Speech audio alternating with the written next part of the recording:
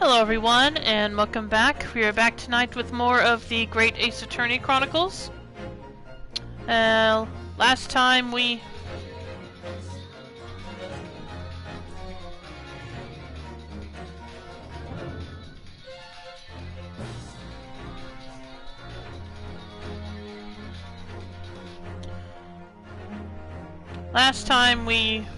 Gosh. Just a minute.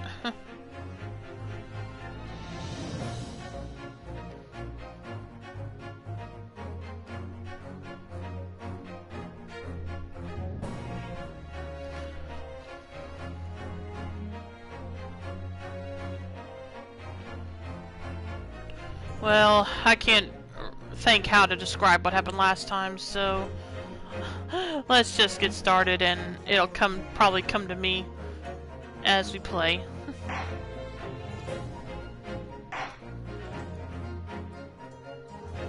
Oh, that's right. I remember now.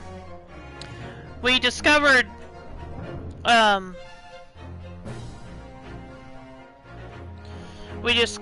box that was said to also have belonged to McGilded, and it's about to be brought into the courtroom now, and we're going to find out what might have been special about it.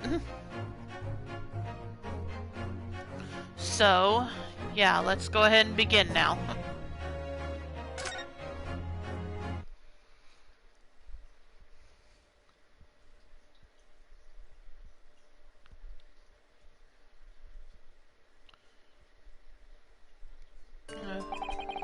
So this is the article in question, is it?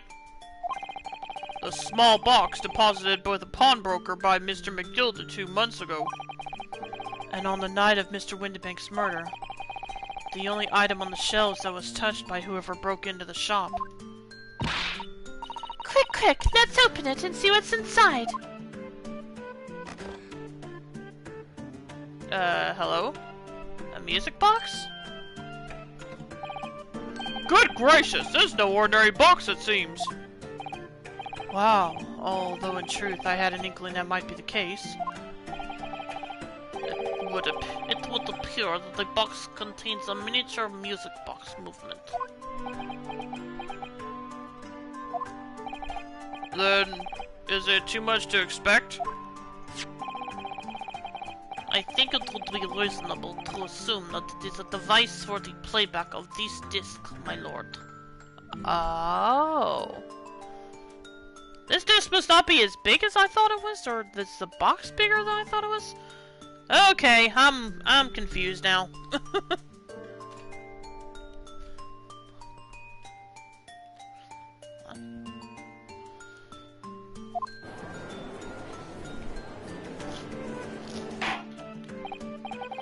So, here we have the means to play back Mr. McGilded's disc deposited at Windibank's at much the same time. Not strictly correct, my lord. It was not McGilded's disc. Whatever. Gonna nitpick. It was the disc of his victim in the omnibus. But why, for heaven's sake? Are we to understand that the brickmaker was trying to sell this music box disc to Mr. McGilded?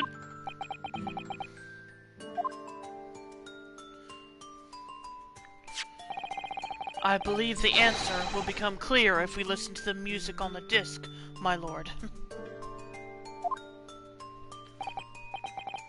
Yes, very well. Let the court now listen to this curious disc at last. Yeah, I'll leave you in for the whole game for that. Hold it! Now what? Wait, my lord! Now what? Good grief! What is the meaning of this, Inspector? The music box and the disc are, well, they're unrelated to the case. No, no need to spoil the somber atmosphere in the courtroom with some silly bit of music. Objection! This disc may very well have been motivated the culprit in this case to commit the murder. Clearly, there's every chance that it's fundamentally important to understanding what happened. The prosecution has no objection. But no, that piece of evidence is police property now. You can't. Clearly, Scotland Yard has some vested interest here.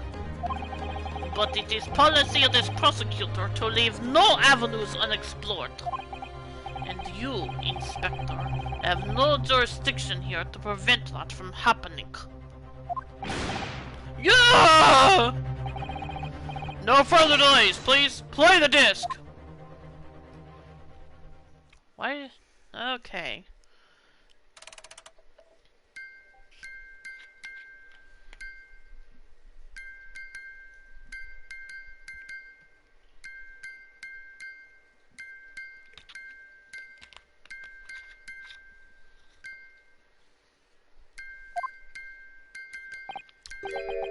Well, what on earth? That's certainly not what I would call music. No. It's just the same note playing over and over again in an irregular sequence.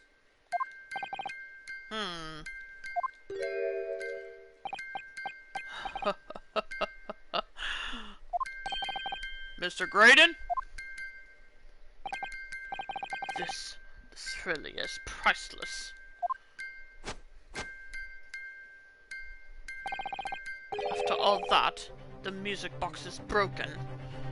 Yeah, I don't think so, buddy. Broken? It can't be, can it? Well, obviously. In fact, I wouldn't be surprised if the officer sent to fetch it didn't drop it on the way back to the courtroom. Well, with much regret, I feel the court must accept that this music box offers little in the way of clues. Are you ready to move on, counsel? Come on.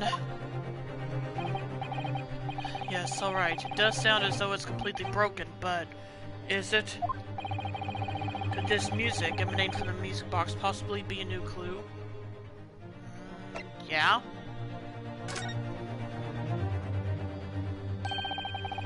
I believe it could be relevant, my lord. Good lord! But how could it be? It's an abomination, counsel. Mere noise. I fail to see how it can have any meaning whatsoever. It does sound strange, I agree. But there's one thing bothering me. While Graydon stands there chortling victoriously, the inspector beside him has a rather telling expression on his face. It's as if Gregson recognizes the sound, as if he's familiar with it somehow. And that's making him appear extremely on edge. If that's the stance of the defense, my Nipponese friend, answer me this. Oh!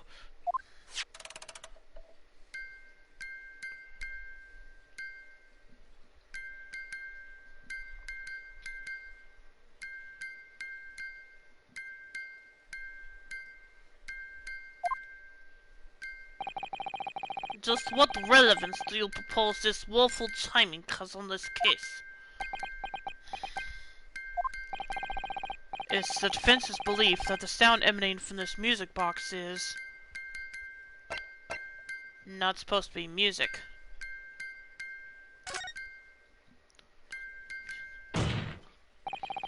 Just because this is a music box, it doesn't necessarily mean the sounds we're hearing are music.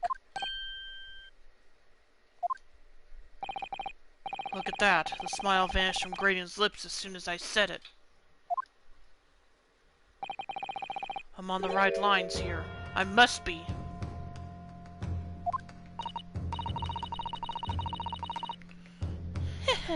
Making deductions based on how people react to what you say. You're acting just like Hurley, Reno. Objection! These sounds we're hearing aren't necessarily music. Well, now that you told us what they are not.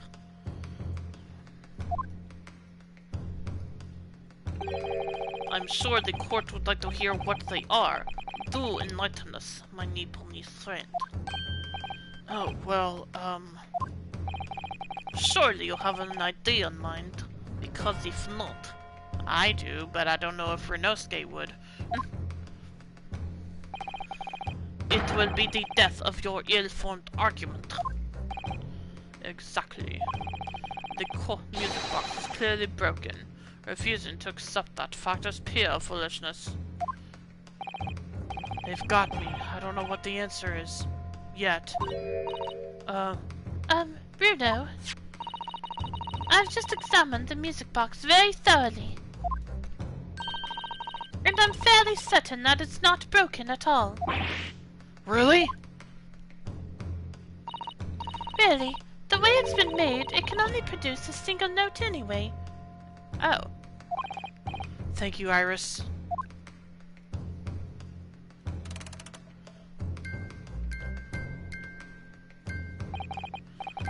Alright, well, if the music box isn't broken, it must mean that the sounds it's producing have some significance that isn't musical.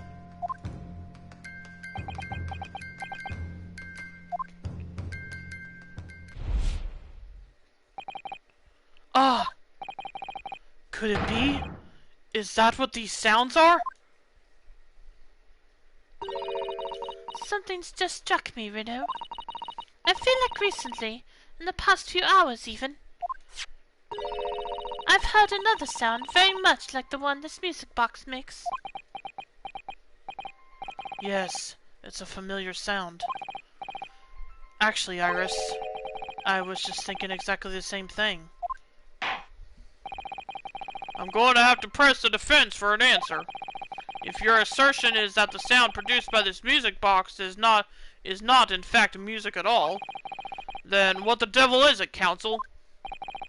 All the evidence we've seen so far, all the testimony we've heard, it's all pointing to one single answer now. The prosecution demands that my learned Nepalese friend presents proof now! Tangible proof of this latest wild speculation.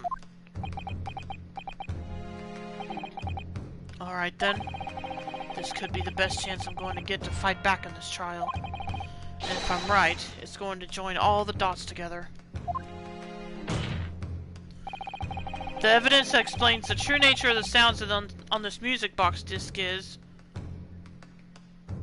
I actually had to pick out evidence?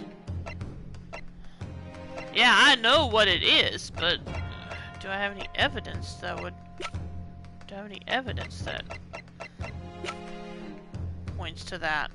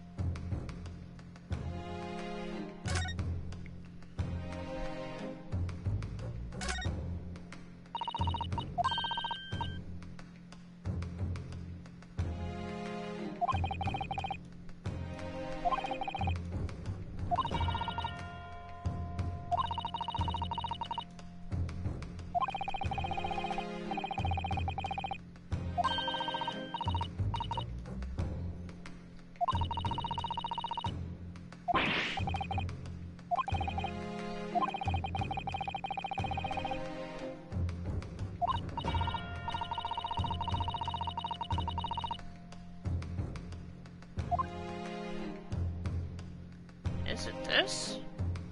Hang on, let me read what... This morning's paper, which contains an article about government secrets being linked to foreign agencies.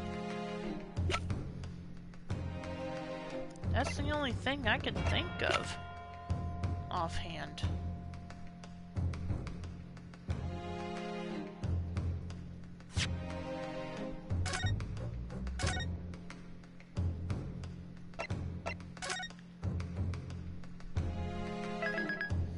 But that still doesn't prove what the sounds are.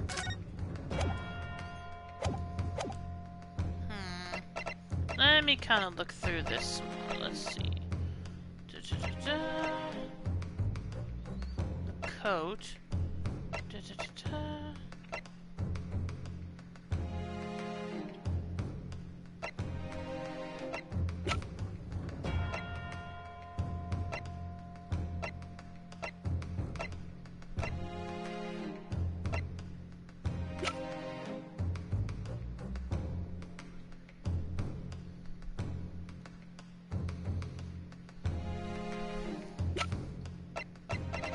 That really is all I can think of right now.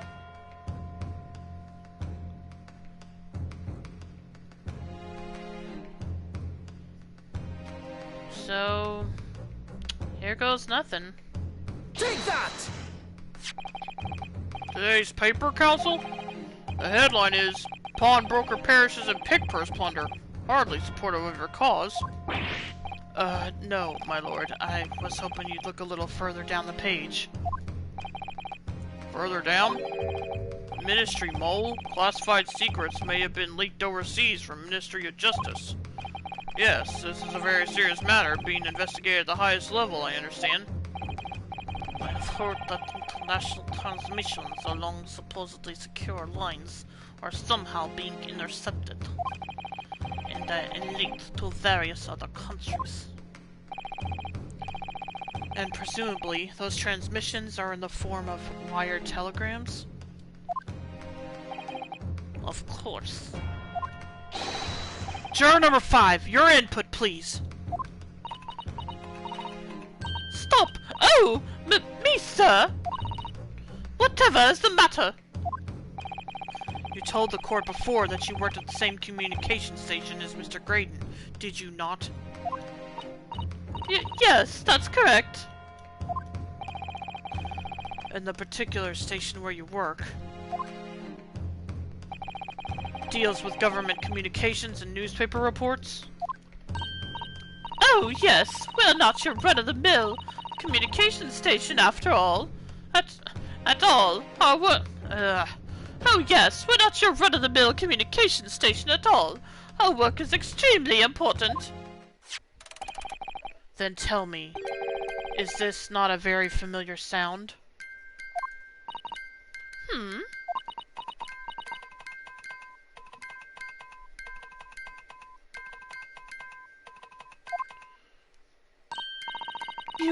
You don't mean to say, is it?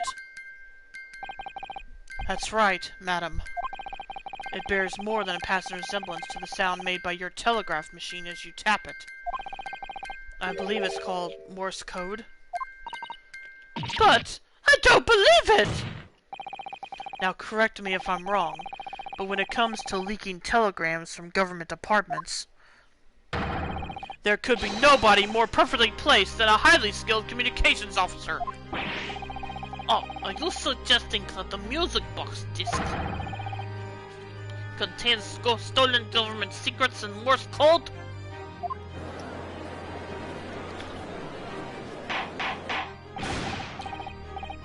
Order! Order! Please, everyone, order!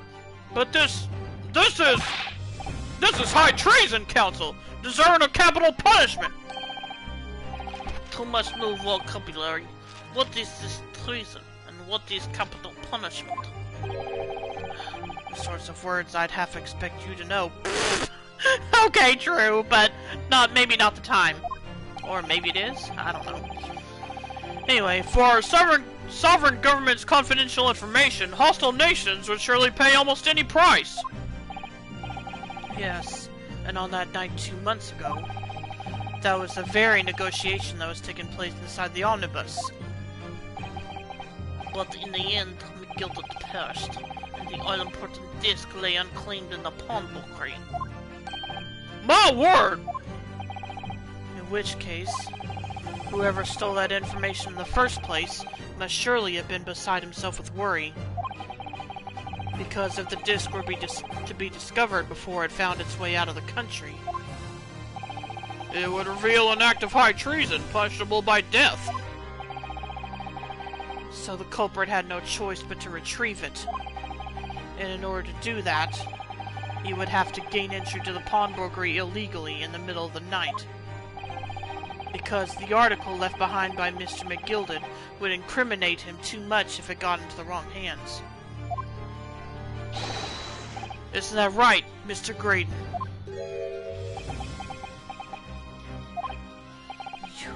You think I've been stealing government secrets? Preposterous! Absolutely preposterous! Well, if I may give my thoughts, if he got well paid for doing this, it would explain his attire. Anyway, and assuming he doesn't get paid that well just as a communications officer. So, in response to the defense's accusation, you claim complete innocence, do you? Well, of course I do. I've had to stand here in silence while that pretentious foreign lawyer has been prattling away. Objection! Then by all means, counter the charges, sir. The prosecution demands the witness testifies in response to the accusations brought by the defense. Delighted, I'm sure. The witness is reminded that the crime under scrutiny in this trial is the murder of the pawnbroker, Mr. Windibank. That being a most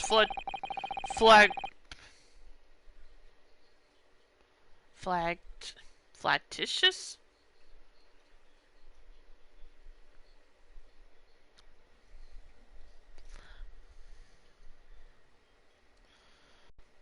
Hang on a sec.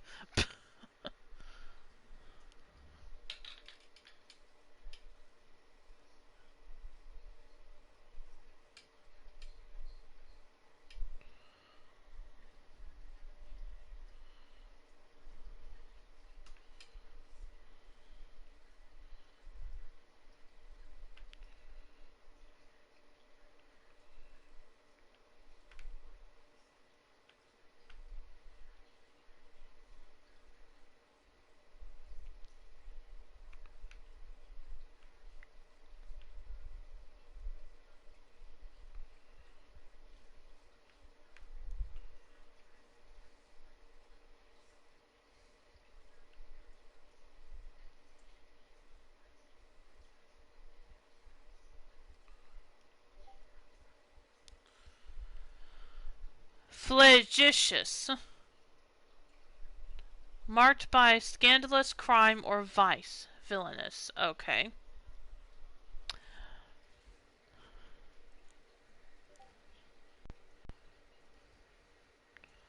That being a most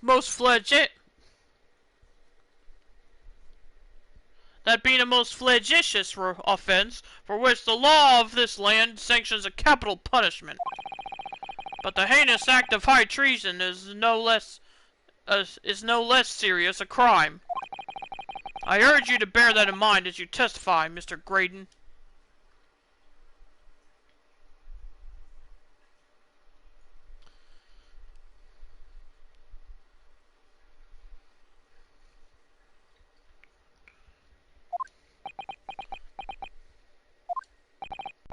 So then, let us proceed. You may... Oh. You gotta let us have a rabbit and pork here, Governor. We got things to say. Oh. Got to have you have a what now?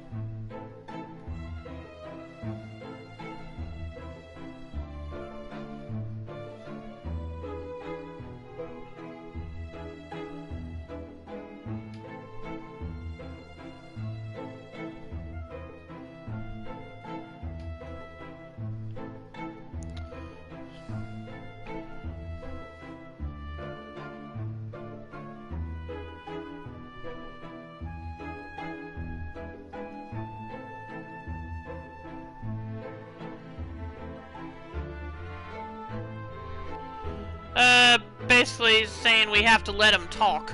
Sounds like.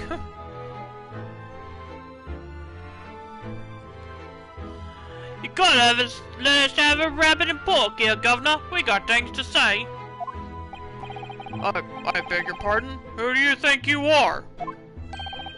Name's Nash Skulkin. Occupation is professional baddie. Name's Ringo Skulkin, but we ain't baddies enough to settle out on Motherland. So, okay. Classic case of even evil has standards. Good to know.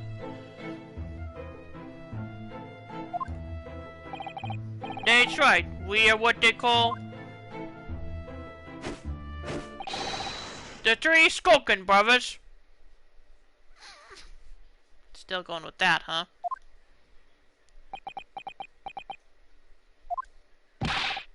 Bad timing, fellas. Very bad timing.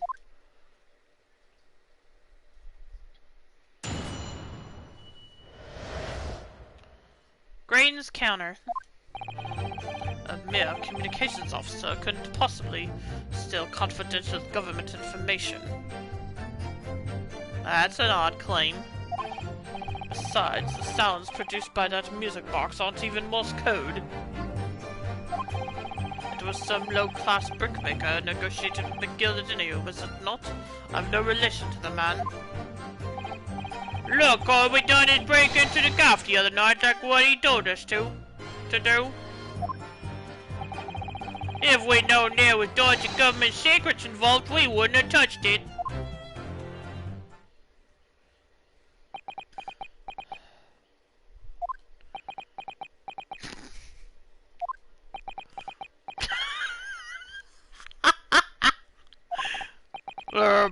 Mr. and Mr. Skulkin? One Mr. do, Governor. What's up? Do I take it that you now admit to the crime? That on the night in question you did indeed gain entry to the premises illegally? And moreover, you did so as a party of three in collaboration with Mr. Graydon here?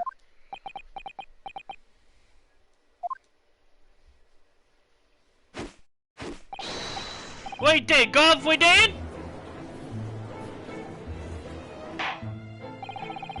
Quiet down, please. What say you to that, Mr. Graydon? I have no idea what these two ruffians are referring to. You little rotter, getting us mixed up in all this monkey business. You never said nothing about no government secrets. It was supposed to be a straight-up job. And what about the geezer whose shopper was, eh?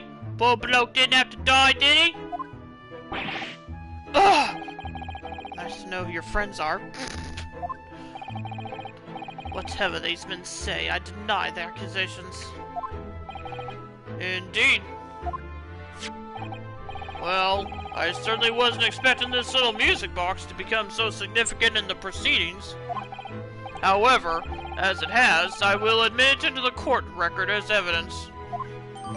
The small music box has been entered into the court record. This strange music box only appears to be able to play a single tone. It was deposited at Windy Banks 2 days before the Black Overcoat.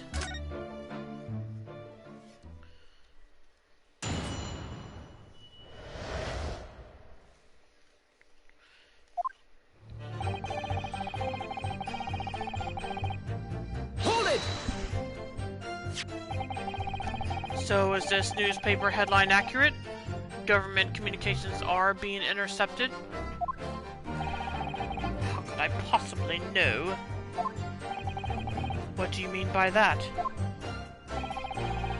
The important government communications are handled by high-level officers, by specialists. General members of staff in the station where I work would never be entrusted with sensitive information. Oh no, stop! Must say something! Stop! Let me guess. Juror number 5.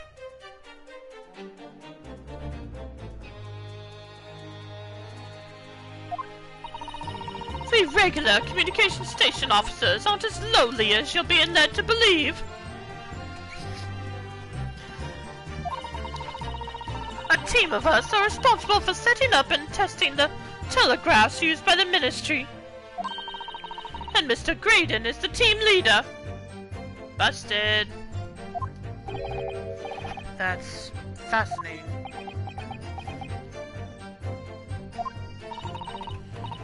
Graded as highly skilled operator. Stop. Currently in presence of idol. Stop. Oh dear. So you had access to the equipment used for these confidential communications, Mr. Graydon? Well, what of it? The transmissions are always made behind closed doors, so they can't be heard. In any case, all messages are sent in ciphered. Normal employees couldn't possibly understand them. Oh no, stop! Must say something, stop! Mr. Graydon regularly attends meetings with ministry technicians and the ministry communications team. He assists them in ensuring that there are no errors in important international communications. And he's received the top prize at the cipher cracking convention 5 years in a row now. That's fascinating. Graydon is highly skilled operator. Stop. Oh yeah, okay, I already read this. Well, your idol would appreciate it if you'd keep your mouth shut.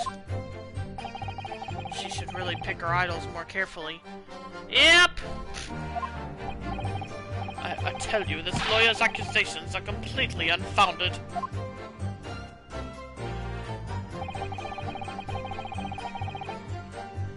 Hold it! Are you sure about that? They're not? To anyone with a brain, that would be blatantly apparent on this insert music box for even a few seconds.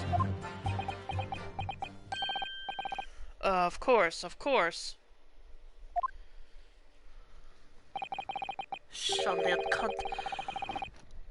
Surely it can't be that my learned music friend is unfamiliar with Morse code. Ouch. He looks genuinely shocked at my ignorance. Oh. I would be more than happy to demonstrate the basics for you, sir. A lesson? Here in court? Morse code is a continuous series of 2 distinct tones. Tones, you say? Yes, a short dot and a long dash. By combining those in different ways, you construct letters. I see. For example, this A, and this is B.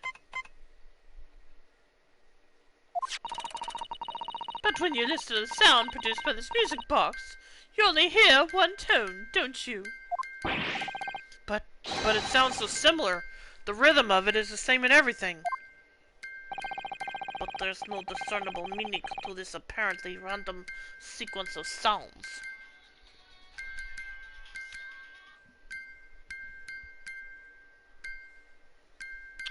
Unless this is just a shot in the dark.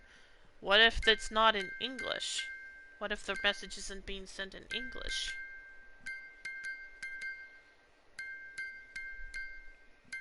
No.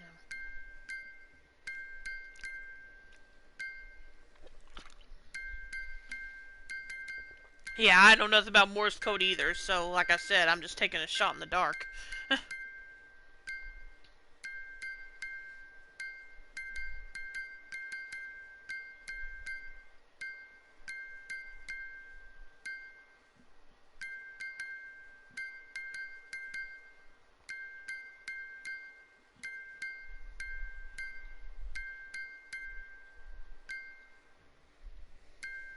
But there's no discernible meaning to... Oh, yeah. So your assertion is fundamentally flawed. This is not Morse code. No!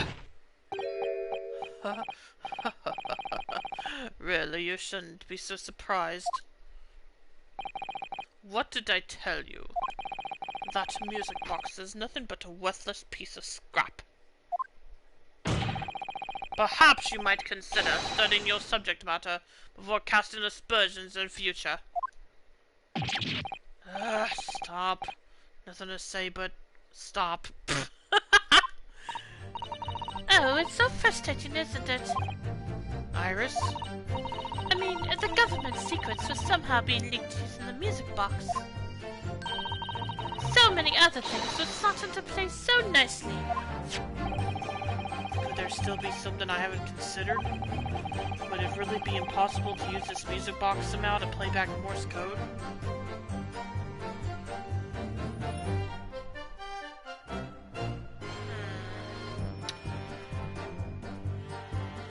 I don't know how we'd give it a try, but I guess that's all we can do.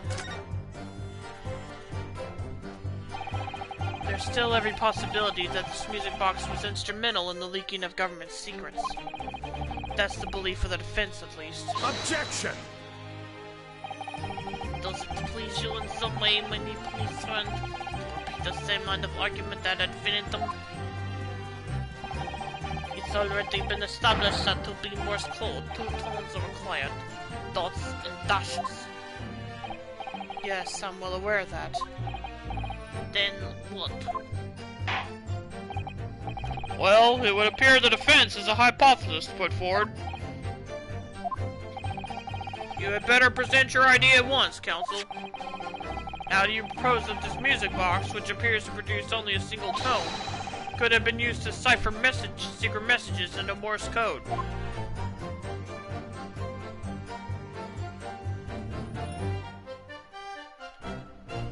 the heck should I know?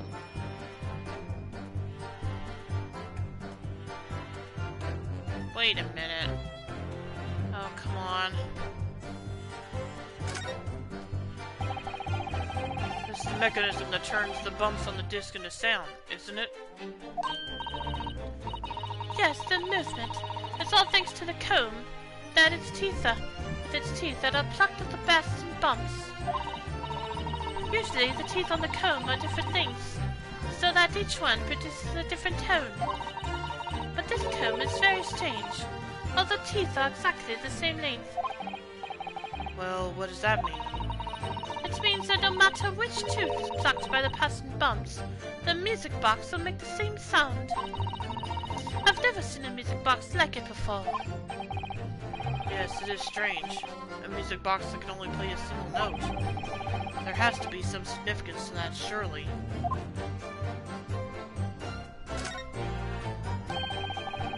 See how the 4 McGilded disc sits in the music box the man deposited at Windybanks? It couldn't be a more perfect fit. So there's no question then. The disc was designed to be played in this music box. Yet, despite that, the sounds it produces are neither musical, nor do they appear to have any meaning. This doesn't make any sense. I wonder if perhaps there's more to this music box than meets the eye. Maybe we haven't discovered all its secrets yet. Oh, what's this? Oh, What is it, Reno? I've just noticed something about this music box. It looks like the bottom of it opens as well. Oh, you're right. Well, come on then. What are you waiting for? Let's open it. Alright then, here goes. Look at that. There's another movement on the underside. So, does that mean you can set another disc to play back on this side? Oh ho ho. Yes, I think so. And it looks like the two movements are linked together. They're linked? So if you had two discs, they would both play back at the same time. Well, okay, we do have a problem there. We don't have a second disc. Now, what are we supposed to be doing? So if you had two discs of... Wait, no.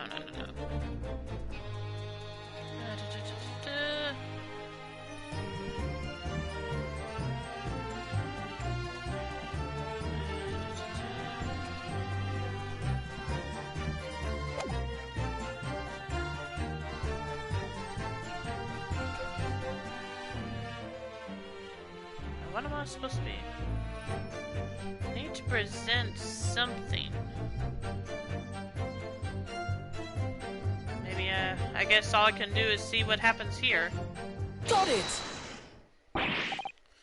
Good gracious! What am I looking at here? Another movement on the underside of the music box? What?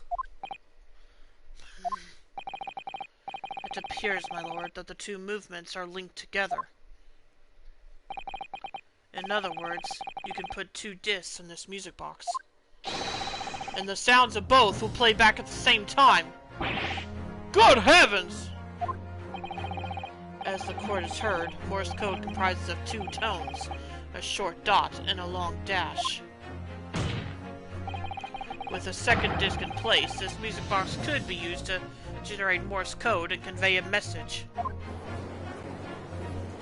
Yeah, now we just need a second disc to prove that. This is beyond a joke. I'm sorry. This poor excuseful lawyer has absolutely no evidence to support his claims. Though, of course, if my learned friend were able to present the court with us the second disc, that would be another matter. Well, I can't at the moment. And may I remind the court that, as the witness has pointed out, he was not the one in the omnibus with McGilda 2 months ago, striking a deal over the disc or discs. Indeed, that was Mr. Mason, the brickmaker. Exactly, I had nothing whatsoever to do with it. Though it has holes, I must admit the argument presented by the defense has much promise. I believe the cross-examination should continue. The link between Graydon and the victim of the omnibus case must be there somewhere, but I haven't found it yet. Oh dear, it looks like you need to give your argument more strength, Rito. You will reiterate your testimony, if you please, Mr. Graydon. If I must, though I maintain exactly what I did at the start of this pointless cross-examination.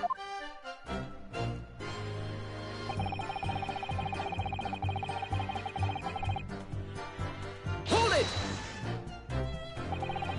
So 2 months ago in that omnibus, McGilda killed the brickmaker and stole the disc.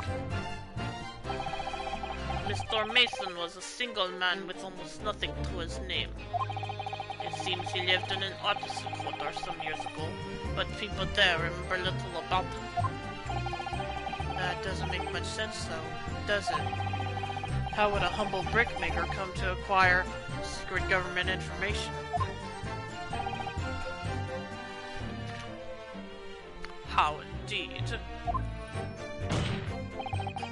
There must have been somebody else involved behind the scenes in all this.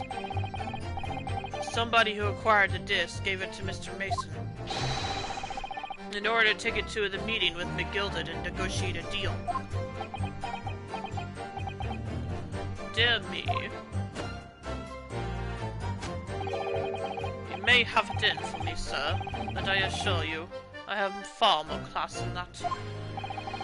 An old brickmaker from an artisan quarter and this well-to-do communications officer. If only I could find some evidence to link the two of them together. If you have nothing more to add on that note, let us return to the witness testimony. Look, all we done is break into the gaff the other night like what he told us to. Hold it! Like Mr. Graydon told you to do, you mean? Like Mr. Graydon told you to, you mean? That's it, yeah? Who else, eh? Telling me thought he was just popping over for a night after all them years, but the rod had a dodgy job for us. Eh, Ash?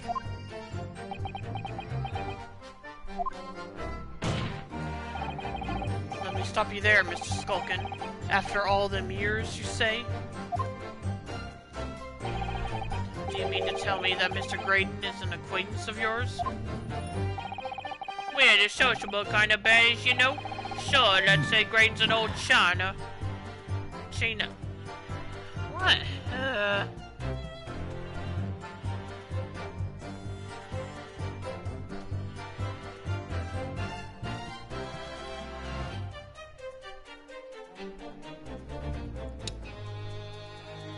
Okay, it just means an old mate, so an old friend, I guess. Anyway. Excuse me! it is pronounced China, apparently. Something wrong, Mr. Skulkin? I? The other one. No, the other Mr. Skulkin. What? No, me? When your brother was testifying just now, he said something that seemed to cause you to react. Oh, I was just remembering the old days, that's all. We used to have a right old laugh together way back when. Together with Mr. Graydon, you mean?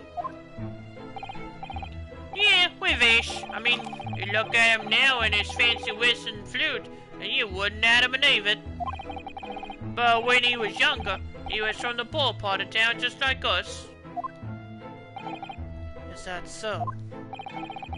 But he was always a leery one. He had the brains, he had the savvy. Hey-o, always coming up with smart ideas like what you wouldn't never have gone to our heads. God blimey, ain't that the truth? Remember Milverton and Skulkin's milk run? There was a cork, eh?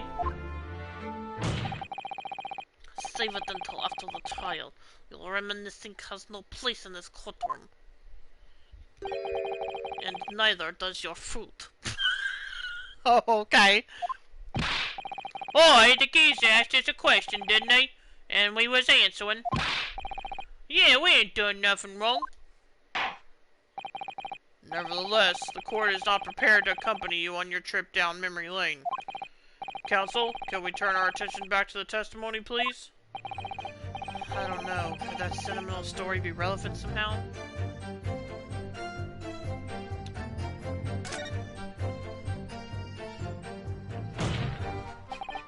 My lord. Yes, counsel? The brother's last sentimental statement could hold vital information relating to this case. Very well, counsel. I will permit the brothers to supplement their testimony with that detail. Briefly, I hasten to add. Say no more, Skulkin's never skulkin'.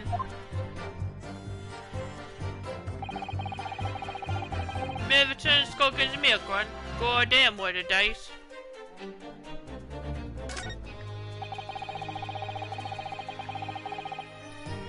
Yeah, let me press this statement first. Hold it! So, did you know nothing about this music box?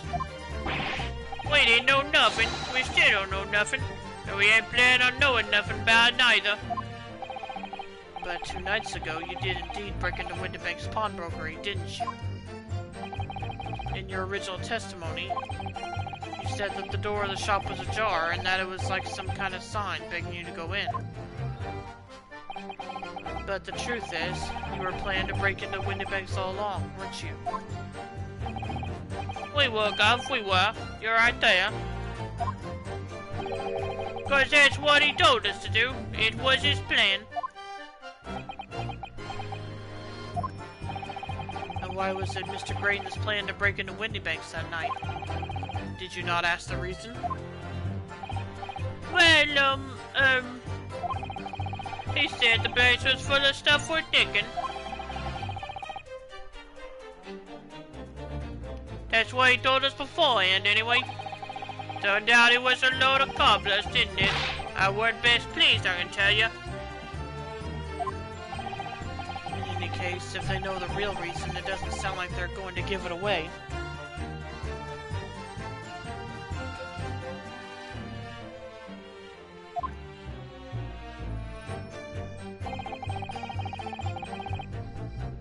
Hold it! I'm sure I'm going to regret asking, but what exactly was that? Some kind of business? Just a little scheme we had going back when we was youngsters. A bit of fun, really. Delivering fresh milk to the locals, that's what it was all about. That sounds alarmingly legitimate. There must be a catch.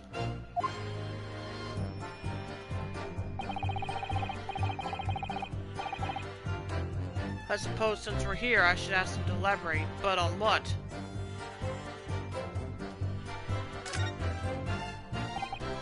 So, how did your little business work exactly? Well, every morning down our way, the milkman would come with his cart to deliver milk, see? If you struck your empties outside your front door, you would leave your them full again, right? So, we swooped in on the action, got people to sign up with us. We promised to deliver milk for half the price of the other geezers doing it. People couldn't wait to sign on the dotted line. We were raking it in, we were. So, did you live on a dairy farm or something? Go on, Bennett. Lay off, you rocker. We ain't nothing. We were too poor to have a farm. Right. Nah, what we had going on was simple once you had the idea. We just switch them over, see? Our customers empties with the full ones from anyone who wasn't on our books.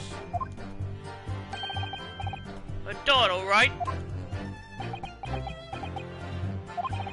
I think you meant to say a diddle, and that's a crime. It was just an harmless bit of fun, that's all. Milking the general public in such a fashion is most certainly not harmless, as you put it. Well, it was him what come up with the idea. Ash is an evil genius. You mean Mr. Graydon?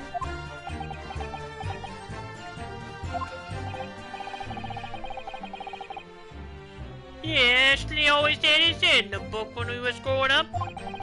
Said he was gonna get himself an education and get out of that slum we lived in. God, we all ragged him about that, didn't we? Told him he was soft in the head to even think of thinking. But look at him now. He's only gone and become a blinking communication officer, ain't he? Communications officer. Communications officer, Mr. Skulkin. Sholmes and Wilson's milk run. No, Iris, don't even think about it. All of a sudden, we seem to be up to our necks in a serious matter of national security. Although all this talk about interception of secret government messages is still just conjecture at this stage. It would explain a number of things, though, wouldn't it? The negotiation Jenny overheard on the omnibus 2 months ago, and the break-in at Winterbanks. But the trouble is, if it wasn't Mr. Graydon in the omnibus with Mr. McGizzard... No, that was Mr. Mason, the brickmaker who was so horribly murdered.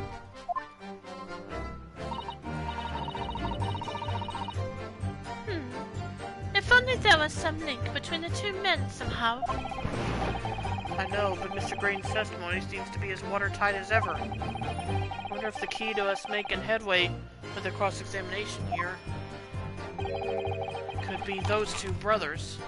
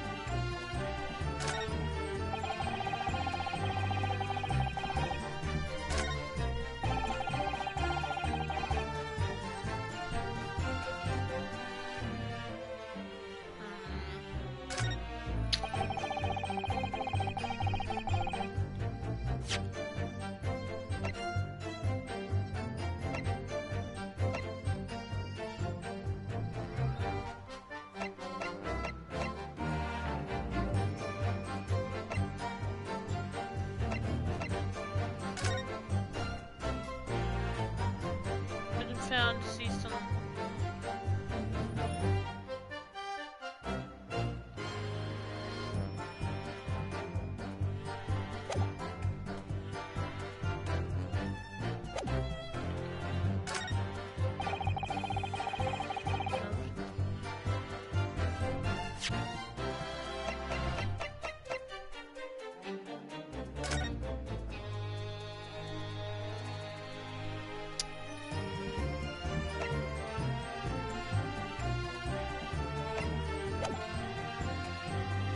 Objection! There's clearly some... Oh, come on, really? Oh, man. Well, okay, that wasn't it. I thought I was onto something there. Okay, fine. Let me see what else I... hang on a minute.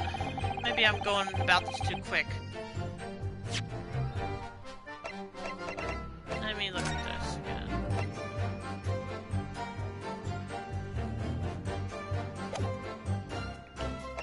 Okay, hang on a minute. Thrice fired Mason, no.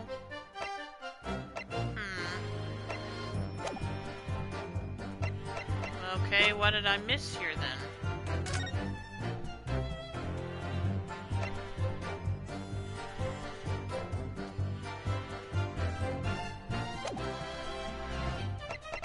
Because I thought I was really onto something there.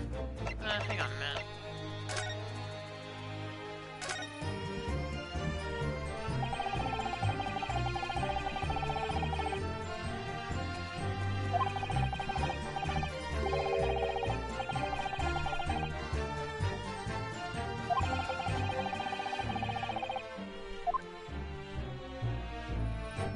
Okay, so there's no...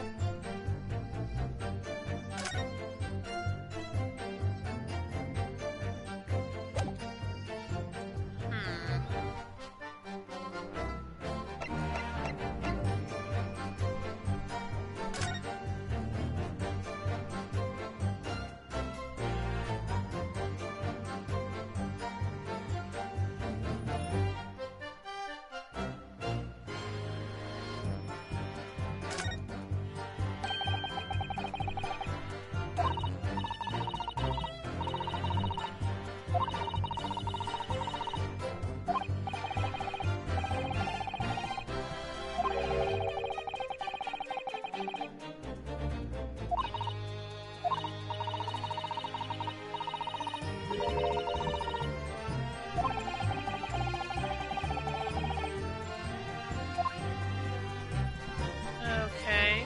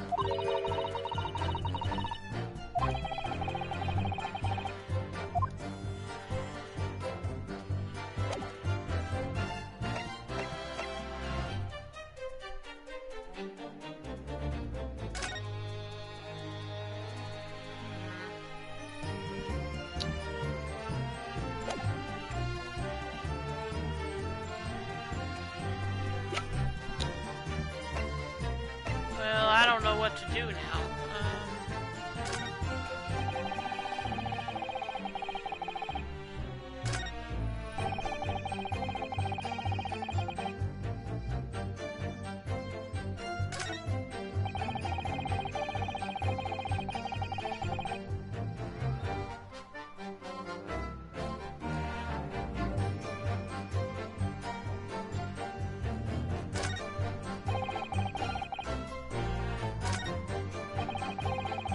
With some low-class brick breaker.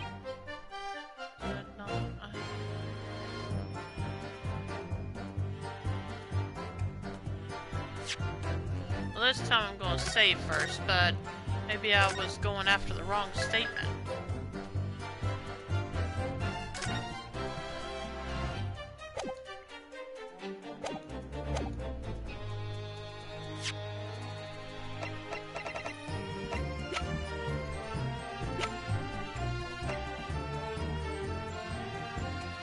Objection! Okay, nope, that's not it either.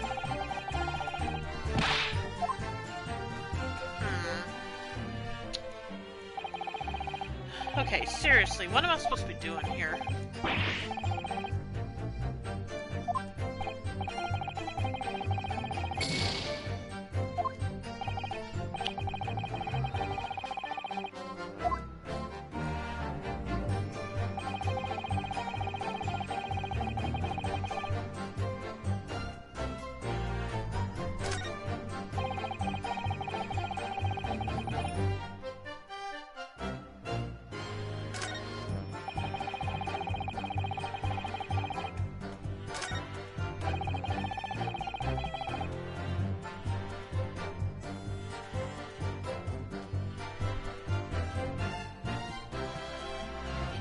Milverton and Skulkin's Milk Run.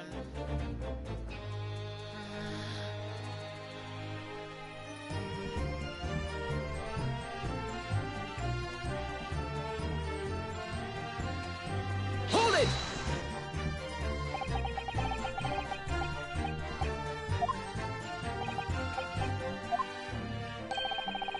Oh wait, okay, I know what I probably need to do. I suppose since we're here, I should ask them to elaborate. But on what? The name. So this business was just a bit of fun, you say? And it was just yourselves and Mr. Graydon involved? Yeah, that's it. Milverton and Skulkin's Milk Run, was it? Yeah, that's it. And where did the Milverton part come from? Alright, I thought a clever close like you'd have worked out that one. That's it. Enough of this. How much longer are we expected to listen to Objection. drivel? Let me guess, you don't accept anything these two witnesses are saying? Tell me, why is it that it was only at the mention of the name Milverton that you decided to interject? But because well... They weren't the happiest at homes that one came from. Yeah, his old man was stolen for money so much his wife walked out on him. She took the name Graydon then, see? Aha! But this will always be Milverton, Doris. Milverton. So that used to be your surname, did it? Of course not. It's all bunkum. I've been a Graydon since I was born. Do you really think you can rely on the testimony of these two thieves, You are a communications officer attached to the civil service. As such, your personal details will have been thoroughly checked at the time of your appointment. It would be a very simple matter indeed to subpoena those records, Mr. Graydon. Ugh! Well, it would appear that Mr. and Mr. Skulkin's testimony has been reliable. For once. You were born Ashley Milverton, then? Is that correct? Very well, yes. So Ashley Graydon was once Ashley Milverton. Okay, now we're getting somewhere. That information could change things, and could turn out to be extremely important. Ashley Graydon's personal profile has been updated in the court record. A telegraph operator at the Central Communications Station, whose last name was once Milverton years ago, is a childhood friend of the Skulkin brothers.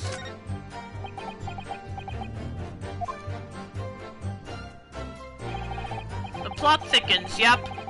And even though it took me a couple of tries to figure it out, I finally have something I can work with.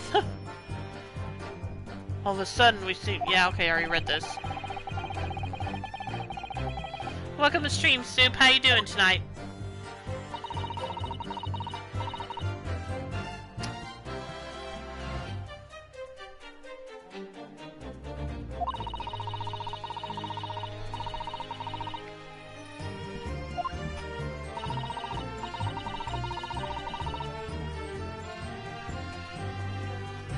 Final Fantasy VII Remake will be a trilogy. Yeah, but the following episodes are still going to be coming out on PS5 only, aren't they? Welcome to the stream, Reen. How you doing tonight? Now, if they say that they're actually going to be also on PS4, then I'll be happy with that again. Work is work. How are you? I'm good, thanks. Haven't really come across any frustrations, just more wondering what I'm doing, what I was missing, but like I said, I know what I've been missing now. In other words, it wasn't the evidence that was wrong, I just didn't have any information to match it to. Also, Crisis Core Remake. Oh, really? Interesting.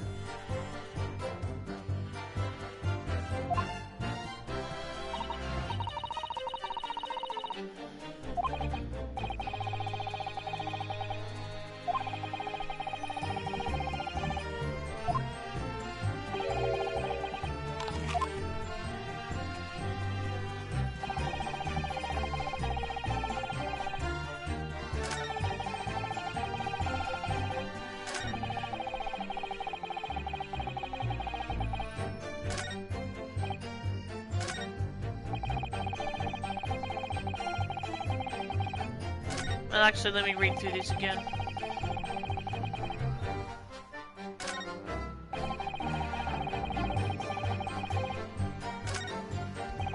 Okay, still not sure what I'm supposed to do, because all of these are the same.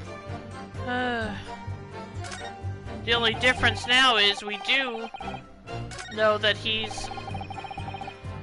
is related to that low class brickmaker.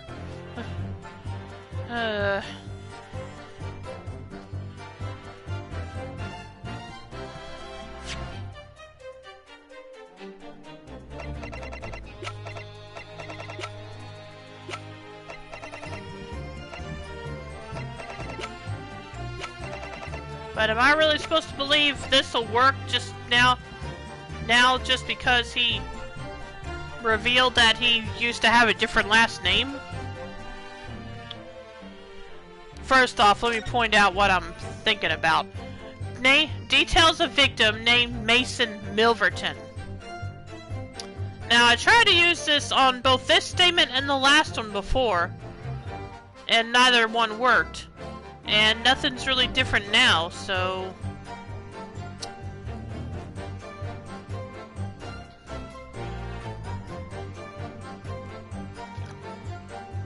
Makes sense to me.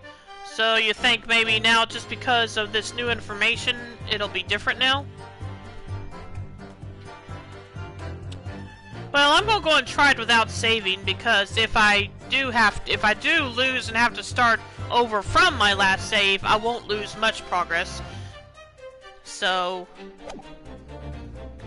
now it's just a matter of which statement to present this to. So let me check something. Nope. Still can't. I don't think I can. Nope.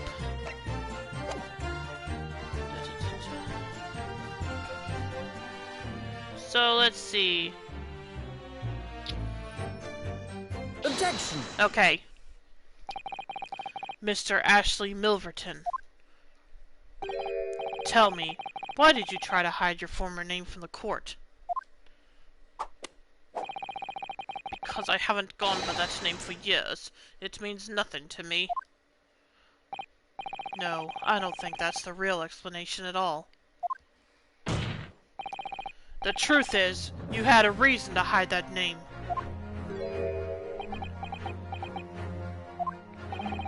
Explain yourself, please, counsel. I have here the notes from the omnibus case, my lord. And as we all know, the victim, the man who we now understand to have been negotiating with McGilded. Yes, Mr. Mason, the brickmaker? That's right, only Mason wasn't his surname at all. It was his given name. His full name was Mason Milverton. Milverton? Do you mean to say, saints alive! Mr. Ashley Milverton, is it not the case that the brickmaker, Mr. Mason Milverton, was your father?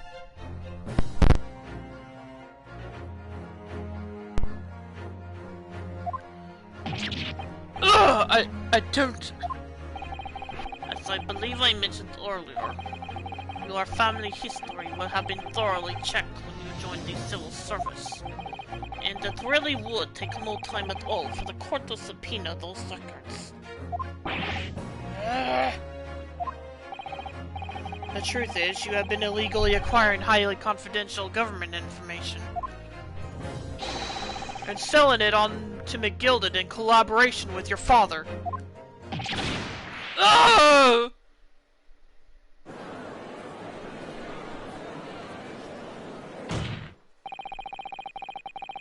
The new facts and evidence unveiled by the cross-examination of this witness all come together to reveal the truth.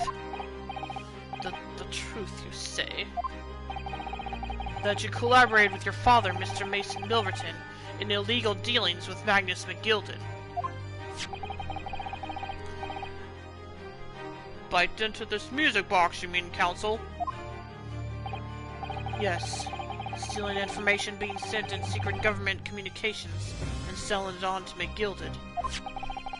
Mr. Graydon concocted this elaborate scheme of using 2 music box discs to encode the information. Yeah, we're still needing that second disc, though. As presumably a safety measure against the information falling into the wrong hands. And a very effective one. I shouldn't have given the scheme any credence whatsoever.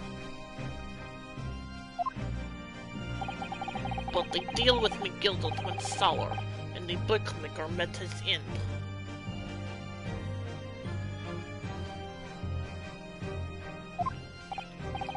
Yes, but before he was arrested, McGilded managed to temporarily dispose of the stolen disc at the pawnbroker. Where could that second disc be? That is the million-dollar question. I'm... Let's see.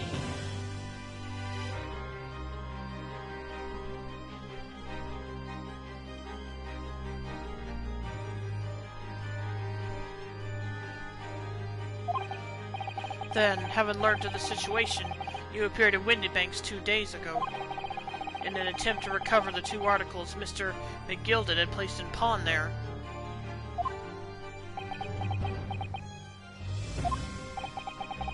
But that attempt failed. One of the discs was seized by the police, and the other you never found. So that same night, you enlisted the help of the Skulkin brothers and broke into the pawnbrokery. This time, determined to recover the second disc. Wait, what? So the police have the first disc? Is that what you're saying? Or wait, wait, what? So this is it. Okay, I'm a little confused now. Hey, okay. Anyway, this time determined to recover the second disc. Hold on, let me read the history. Are you suggesting that the second disc was inside the music box? Hey! We never knew nothing about that! Yeah, I realize there's a lot of things you two didn't know about this now.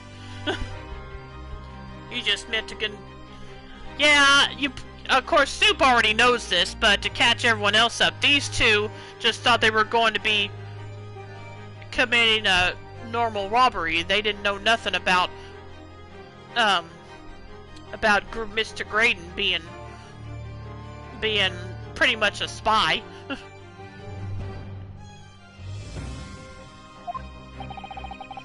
On the night that Mr. Windybank was killed,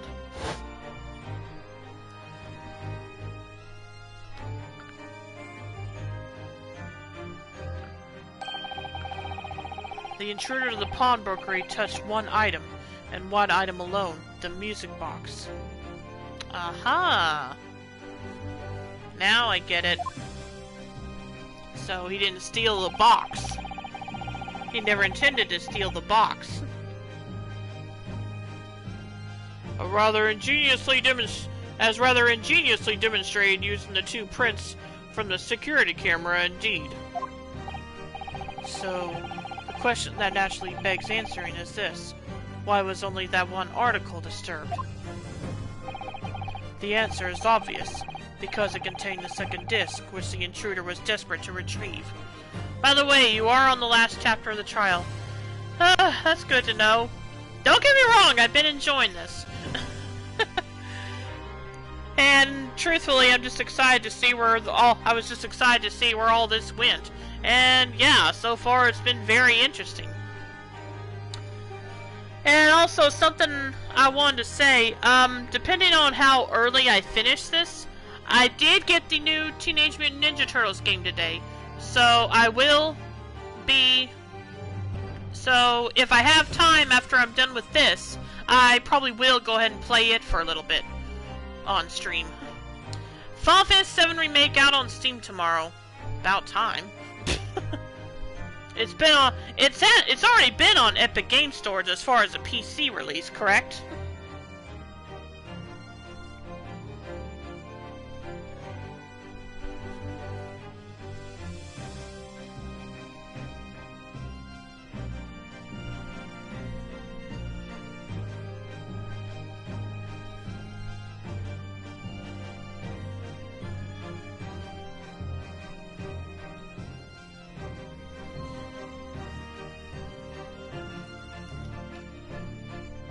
you're stuck by the time I am back for lunch, I will help however I can. Well, hopefully that won't happen, but thanks for the offer. Anyway, I'll see you later then, Soup. I assume that means you're going now. You're having to go back to work now.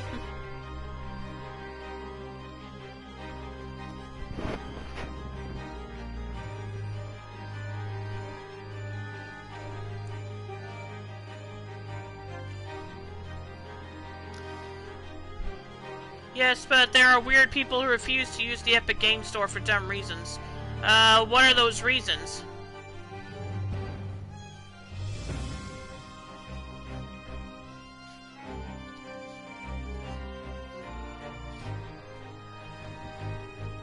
I'm going back to work, yes. I should be back in an hour and a half, 2 hours. Alright, see you then. We'll see where I'm at by that time.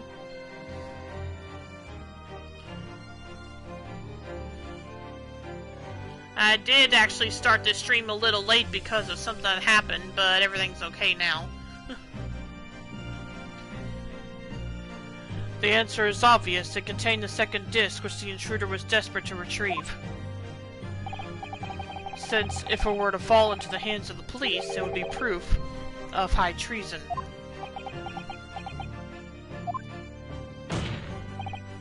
Well, Mr. Graydon? Do you deny that all of this actually began on that fateful night 2 months ago?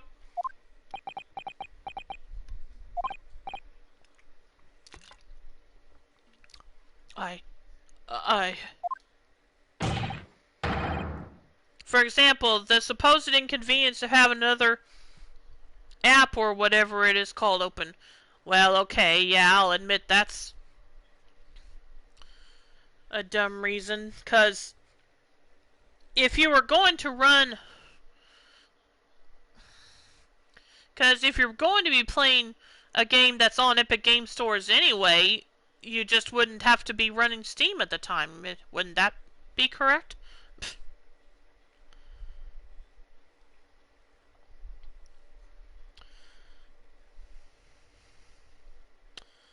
But are there other reasons though?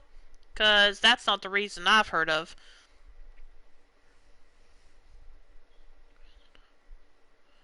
So, I refuse to accept any of this nonsense.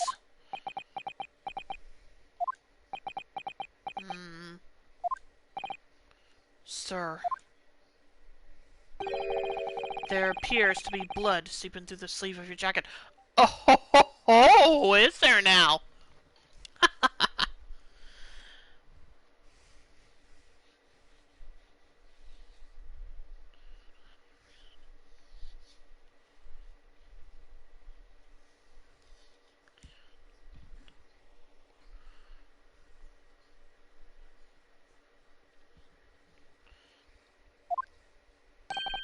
Oh, sure is. What? Ah! 2 nights ago, we know that 3 shots were fired at the scene of the crime in Windybank's pawnbrokery. Oh!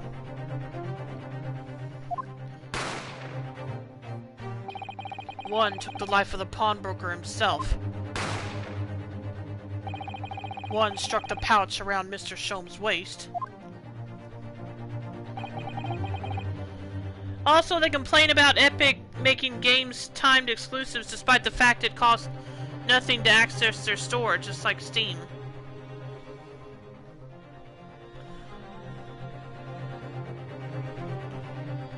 Right.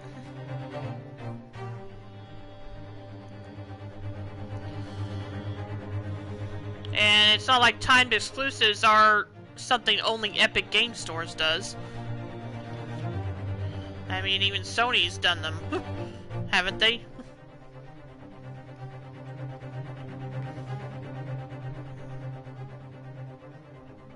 No.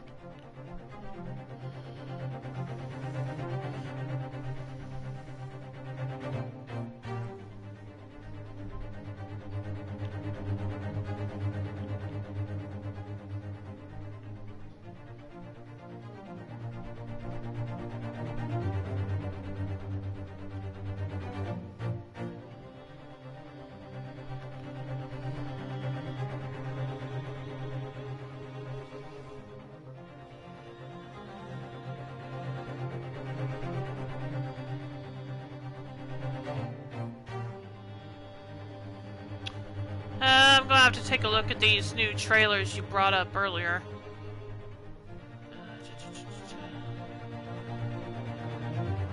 Oh, that was something that happened today.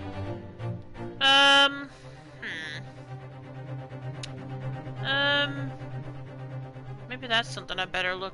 I don't know.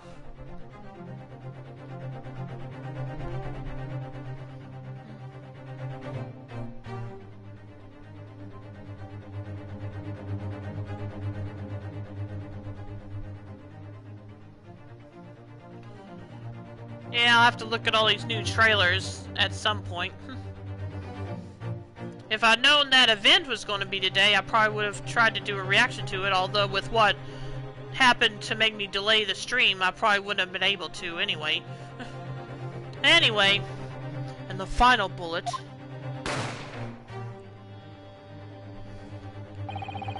Struck the calendar on the wall of the shop, having first pierced the arm of one of the intruders. Mr. Graydon, that wound on your arm that you seem to be trying to hide, it's a bullet wound, isn't it? But yeah, the only issue I still have with Final Fantasy VII Remake at this point is my concern that the following episodes are now going to be PS5 exclusive. They won't be on PS4.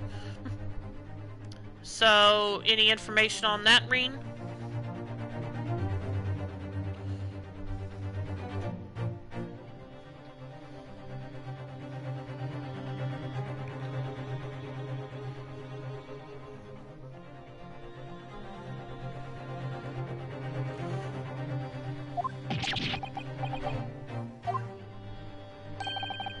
He's got you now, me old China.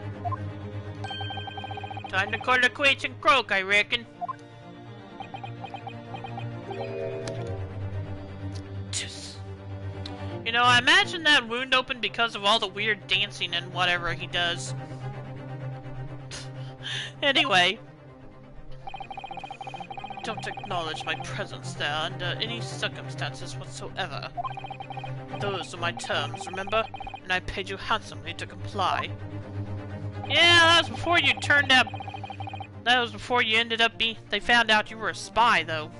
Clearly, I was a fool to think I could trust some common back-slum thieves.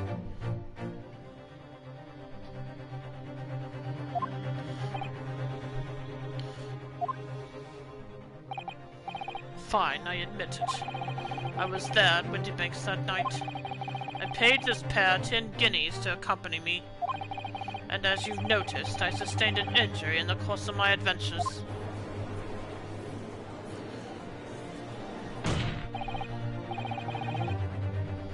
Okay, I'll take a look at that. Just a moment, Doreen.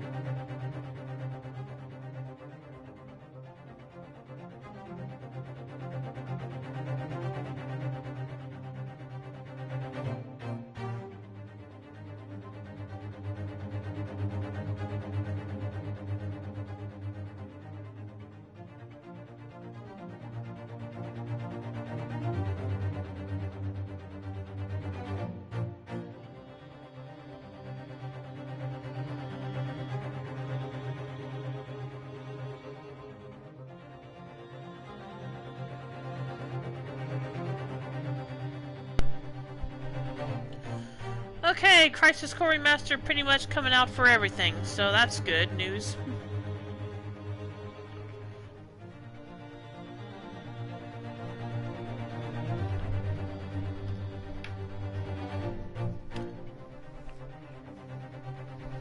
Even getting his Switch release.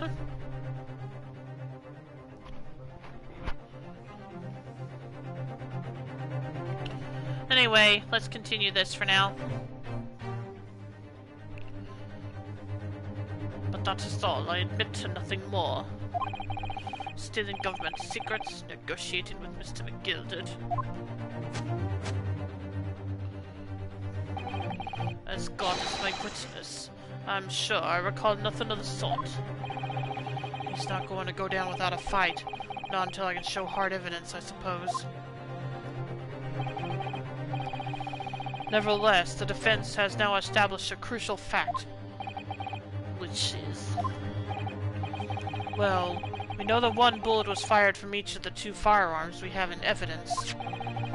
The bullet from the Skulkin brothers' gun hit the pouch around Mr. Shum's waist.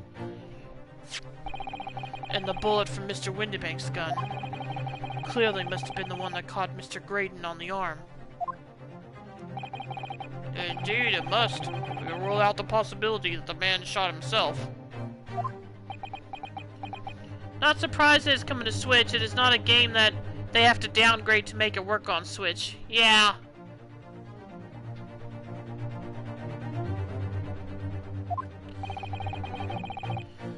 And that leads us to only one conclusion.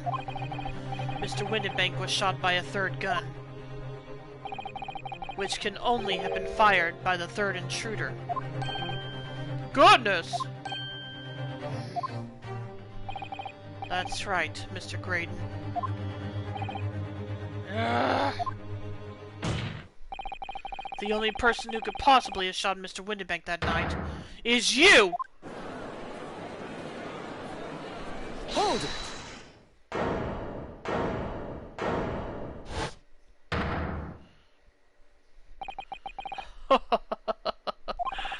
You little upstart.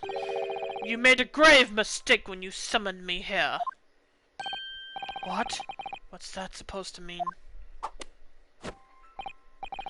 Yes, as you rightly say, I was there at the pawnbroker's. I did my best to hide the fact, naturally.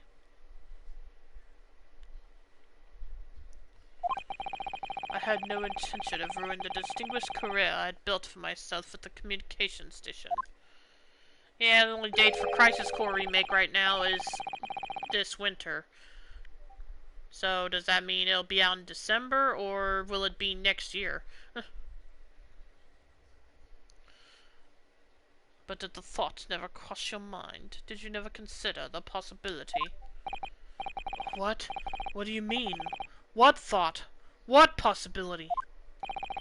The possibility that if I was there at the scene, I may have witnessed the crucial moment. You see... this makes me a key witness in this case, and I have my hands firmly around the neck of your client. What? Are you suggesting... I saw it all.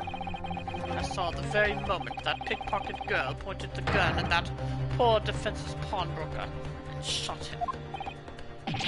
What?!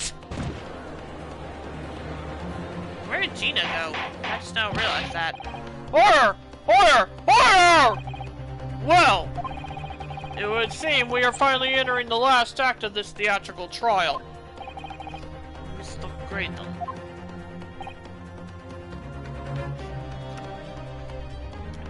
Yes. I trust you are fully aware of the implications here. If it is shown that your claim is false, you will have incriminated yourself as the killer.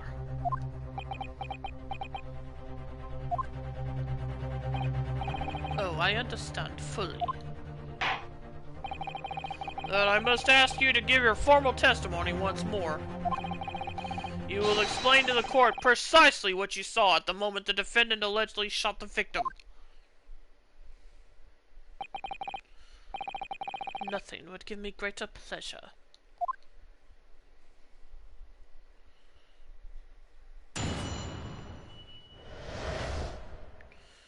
The moment of the shooting. This ought to be good. While those ruffians were jostling with the broker, I was still near the entrance to the shop. When Windibank threw Nash over the counter, I felt a sharp pain in my arm. I pursued the man, but he shut himself in the storeroom. I could see him through the peephole in the door, though. The accused in a black coat shot the man in the back as he was trying to flee to safety.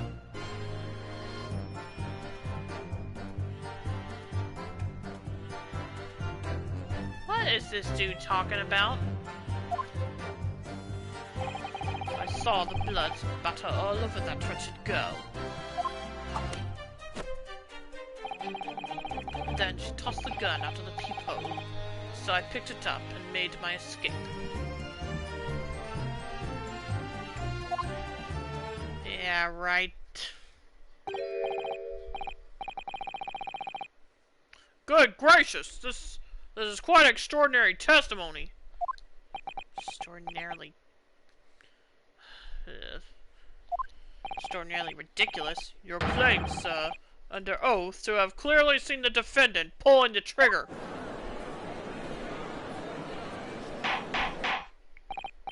Order! Order! Order! It wasn't my intention to testify in this way. But neither is it my intention to be found guilty of a murder I didn't commit.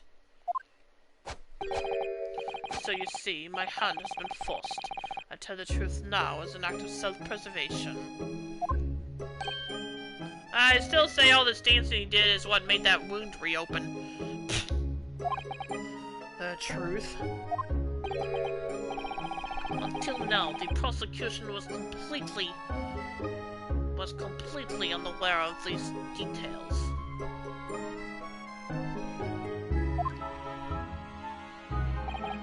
Yes, well, sorry about that. Having shot me in the arm, the pawnbroker was then shot in the back by the accused. And as I said, she was showered in his blood. She was not?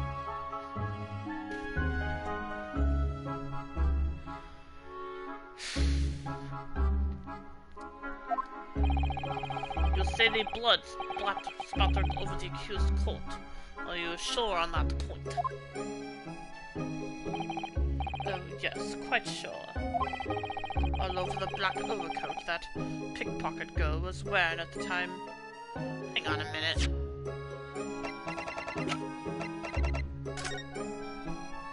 Oh, okay. Well, okay, so she was. But can you prove there is blood on it?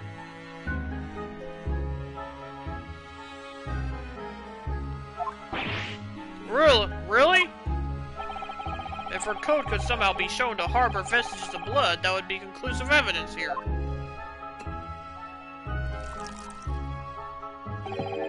Such an investigation is entirely possible, my lord. What?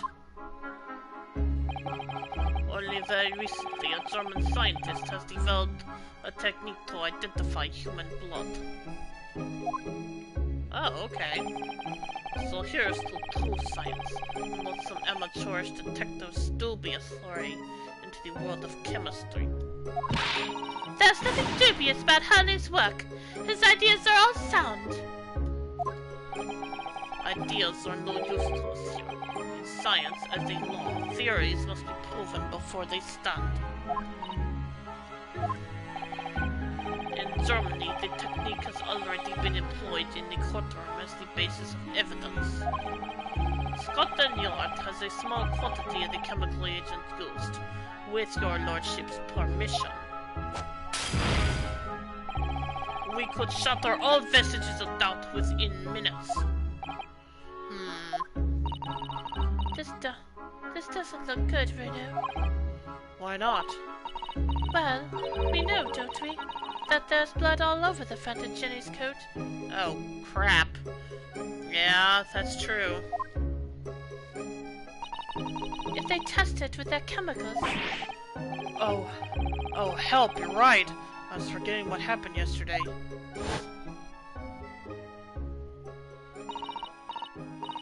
don't move, Jenny. I'm going to shoot.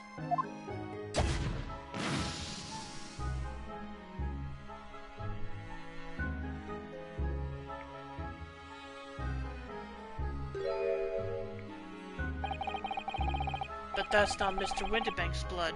That stain is from 2 months ago. Right. That's Mr. Mason's blood from when he was stabbed by McGilded, who was wearing the coat at the same time.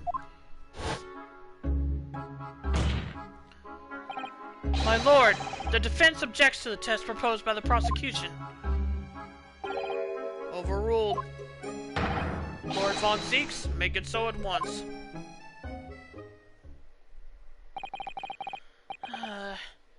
With pleasure, my lord. And while we await the results, the defense may proceed with a cross-examination. Once they find that blood on the overcoat, Gina will be... Counsel! Yes, my lord. Your cross-examination! Of course, my lord. If this cross-examination doesn't go well, if I don't manage to uncover some decisive evidence, or a really compelling clue now, I have a very bad feeling about the outcome of this trial. Okay, I'll be right back. I just need to go get me another bottle of water. So I'll be back in a little bit, and then we'll begin the cross-examination.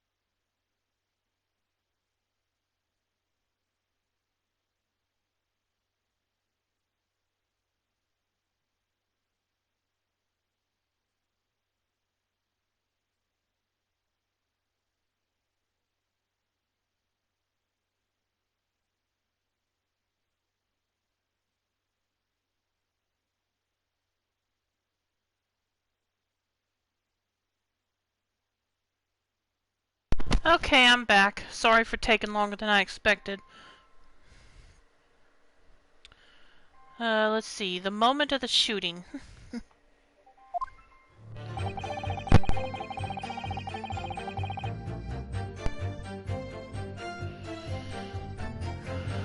While these ruffians were jostling with the broker, I was still near the entrance to the shop. Hold it! Mr. Windybank emerged from the storeroom, I believe. Ringo and Nashwa.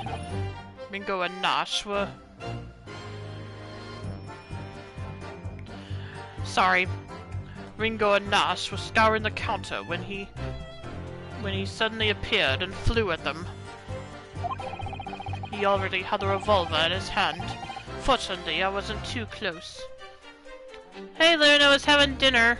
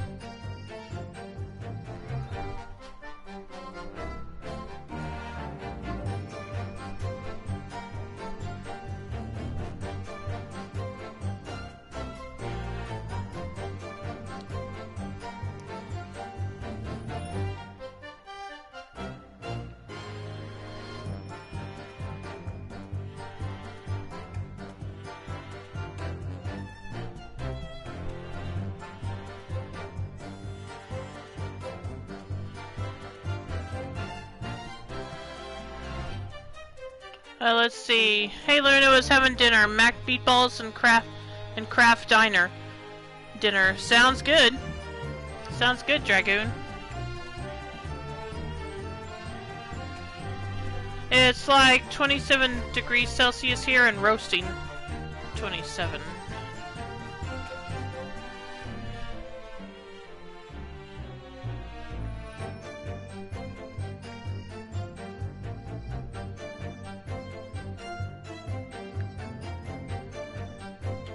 Yeah, that's getting a little up there. Still a lot cooler than it is here, though. Because here it's... Hang on a second.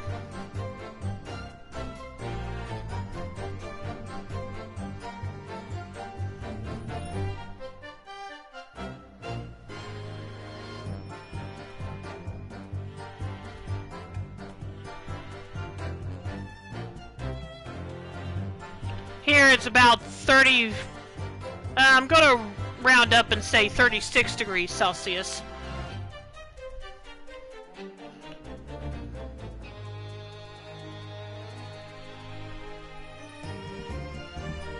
So I might go have a shower. Yeah, that... I understand. But yeah, I wish that was as warm as it got here.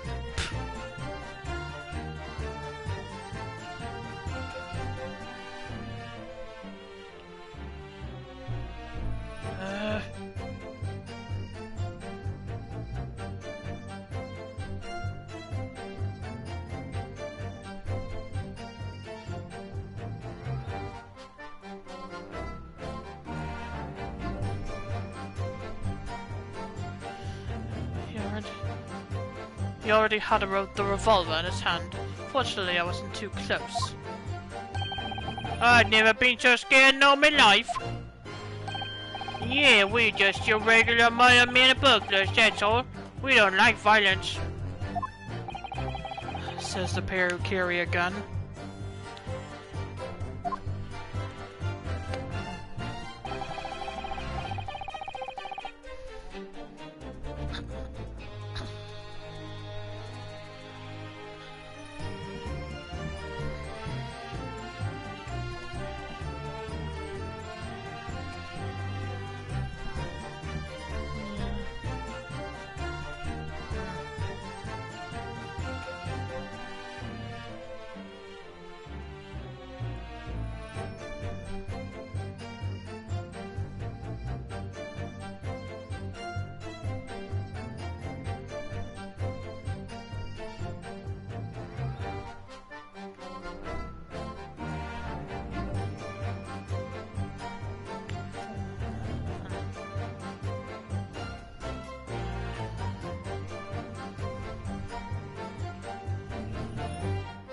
What do you mean when you say you were near the entrance to the shop? I was in the doorway, running my eyes over the shelves of forfeited items.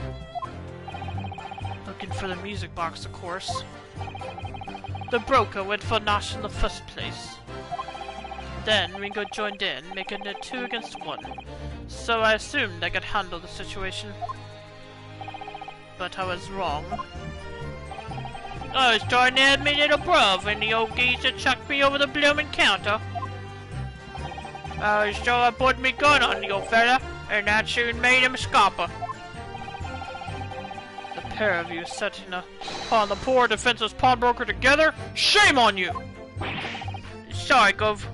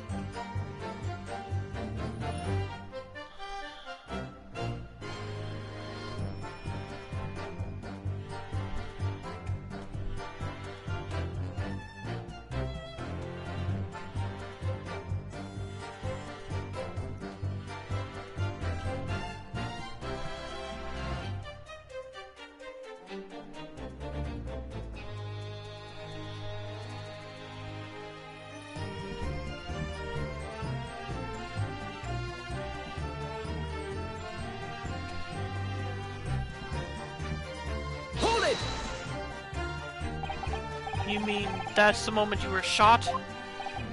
Yes, though I didn't immediately realize what had happened, of course.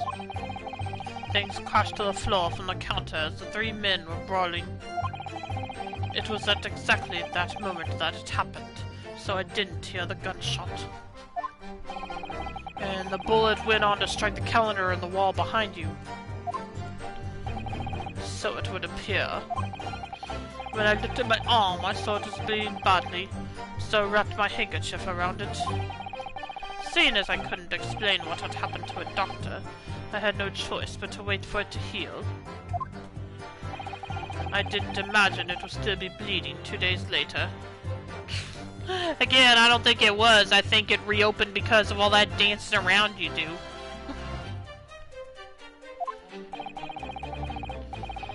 Did Mr. Windybank intend to shoot you, do you think? Well, now, I don't imagine he even noticed I was there, to be honest. Perhaps the gun went off accidentally. Anyway, it didn't quite strike home. When I poured me gun on him, he tried to shove me out of the way. And then he scalped through that door out back. At which point, what'd you do?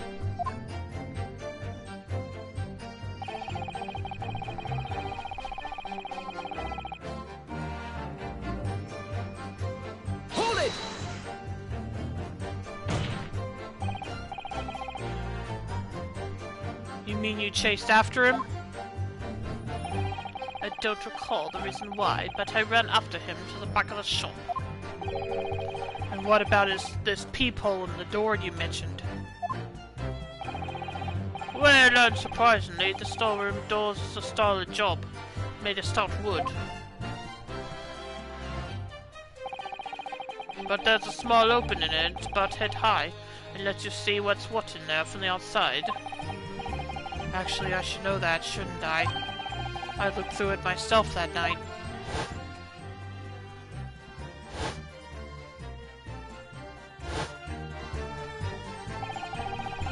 And what about you Berkeley brothers? Did you see what went on through these people as well? No, likely, Gov. You didn't see nothing at all, Gov. I doubt these 2 buffoons were even aware of the people's existence. So the Skulkin brothers were there, but they didn't see the killing of Mr. Windybank take place. Inside the storeroom, I could see the broker and that young girl standing there. The defendant? Yes, though neither of them noticed that I was looking. The girl raised her gun and pointed it straight at the man. And then, what'd you see next? The accused in the black coat shot the man in the back as he was trying to flee to safety. Hold it! Yeah, still doubt that part. Yes, when the crime was discovered, the defendant was found with a gun in her hand. But that was Mr. Windybank's gun, from which only a single bullet had been fired. And as we've already established, Mr. Graydon, that bullet was fired at you.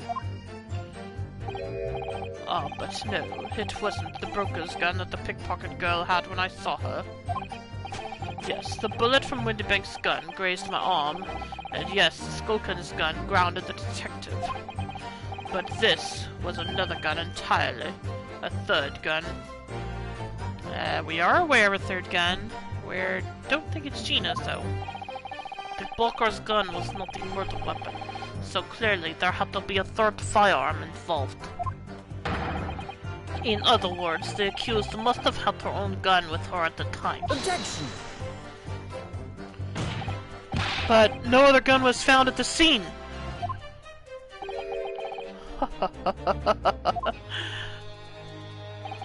Calm yourself, Counsel. Sorry? You must consider the events in order. At first, I saw the broker and the girl glaring at each other, but then all of a sudden, the broker turned to run. And it was at that moment that the little gutter rat shot him in the back. A chilling image, I must say.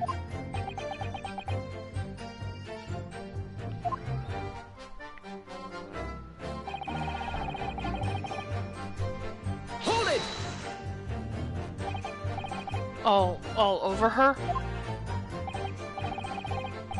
Yes, through the peephole I saw it clearly.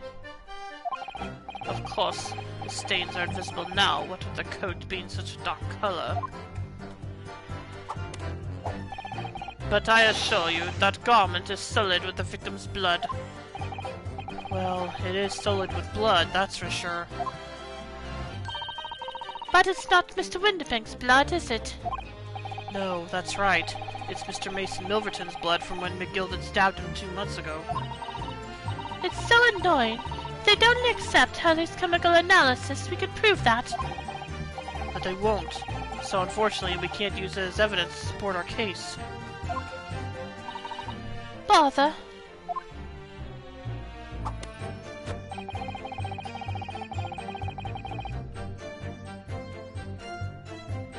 Hold it! Did I hear you correctly? She threw the gun out of the room?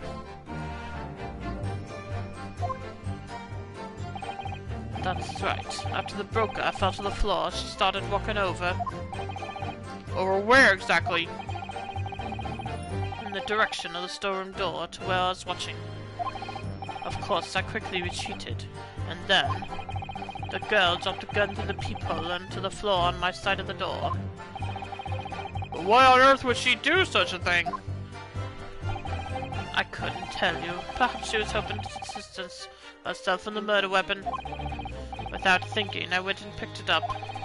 I suppose I was worried about just leaving it there, in case any more tragedies took place.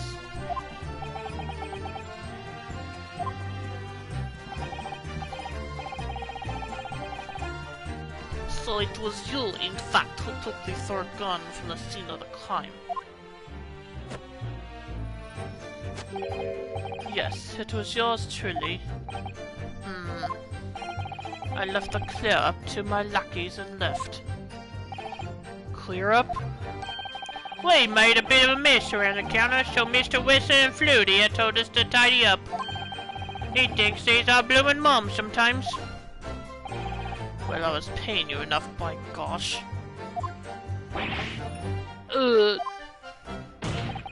Tell me, Mr. Graydon, when you left the pawnbrokery that night, was it by any chance with the second disc in your jacket pocket? You little toe rag! You're like a bull at a gate, aren't you? Oh, whoa, what's going on here? Hey, hey, hey, hey! Whoa! What's going on here, fellas?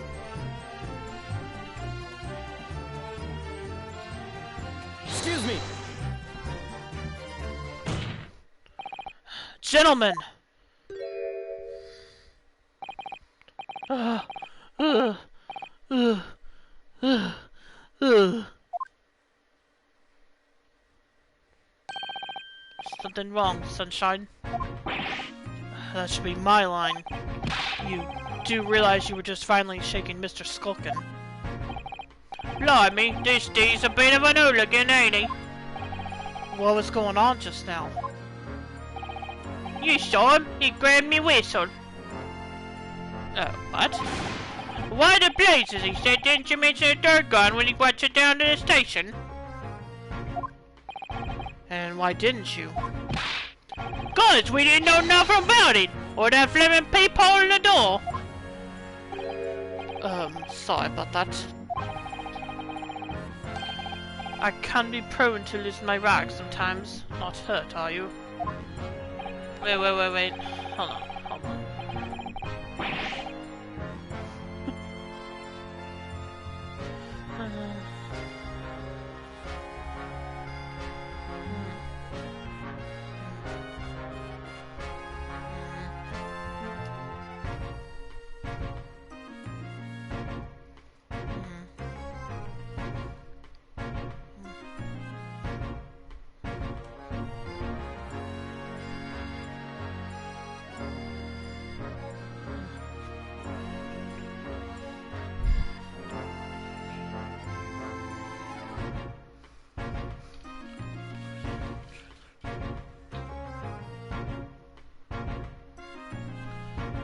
God blimey, see the way he's looking at me?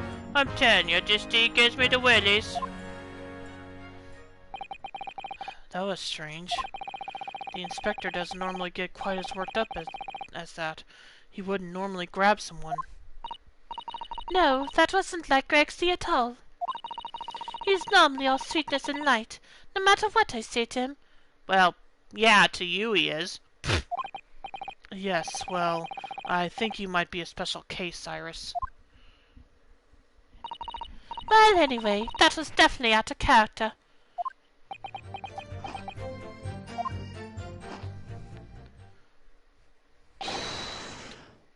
My lord! Requesting your lordship's permission to interrupt the cross-examination. Explain yourself, officer. I have the results of the test that was ordered earlier, my lord. Well, the blood on the accused's overcoat. Thank you, officer. Very well. The cross-examination is hereby temporarily suspended. I presume you have no objection, counsel? No, my lord. Oh boy, hope I didn't just screw up here. Well, there you have it. The report, please, Inspector. Yes, sir! Traces of human blood were found on the overcoat of the defendant, Miss Gina Lestrade. From the extent of the stains, it would appear that they were the result of spattering following a gunshot wound. What? No. No way. Absolutely not. End of report. Goodness me!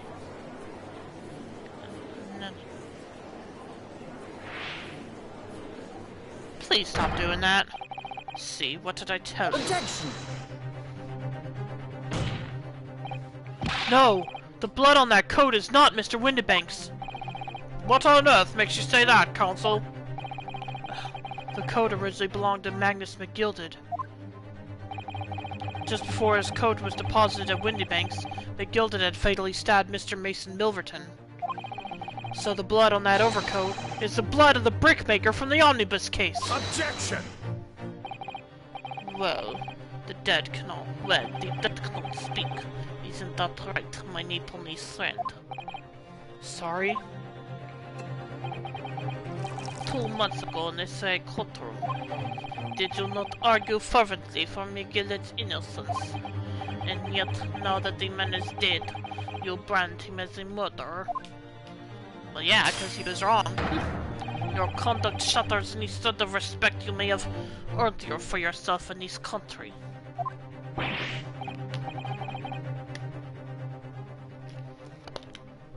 But that was...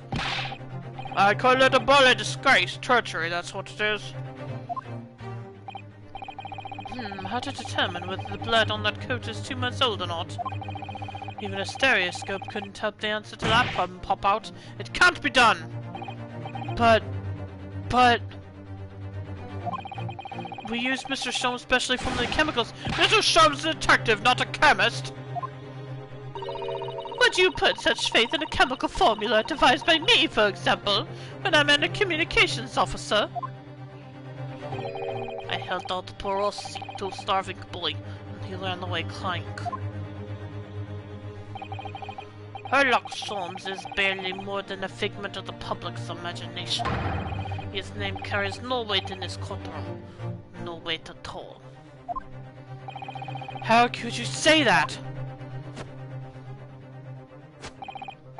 Victory is sweet indeed. This proves that my testimony is the whole truth from start to finish. How do you arrive at such a conclusion, sir? As the witness said, the accused's coat was spattered with the blood of the victim. The only way Mr. Graydon could possibly have known that fact is if he saw it happen. In other words, his testimony is solid, and the conclusion is singular. It was the accused who shot the victim in this case. That is the whole truth. Ah! My lord!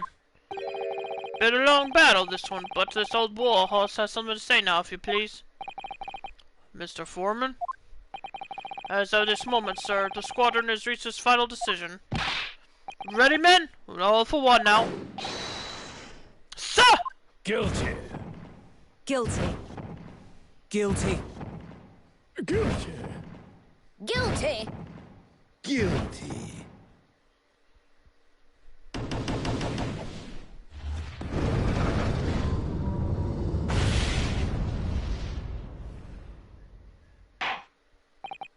Well, it would appear the ladies and gentlemen of the jury have reached a unanimous verdict.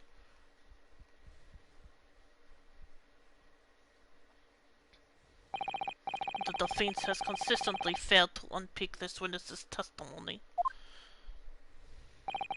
Here's to any attempt you may make at unpicking the jurors' decisions being equally successful. I don't believe it. After I've come so far, how is it all unraveling on me so fast?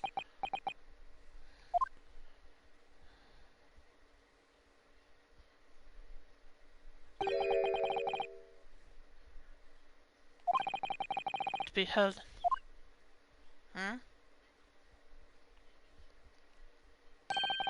Wouldn't you agree, Mr. Naruto?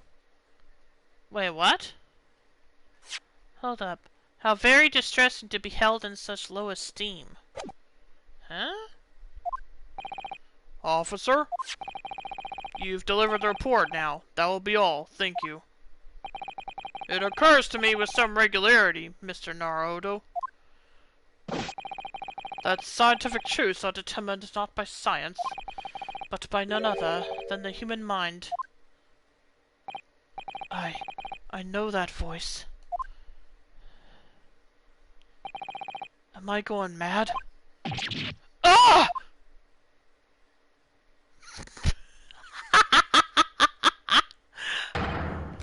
Mr. Sholmes! What? What is the meaning of this? Never thought I'd say this, but my hero. Order! Order! Order! What business do you have here, detective? The last I heard, you were recuperating in hospital. As well as I would be, had I not been set upon an errand. What errand? Honey, it's really you! You're awake at last! Yes, good day, Iris. I appear to be rather late to rise. My apologies. Now, my lord, if you will humor me. In what manner, sir? I have something of great importance I wish to give to the young lawyer over there. I need no more than 5 minutes. Would you be so kind as to spare us the time? What say you to this, Lord Von Zeeks? This trial has taken many hours of the court's time, having spent so long already. Exactly. Haven't spent so long already. You don't want to go wasting. We don't want to go wasting any more precious time. As I was saying, having spent so long already, it would seem churlish to deny the defense a mere 5 minutes. Very well then, counsel. You have 5 minutes.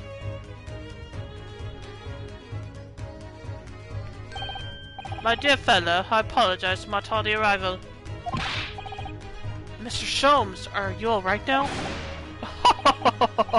Alright, I'm all wrong. Sorry? I've only just managed to summon the strength to stand, man. I asked the judge for 5 minutes.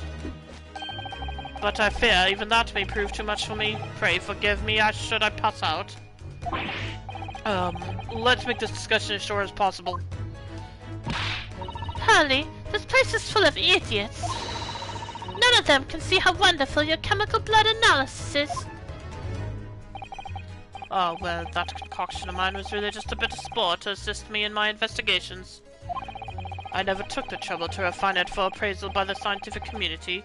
An oversight on my part. Right. Modesty? Surely not. I will be your undoing, Von Zeeks, and more importantly, the true villain. Yep. But enough of that. I'm here to give you this, my dear fellow. Hello? What's that? A lavender fur shiki wrapping? A leave-in present from Miss Susato. From Miss Susato? If possible, matters are to be settled without me giving this to you. Giving you this. Those were her instructions when she asked me to do her this favor. I don't understand.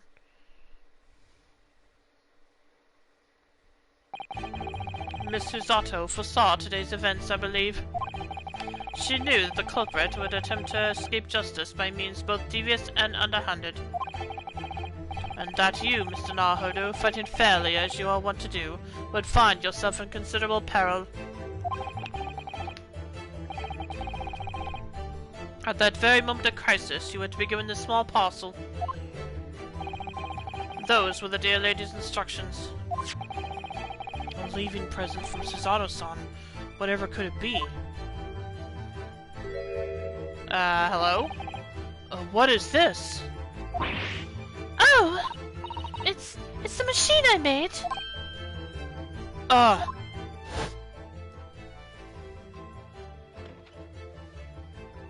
Oh, okay. Wait a minute. Are you implying... Look, I use this. It's my latest invention. What is that? I call it the cat flapper mat. I can make a cat flap for a little furry friend like Waggy in seconds.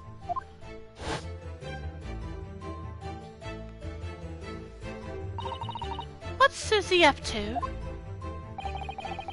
Miss Susato muttered the following words before she left. I'm a failure. I don't deserve to be a judicial assistant. What? Didn't she say something like that?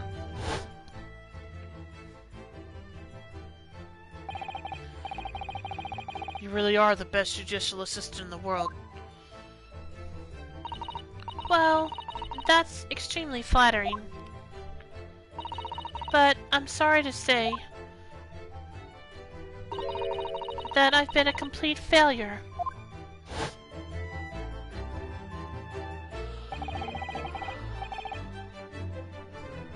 Whatever did she mean by that, Mr. Sholmes?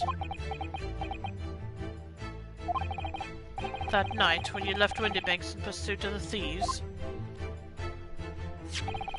Miss Susato made use of this contraption for a certain purpose.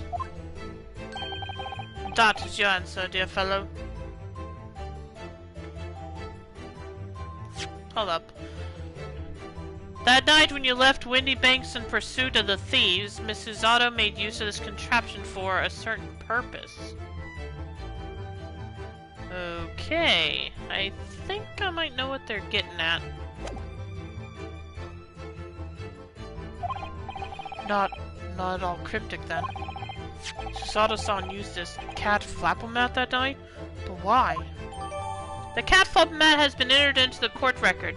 A compact machine for the rapid creation of small flaps and larger doors to allow cats to come and go freely. Yeah, I think I might know what's going on here.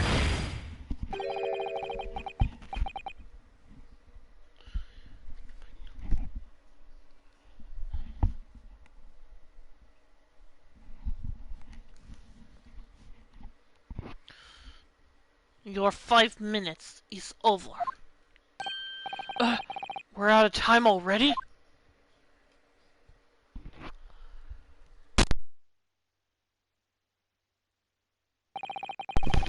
I'm grateful to you for affording us that brief recess, Mr. Reaper.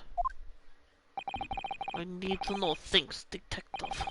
After all, the die is cast.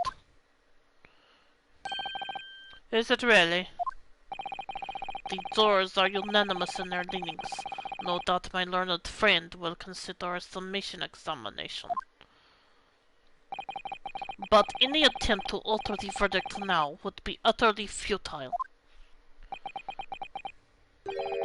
I wonder... Mr. Nahodo? Yes? The rest is down to you, dear fellow. What is your plan? The rest is down to me. I need to be careful here.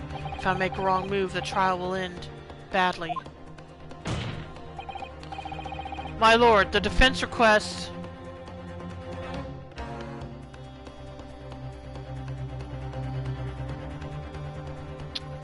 How the heck should I know? Fine, let me save just in case.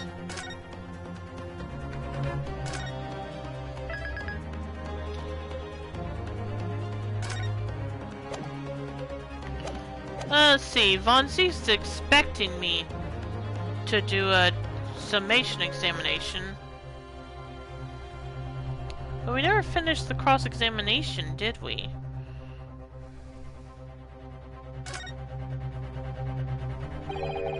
Further cross-examination. Objection! The jurors have spoken. Protocol dictates that you may not cross-examine a new witness now. Objection!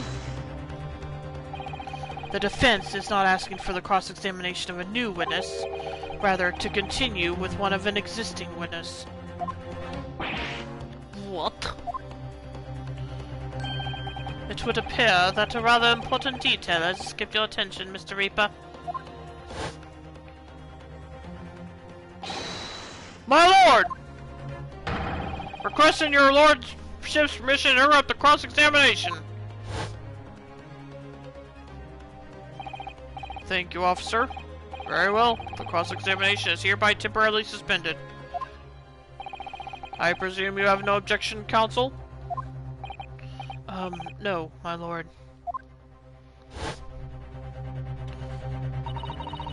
So nobody can say anything then? If Bruno asks to resume his cross-examination of Mr. Graydon, The court is obliged to allow it. This is absurd.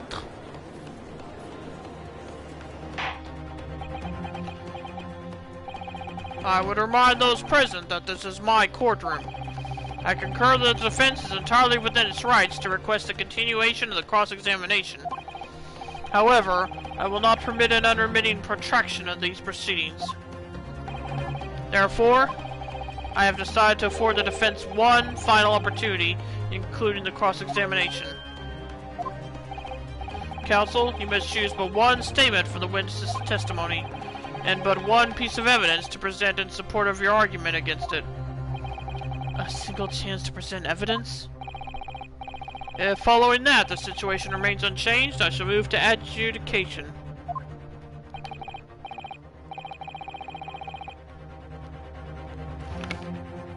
Is that clear, counsels? You will not press the witness any further.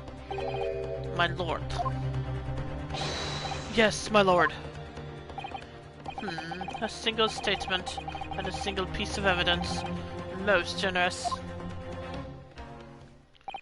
Well then, Mr. Naruhodo, it's high time I fell in a dead faint. Oh, lord. I leave this in your capable hands. Mr.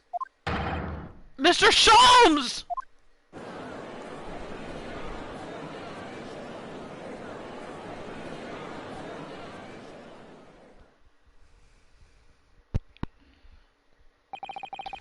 To stand so in... What is with all these dang words that I don't know? Hang on.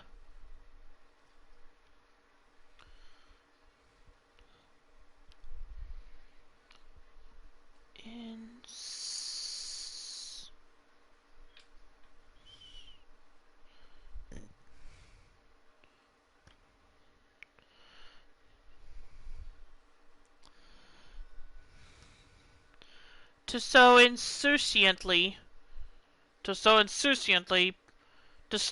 insouciantly before the court in a state of such a high fever. Oh, okay.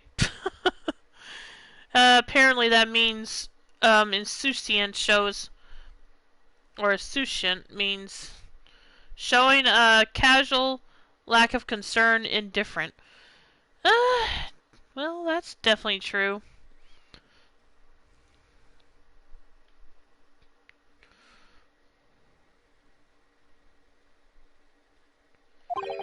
Either the man has extraordinary strength of mind, or an extraordinary lack of feeling. I imagine he's feeling very little now. The detective is sleeping soundly in one of the antechambers. Strike a man when he's down, why don't you? Well then, counsel, are you fully prepared?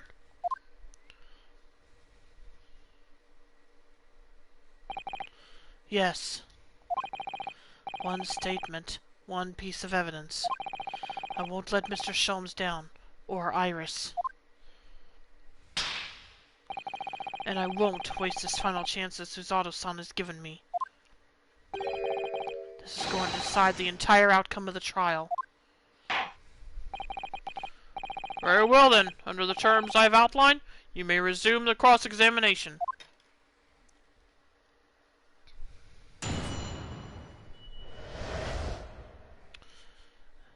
Okay.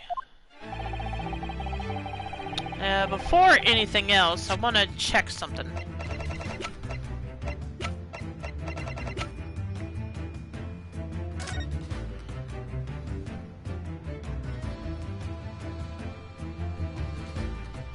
Okay, nothing to actually examine. Oh, here we go.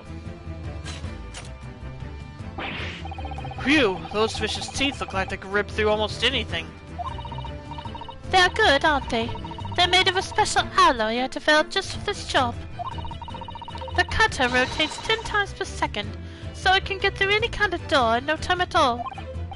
And what are the two parts on the top there? At the top there? Ah, those are for attaching hinges to the section of door that gets cut out. Right, of course. Nothing can match this machine for power. It can make mincemeat of even the toughest of doors.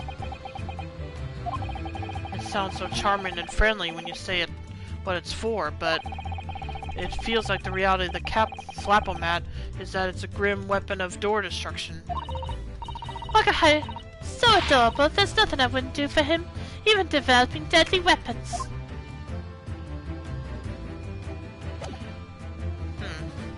A compound... okay. Anyway.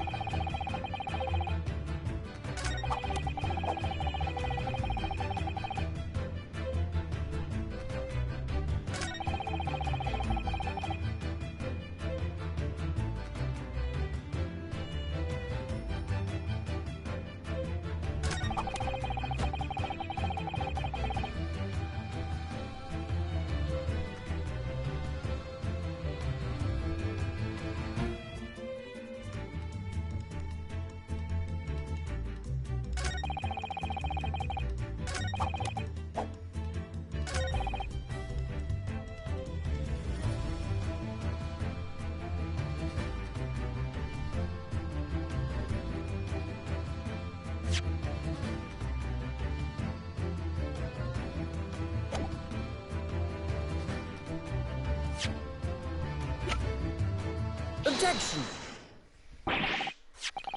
What on earth is that eccentric contraption, Counsel? Oh, it's my cat flapping mat, my lord. It makes a way for cats to get in and out of a room. It can cut through any door you can think of, and make a new little door in the middle of it. That's right, my lord. It's a device for creating so-called cat flaps.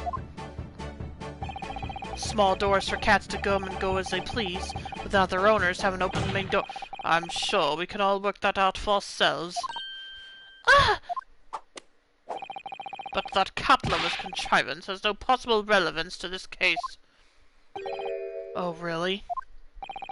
Of course it doesn't. To start with, there was no cat flap in the pawnbroker's door. Not being a keeper of cats myself, I'm afraid I fail to see what that has to do with the matter at hand. Perhaps it would help if I described its function another way, then. This contraption is able to create a peephole in any door you can imagine in practically no time at all. I beg your pardon? A peephole, you say? 2 nights ago, we arrived at the scene only minutes after the murder of Mr. Windybank had taken place. That's right, according to the paperwork at the yard, it was you, your Japanese assistant at Sholmes. Yes, the 3 of us were together, and it's recently come to my attention that my assistant made use of this device at the time. Your assistant did what? There was a peephole in the storeroom door. I can attest to that. Because I looked through the peephole myself in order to see inside the locked storeroom. This is ludicrous. What are you trying to say? Of course there was a peephole in the door. I said as much as my testimony. How else could I have witnessed the crime, for pity's sake?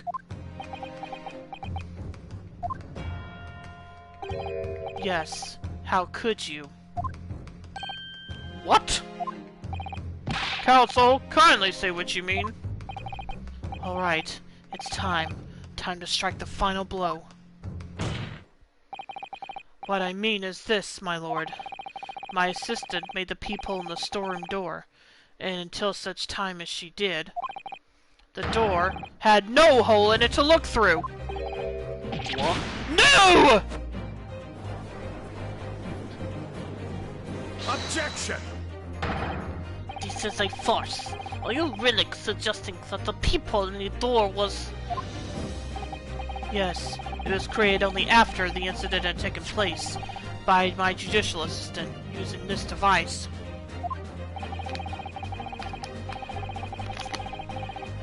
Your assistant had tampered with the crime scene whilst being fully aware of the gravity of her actions? Oh. That is a most serious act of vandalism! For which I humbly apologize, my lord. It was in the few minutes that I had left the scene in order to pursue the Skulkin brothers and alert the police. Nevertheless, in the light of this new information, it becomes apparent that Mr. Graydon's testimony is riddled with holes. Riddled with... Explain yourself, counsel! The majority of Mr. Graydon's testimony that appears to incriminate the defendant is based upon what he witnessed through the peephole in the storeroom door. Yes, that filthy girl shooting the man in the back. However, if at the time of the incident, that peephole did not yet exist in the door, there's no possible way that you could have seen what you claim to have seen. Ugh. In short, your entire testimony is a pack of lies! Ugh!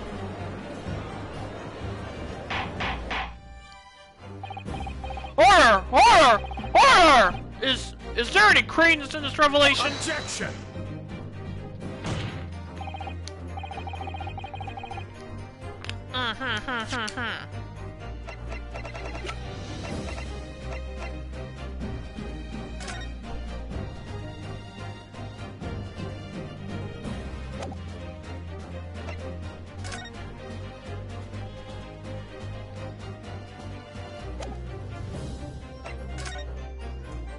Yes, there is.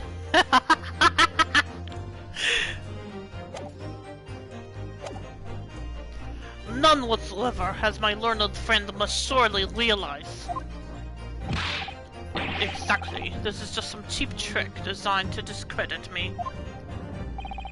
I'm afraid not, sir. Of course it is. Do you seriously expect people to believe that plaything can cut through a solid wooden door? You want a demonstration? Oh yes, I designed it to be very powerful. It can cut through even the toughest of doors. That's absurd. I don't believe it for a second. Haha, I had a feeling you'd say that. What? Maggie, Cooey, time for dinner. Oh my gosh. Oh my gosh, Iris. Well, Young lady, this is the Old Bailey.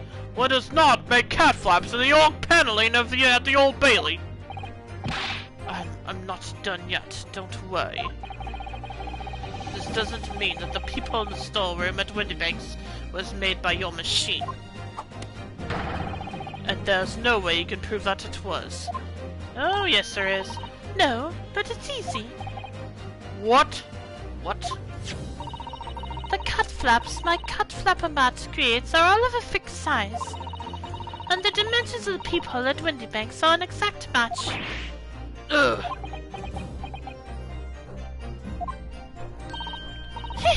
Old Silky's lost for words. Excellent work, Iris. Thank you. And now, if my learned students' friends turned, now it's my and now it's my learned students' friends' turn to be lost for words, I feel. I believe your judicial assistant has already left the country for your Eastern Island home.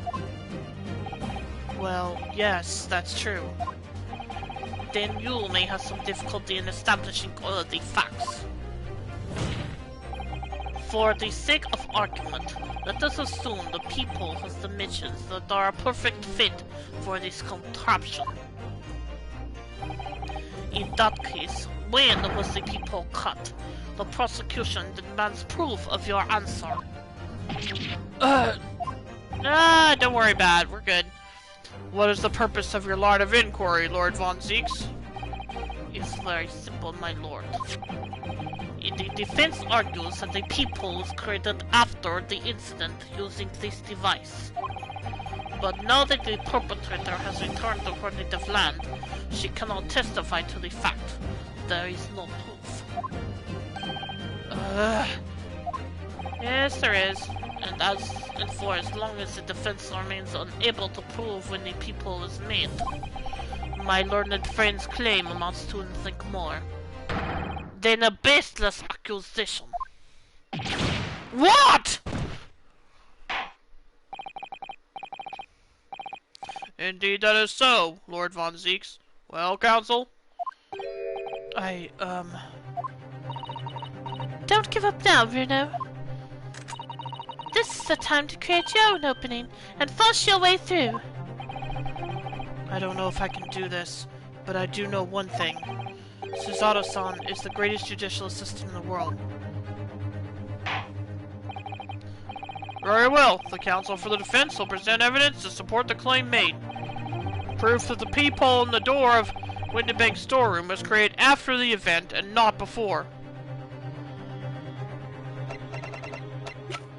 Well...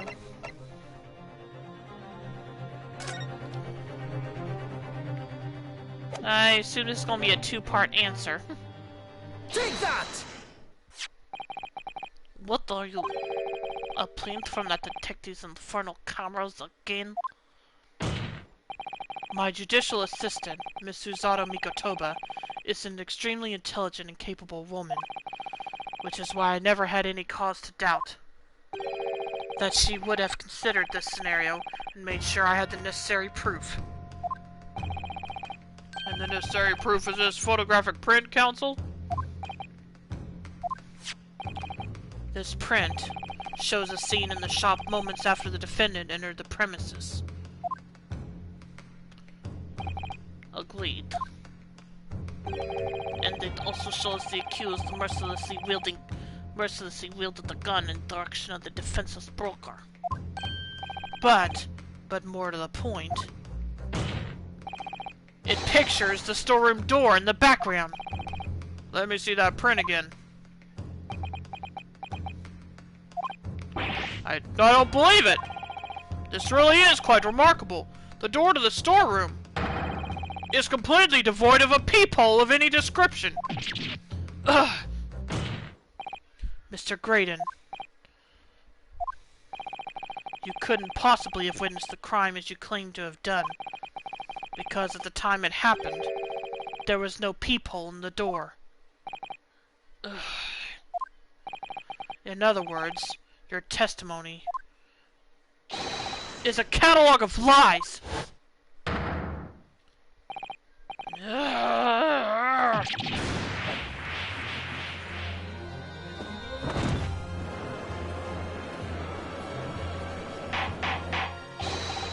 Order! Order! Order! Just a sec, okay?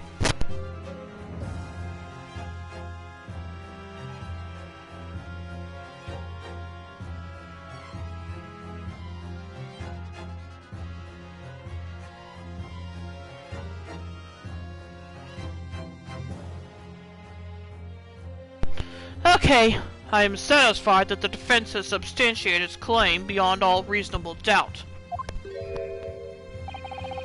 This witness's testimony was entirely fallacious.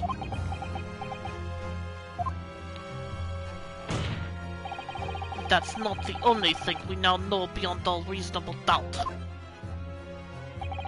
My learned friend's assistant's guilt can no longer be denied.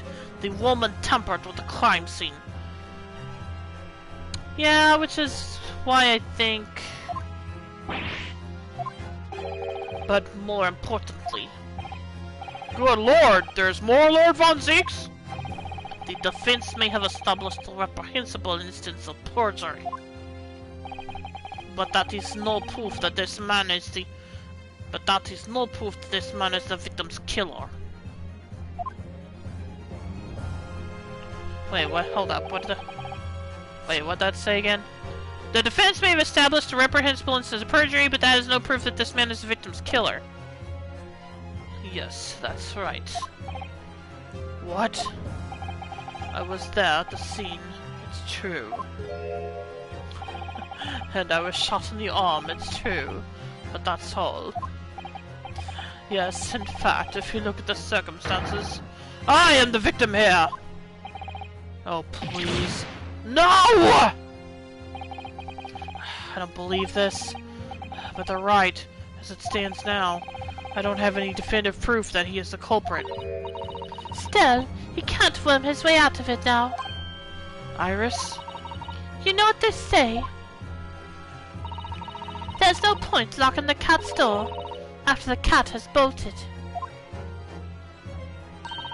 Isn't that right, Reno? As Hurley always says, one lie begets another. No, wait, that might have been a line I wrote for him in one of my stories. Well, no matter who said it first, you're right. Mr. Graydon? No, not only did you give false testimony to the court, but the lies you told make no sense. Make no sense. What do you mean by such a remark? What you said in your testimony reveals that you know something you shouldn't have known. In other words, there is a fundamental inconsistency in your statements. What? Objection! This is provocative talk, counsel. Won't you enlighten the court? Explain this alleged inconsistency. Iris is right. One lie begets another. The inconsistency is revealed by the lies in the witness's statement. They show that Mr. Graydon had knowledge of something he shouldn't have known about, Namely,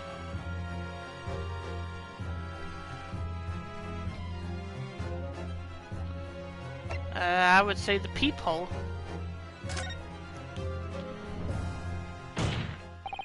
The point is not that you lied in your testimony, Mr. Graydon.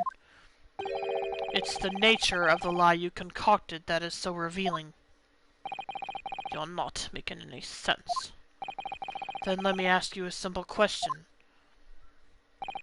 How is it, Mr. Graydon, that you knew of the existence of the peephole in the storeroom door? What? Well, obviously, I...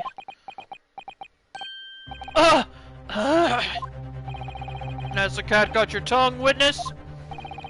The peephole in the door was made after the incident occurred, and once I returned to the shop having failed to catch the 2 burglars. Scotland Yard's investigators arrived immediately. Since that time, the police have been at Windybanks constantly, carrying out their investigation. Isn't that right, Inspector Gregson? Well, yes, of course. The place is chock full of pawned articles, and my lads have to thoroughly examine them all. So I gave the order to have officers working around the clock in shifts so we get through it all. And consequently, there's no way that you, Mr. Graydon, could have gained access to the shop.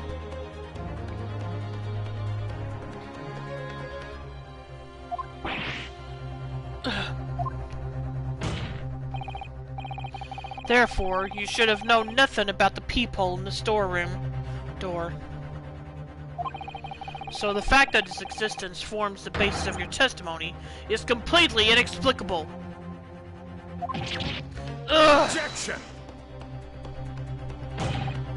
And yet, the fact remains that Mr. Graydon did maintain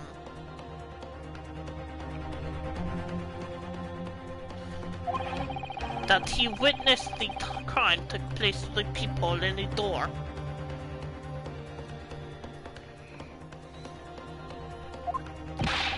How on earth is that possible?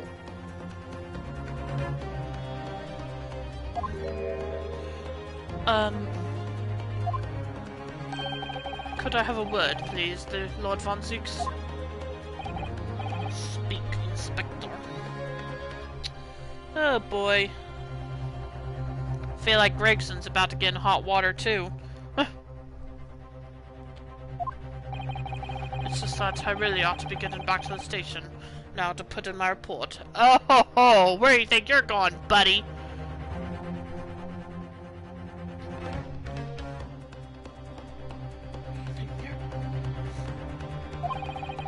There's really nothing more I can add to this testimony, so if it's all the same to you, permission denied.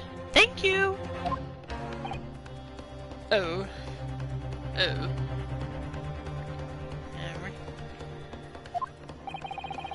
It's not all the same to me, Inspector. Not at all.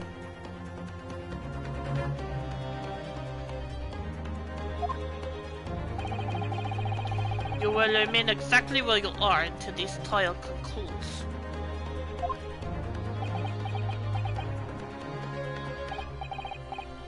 Of course, sir. Mr. Graydon.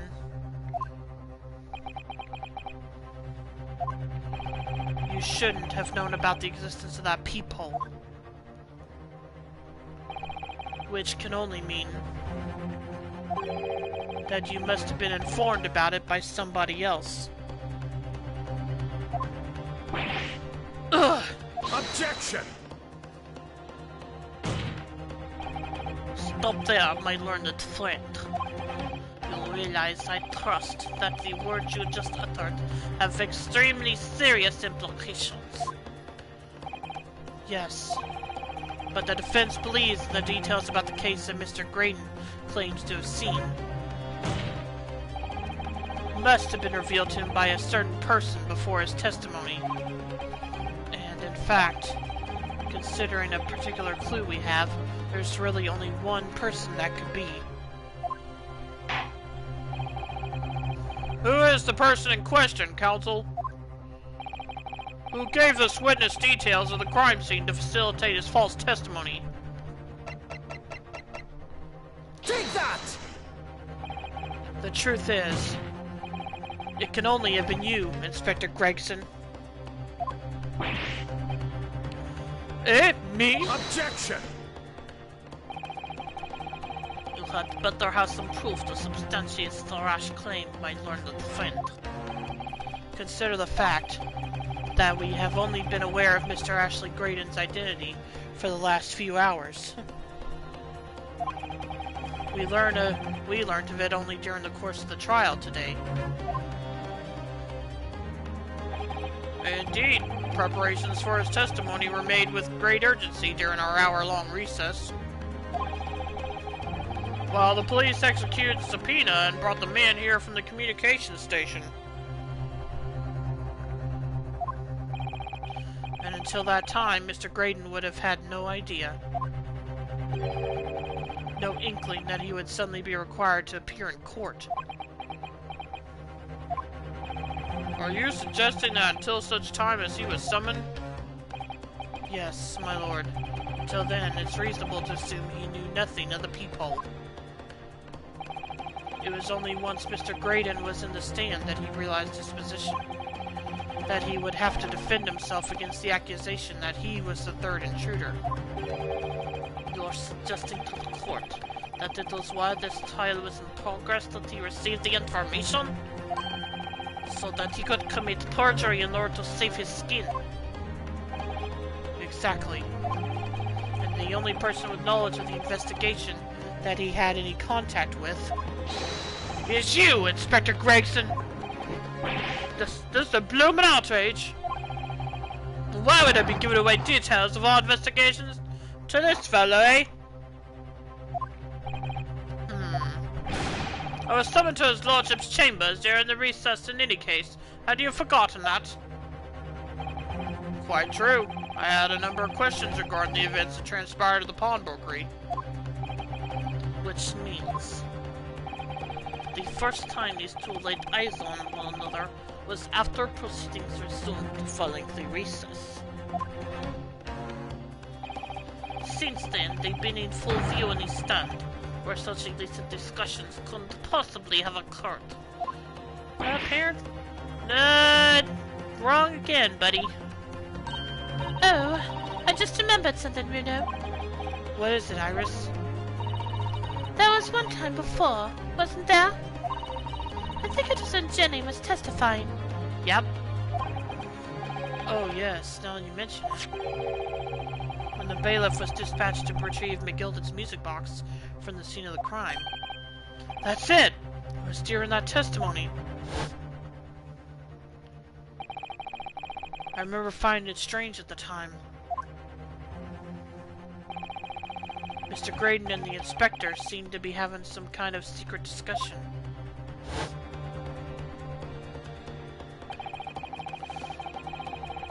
It would have been possible for you to give Mr. Graydon the information he needed then. You little toe rag, you're making all this up. I'm a respectable Scotland Yard inspector, for crying out loud. Why would I do something like that? Why would I be giving away confidential details to the likes of this bloke? Aha. Admittedly, you wouldn't have had any reason to do something like that for no gain. But perhaps it was part of a deal of some kind. Then it starts to make more sense. What deal, counsel? I wonder if perhaps, in exchange for details about the people at the crime scene, Mr. Graydon agreed to give a certain something to the inspector. Oh, okay, I gotcha.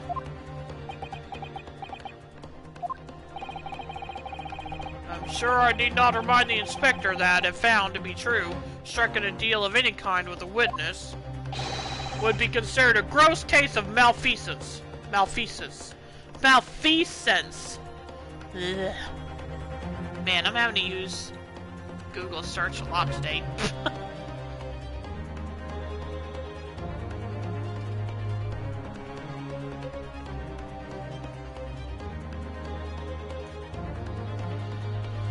Malfeasance, wrongdoing, especially by a public official. Ah, okay.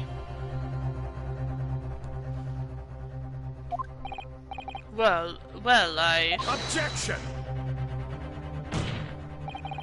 It's becoming clear that jumping in with accusations is this Nipponese student's specialty.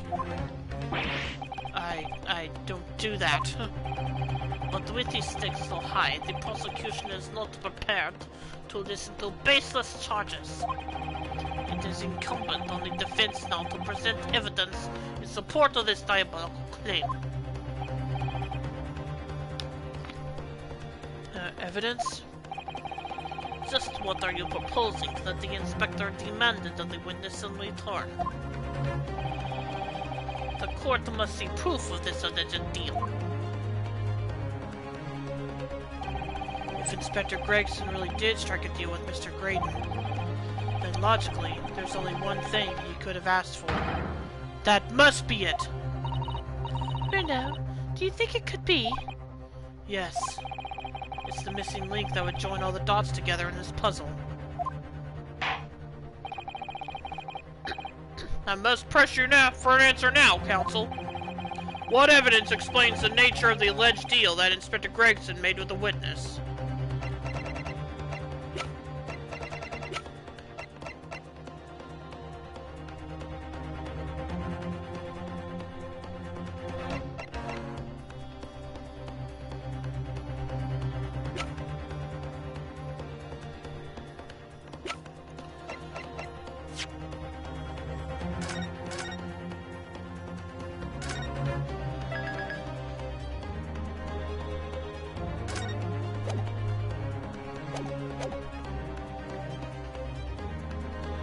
What evidence?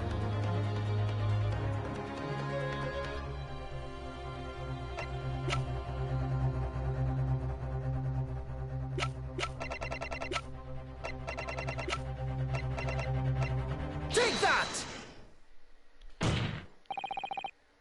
Inspector Gregson. Besides this, excuse me.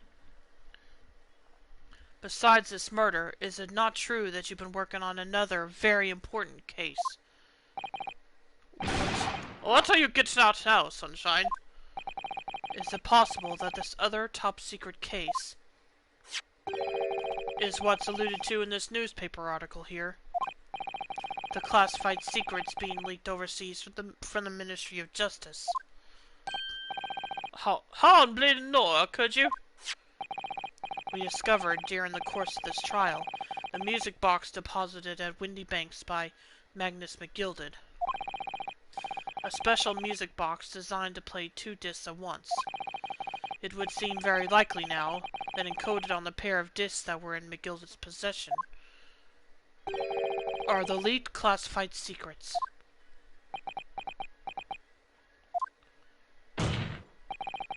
So I put it to you, Inspector, that in order to recover the second of the discs containing those secrets, you covertly made a deal with Mr. Graydon in which you exchanged the discs for details of the case. You little... Oh! Order! Order! Order! On the day of the incident, when we met you at Windy Banks, you said this.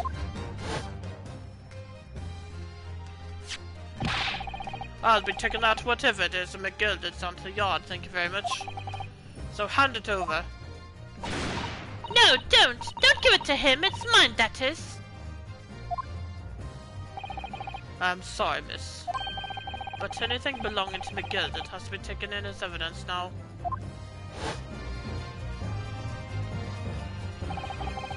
Scotland Yard already knew at that time, isn't that right? That Magnus McGilded was involved in the stealing of government secrets!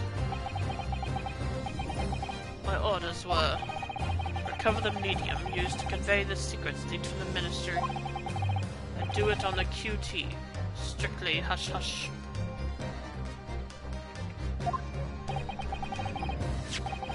That explains why, when I presented this disc as evidence to the court, you objected so heavily, I presume. because you knew that it contained highly confidential information. Blimey, not likely. I mean, I wasn't that sure of it myself. I realized there was a possibility, that's all. Inspector, surely you're not saying that in order to acquire the second of these music box discs, you did indeed reveal confidential details of the crime scene to the witness? To aid and abet this man in giving false testimony? There's no other way that Mr. Graydon could have known of the existence of the peephole. It's the only explanation. A deal was struck between these two men. No! Objection! If, and I stress if, the sobering assertion turns out to be founded in truth, it would mean that the second disc is, as we speak, here in this very courtroom. Wait, what? In this room? How could you possibly make a claim like that? Because Inspector Gregson is a Scotland Yard detective. What? What's that supposed to mean, eh? As a seasoned policeman, the inspector will have approached this alleged deal with caution. Certainly, he would not have accepted the gentleman's agreement in this matter. No, he would have insisted on having the article agreed upon in the palm of his hand. Good gracious, then you mean to say... Inspector Gregson already has the item in question in his possession? He has the second disc actually on his person? Yes! The defense demands that the inspector is searched at once. Definitely. They could only have struck a deal with each other when Ginny was testifying before. And Gregsy hasn't moved from the witness stand since. My lord, please, order an examination of his personal effects immediately. Well, Inspector?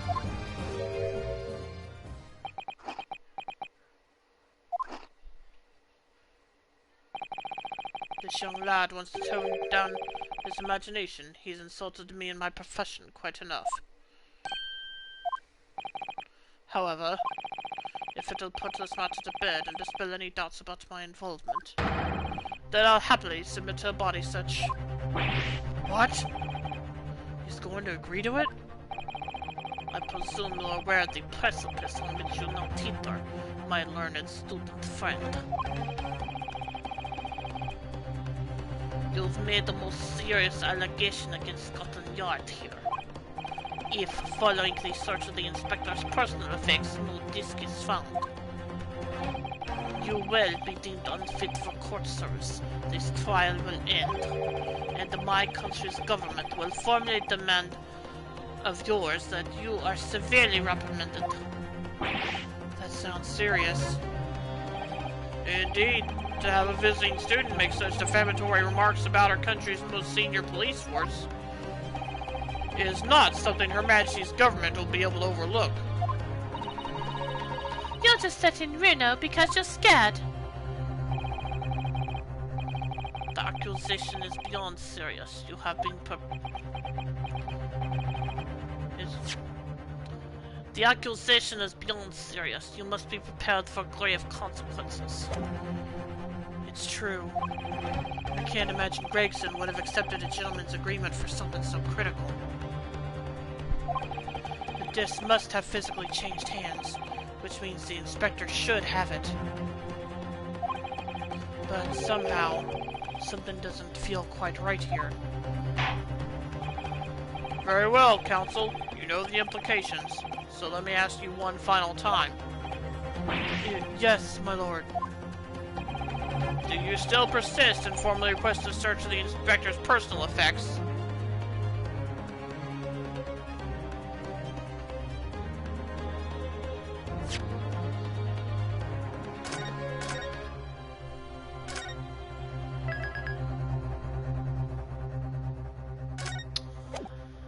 I'm starting to think we might need to search someone else.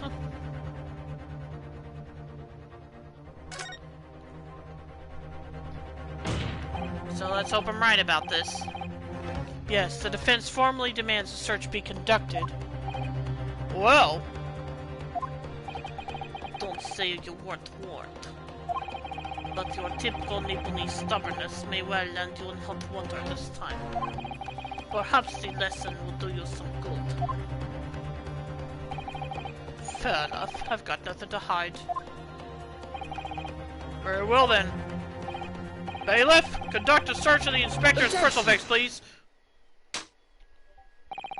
The defense demands a search, but not of Inspector Gregson. What? Now what's all this? I'm the one you're accusing, aren't I? I thought you wanted to search me. No, no, Inspector, not you. Somebody else. What's the meaning of this, eh? Lost it at last, have you, Sunshine? The court shouldn't have to put up with this nonsense. You're being completely irrational. Be quiet, all of you! Wait, who said that? Oh! Okay, it was Iris. Reno's doing what you all told him to, and having the courage of his convictions. So you should respect that and listen to what he has to say in good faith. Because that's the British way.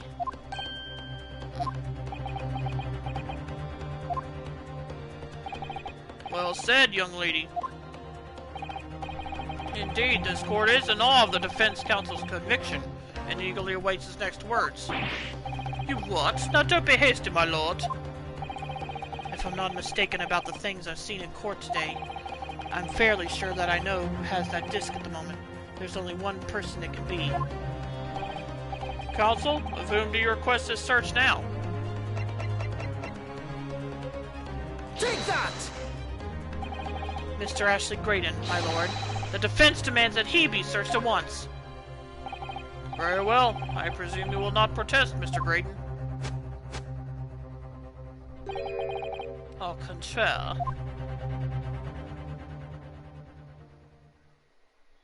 Uh-huh. And so a brief body search was carried out by the court bailiff. A few short minutes later, it was revealed that Mr. Graydon had nothing unusual. Oh, come on! Really? Had to have been him. Gosh dang it.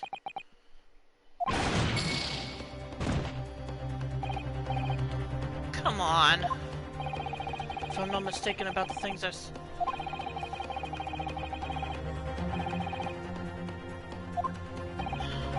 Well, I have no idea then at this point. Because I thought I was onto something there.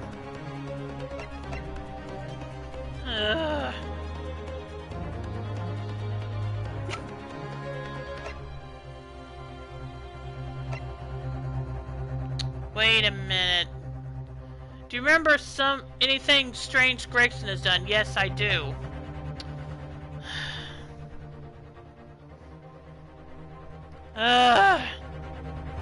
Take that! Of my lord, Mr. Nash Skulkin. Well, I never. Hey, blimey, me, him. Well then, bailiff. Very well then, bailiff. Restrain the witness and conduct a thorough search of his personal effects. Please, my lord. Inspector? Scotland Yard, has to object to this search. Objection! Uh-huh. Unfortunately for you, Inspector, your objections carry no weight here. Eh?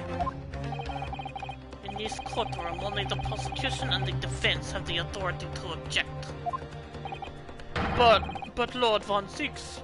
I have no idea what forces are in play that might influence your actions. But personally, I have no intention of obstructing the course of this trial.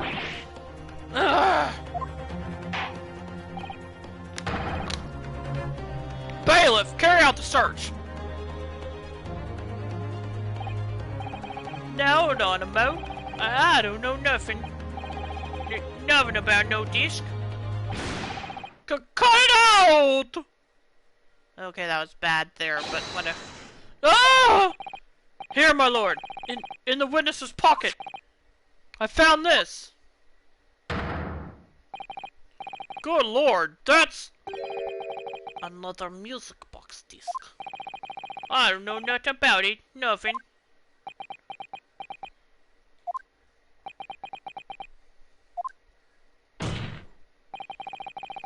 That is the second music box disc left behind by Magnus McGilded. Now, the question is, does Nash really not know anything? I'm inclined to believe he doesn't, and that somehow Gregson just slipped it in his pocket while he was pretending to strangle him. If he was pretending, I don't know. Anyway, while he was shaking him anyway, is it not, Inspector Gregson? Ah! Order! Order! Order! Mr. Skulkin, what have you to say for yourself? Go and bin it, just go and flame and bin it. I swear I didn't know nothing about that disc, honest to God. Counsel, would you please explain what exactly is going on here? The alleged deal that was struck was between this witness and this detective, no? Without question, my lord. Then, for pity's sake, why on earth was this man in possession of the disc that the inspector traded for information? Inspector Gregson is a shrewd, calculating man who rarely loses his composure. But at one particular point in his trial, he exhibited some unusual behavior for a brief moment. I don't recall what unusual behavior. It was, yes, during my cross-examination of Mr. Graydon. Tell me, Mr. Graydon, when you left the pawnbrokery that night, was it by any chance with the second disc in your jacket pocket? I admit to nothing of the sort. While Mr. Graydon answered my questions, the inspector appeared to have grabbed Nash Skulkin by his coat and was shaking him violently. Yeah, he did, Nord. Told me noggin was gonna fall clean off, I did. I was wishing I'd been born as me brother, I wish. And what exactly happened to make the detective attack you like that? I ain't got a clue. He just suddenly turned and grabbed me whistled like it dead and started shaking me. Why the blazes didn't you mention the third gun when you got down to the station? That's what he said. You had to right down my ear, or he did. Me head's still throbbing now. The way the detective behaved then was extremely out of character. But looking back now, it must have been then that he did it. That was the opportunity Inspector Gregson created for himself in order to hide the disc.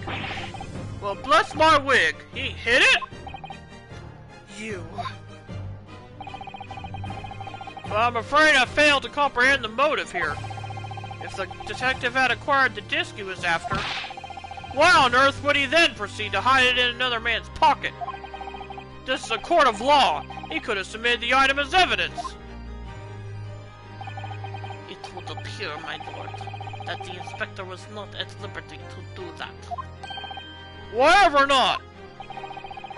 As the man himself revealed earlier, his current assignment has some special conditions.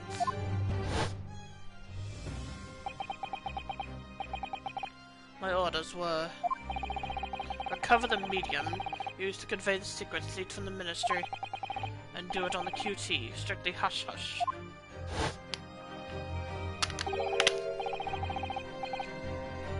Hush-hush? A top-secret assignment, is it? As far as we're aware, the information stolen comes from confidential government communications. It would seem that if that information were to be revealed in court as evidence, it would be problematic. Does that sum up the situation, Inspector?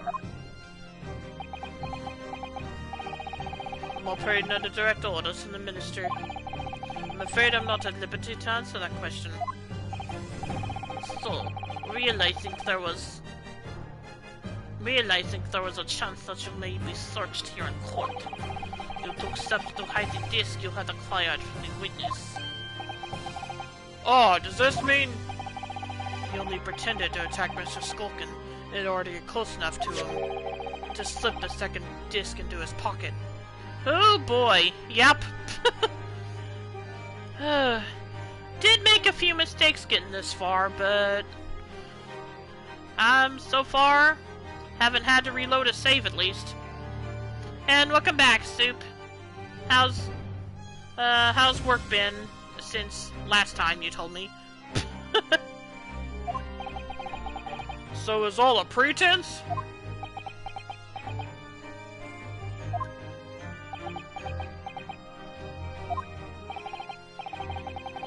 Well now, Inspector Gregson, and you, Mr. Graydon, are you prepared to admit to the accusation made against you of this alleged deal?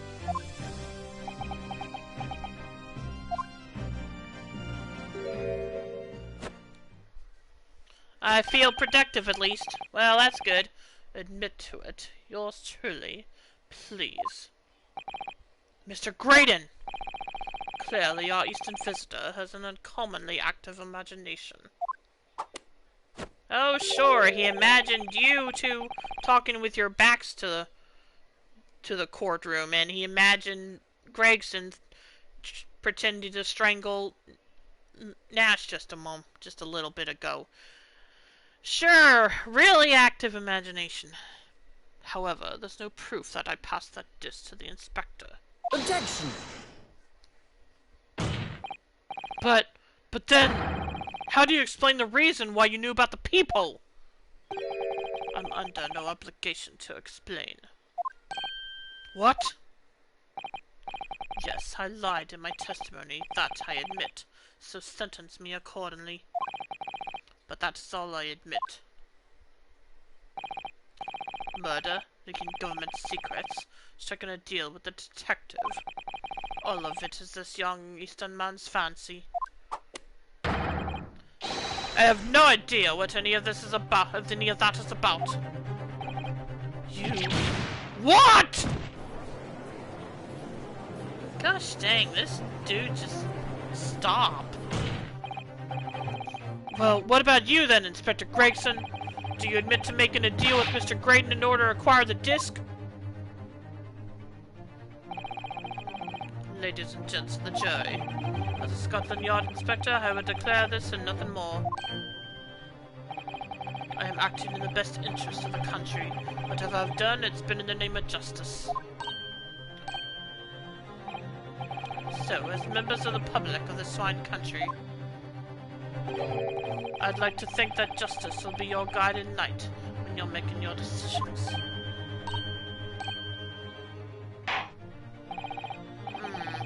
This is quite a quandary indeed. Rarely have I encountered such extraordinary tumultuousness in the conclusion of a trial. Nevertheless, in the absence of any further evidence to be presented, I believe it is time that we put the matter to the jury for their final leanings. Well now, as a fellow servant of Queen and country, I must say I sympathize with the old inspector. Yes, he's a dependable man, I'm quite sure. In service, one becomes a good judge of character. Even crossing your eyes doesn't help when it comes to looking at this case. It's all blurred to me. Well, as a fellow professional, I'd like to put my faith in the detective, really. Graydon is highly skilled operator. Stop! Currently in presence of idol. Stop! Oh my gosh, not this again. Detective has very much eyes. More than this I cannot say. I don't believe it. These 6 jurors are... They're going to believe Gregson if they declare their decision now. Is Jenny going to be found guilty? If I don't manage to produce some definitive evidence right now, then we're going to lose. Either some proof that Graydon killed Mr. Windybank or stole those government secrets. Or some evidence to force Gregson into admitting that he struck a deal with the witness. Well then, counsel, I think it's time I imposed on the jurors to declare their final decisions, no? That is, unless you have some compelling evidence you have thus far not presented to the court. If I let the judge call on the jurors to announce their leanings, Gina will be found guilty. So there's no choice then, Reno. You have to throw some more evidence at them. This is it now. It all comes down to this. Who do I present evidence against? Gregson or Graydon? Gosh dang it, how the heck do I know? Ugh.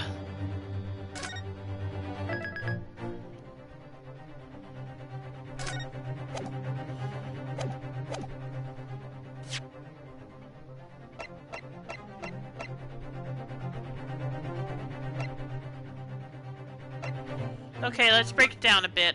Alright.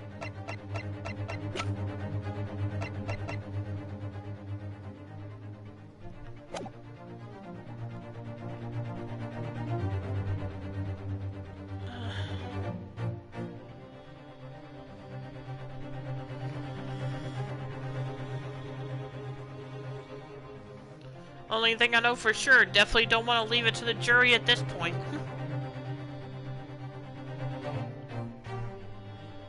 Do you have anything either person would not want made public? Let's see.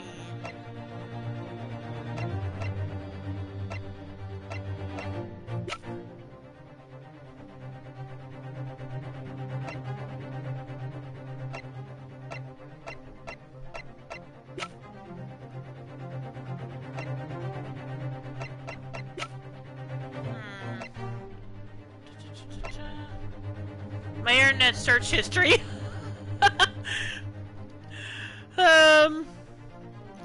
Okay. I won't ask about that, Dragoon.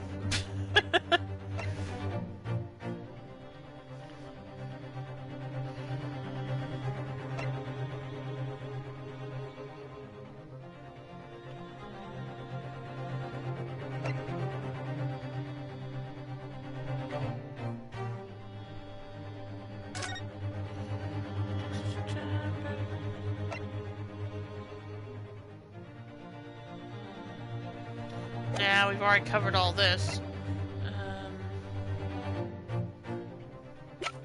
Already covered that. Report prepared.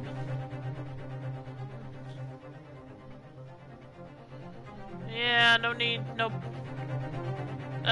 way of questioning that.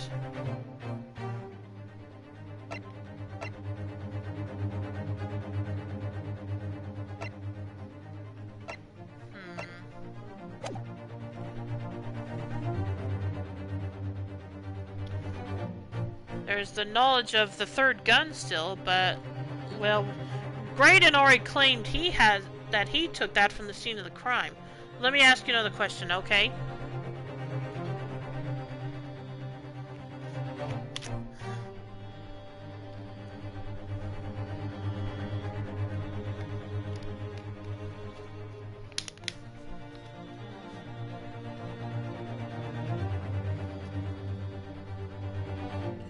If Graydon is lying, obviously, why is he lying?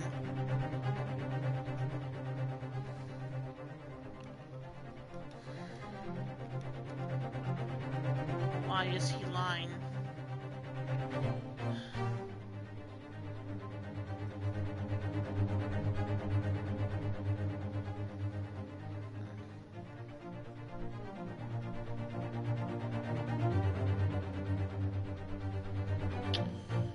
And if Gregson is lying, possibly, why is he lying?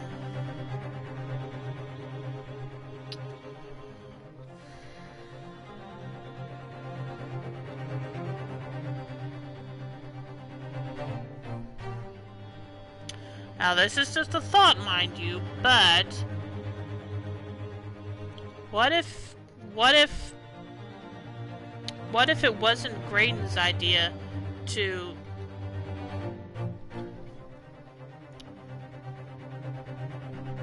in other words, what if Graydon isn't the mastermind of this whole plot to steal government-sensitive information about the country? What if he's only... What if it's actually Gregson behind it and he's somehow forcing him to comply? Because especially with him placing especially with Gregson planting the disc on one of the brothers just a bit ago. Again, this is just a thought, so I understand I can be completely wrong.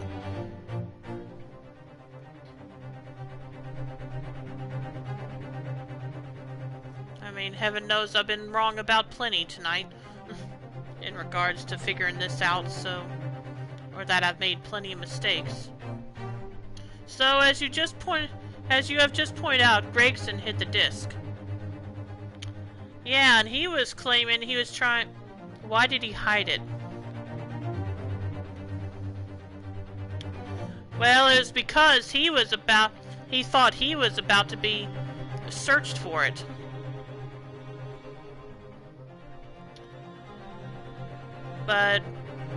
And he claims he didn't want it to be found because of the sensitive information, and that he was told by his superiors to keep it all hush-hush. But is that the truth? Because...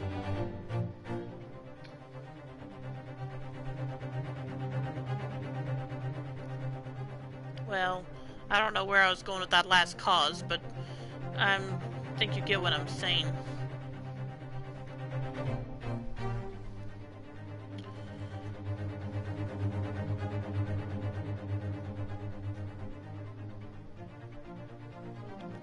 If you wanted to force a secret keeper's hand, what would you need to do?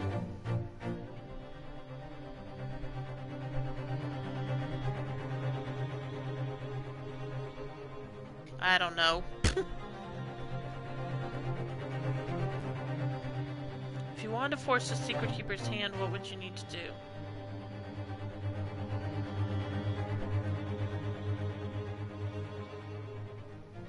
Who do I present evidence against, Gregson or Graydon?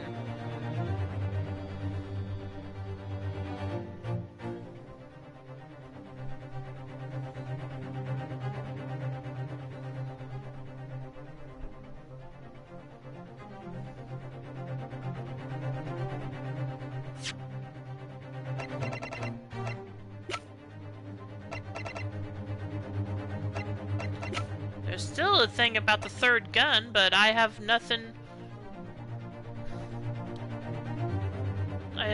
to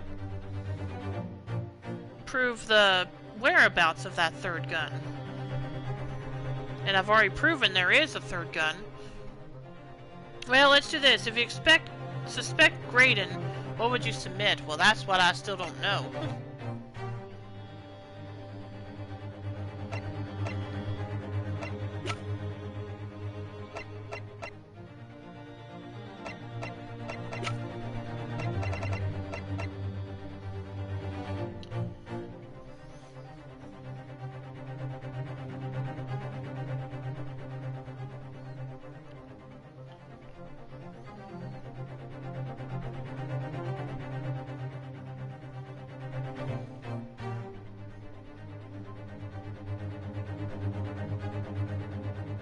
Is there something Graydon doesn't want known?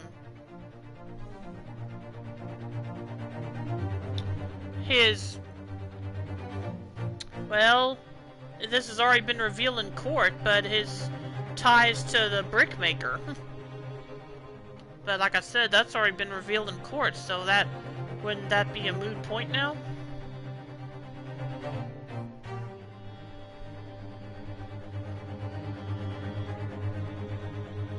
Then ask yourself those same questions to Gregson.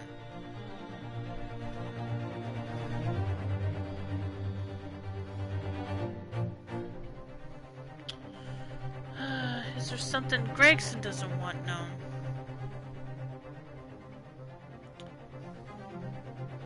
Well, he doesn't want... obviously, he doesn't want the secrets of the disc to get out in the music... if the music box are played for the court.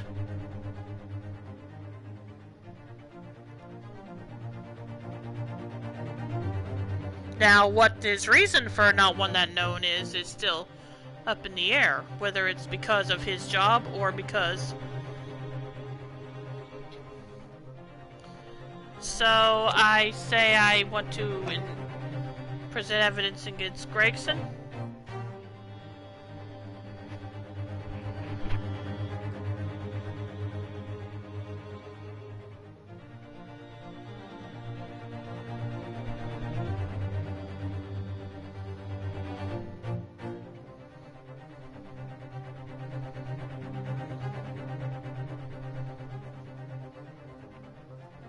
If you think the music box is correct, I would.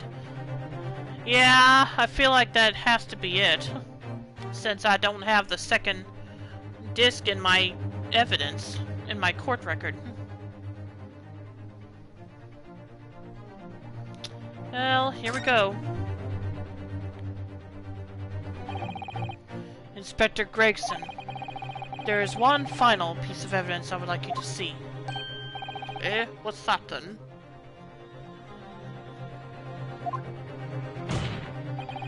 If you refuse to acknowledge that you did in fact strike a deal with the witness here today, then you leave us no choice but to examine this piece of evidence thoroughly.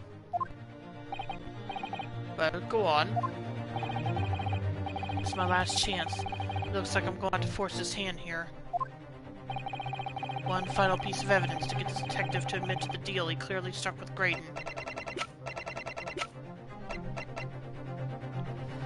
By the way, did you examine it already? Yes, I did. I am aware of the second compartment.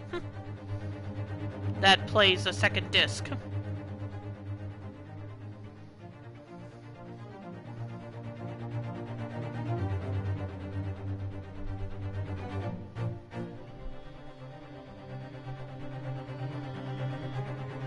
Take that! Is that Mr. McGilda's Peculiar Music Box, Counsel? Good luck, thanks. Thanks, Soup. Gonna need it. Yes, with a disc already in place ready to play. I think perhaps now would be a good time to listen to the sound produced by the music box again. Only this time, with the second disc we've just discovered set in place as well. Goodness, this disc, Counsel? Hold it! No, wait! I can't let you do that. Why not? Because, well... Because it's got nothing to do with the case, that's why. Haven't we already established it kinda does? Objection! Not true, Inspector. Well, Gregson is pooping himself, yep. Eh? The defense has already proposed that the sounds heard by the court earlier from this music box were part of a Morse code message. We know that Morse code comprises of two distinct tones. I'll be right back again. I gotta grab me another bottle of water. Sorry.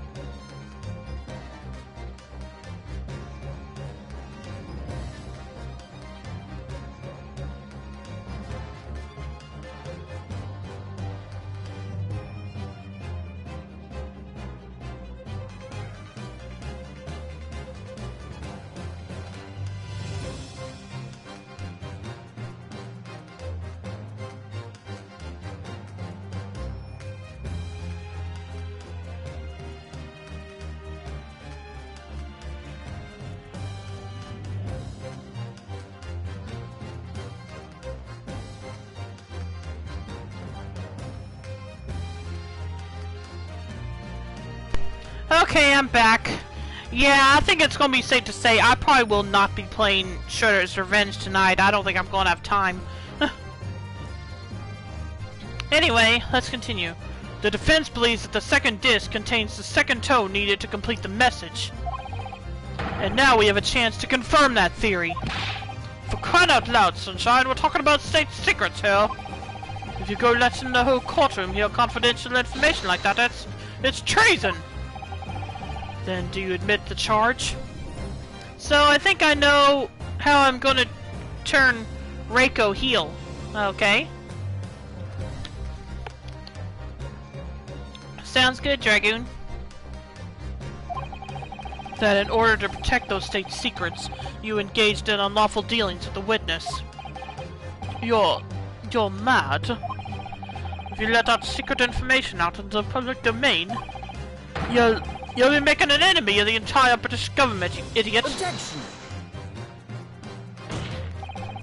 Let's not forget, Inspector, that you, a Scotland Yard officer, lead confidential case details to a witness. That you continue to lie to the court, and all because, by fair means or foul, you're determined to do your duty. Well, by fair means or foul, I'm prepared to do mine. Don't you dare. I will stop at nothing to protect my client. I don't care who I make an enemy of.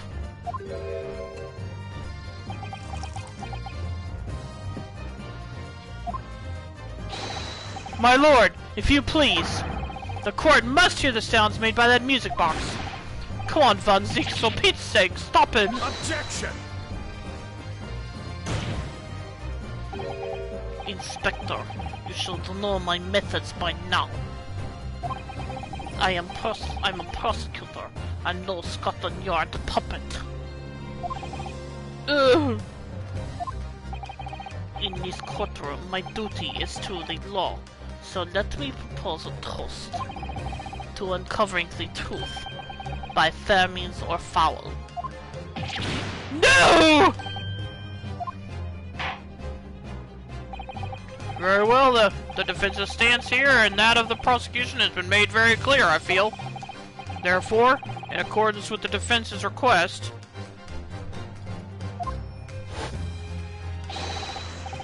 the court will now listen as this music box is set in operation once more. I'm having an old friend pop back into my character's life. Reiko takes exception to the attention she's been getting and eventually turns her back on him. Oh, okay.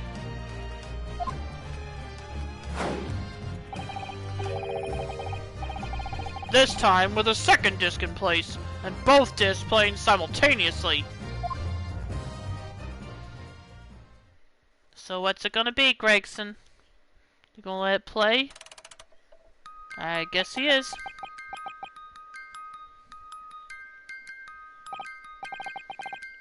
Oh, listen to that. It's unmistakable now. It's Morse code. Alright, I admit it.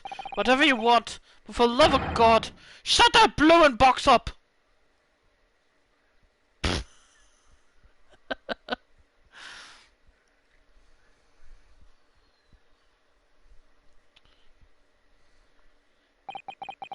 Let me ask you again then, Inspector Gregson.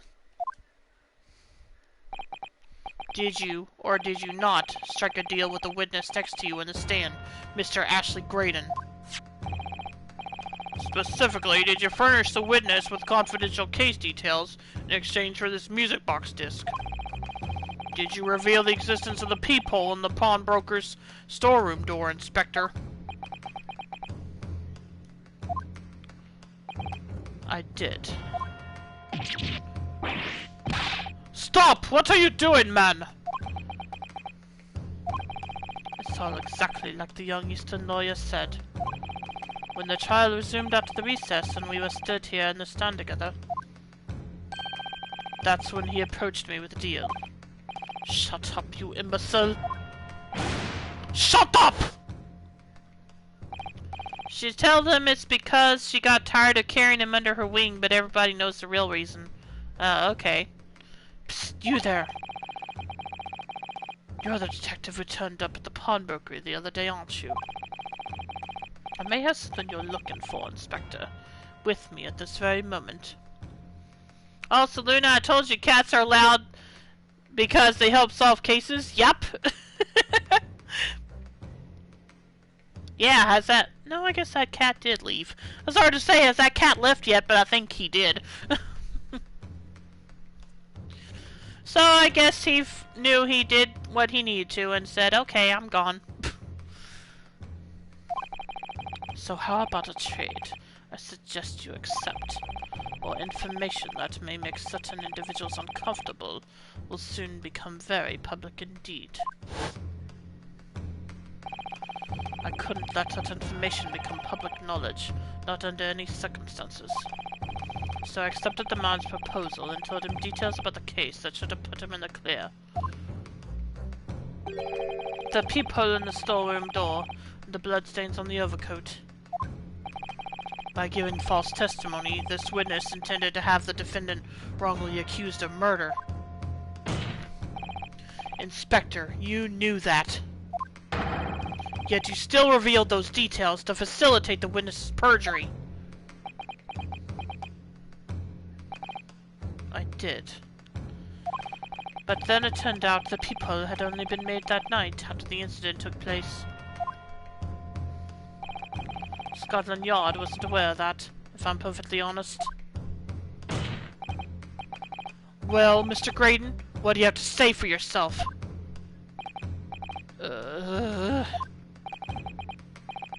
There's nothing and no one left for you to hide behind. You struck a deal with the inspector in order to escape conviction of a very serious crime. Namely this. You are the third intruder who broke into the pawnbrokery on the night in question. And you perpetrated the murder of the proprietor, Mr. Pop Windybank. You...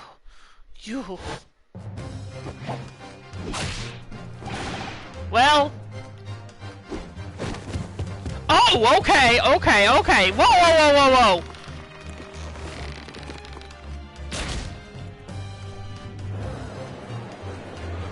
That escalated quickly. I have always been a fan of the heel turns when the good guys scare off the bad guys, and when one of them don't suspect anything, they gets the snot beat out of them. Oh, okay. Bailiff, restrain that man! At once!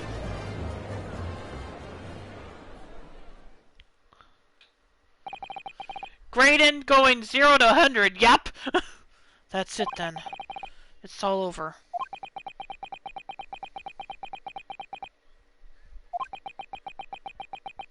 What happened to Gregson? Did he actually kill him, or... Because that's kind of what it sounded like.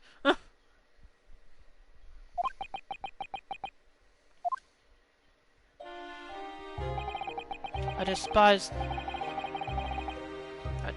my life growing up in those slums of vile places. I was cursed from birth, born into poverty, the son of a penniless artisan. My parents did nothing but quarrel all day long. What little money they had was never spent on me.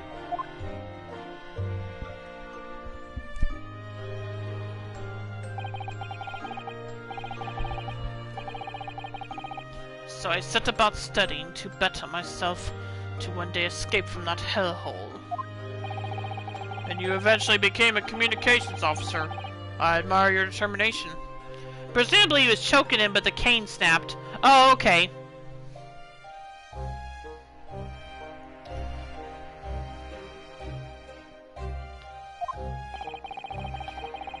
But then you decide to try to sell government secrets?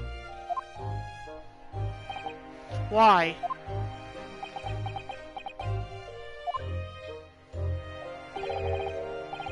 It's obvious, because I wanted the money. Even now, years later, nightmares of my life in the slums wake me in the small hours. Are we supposed to feel sorry for him? You could do it 100 times and I would never get tired of it. That makes sense.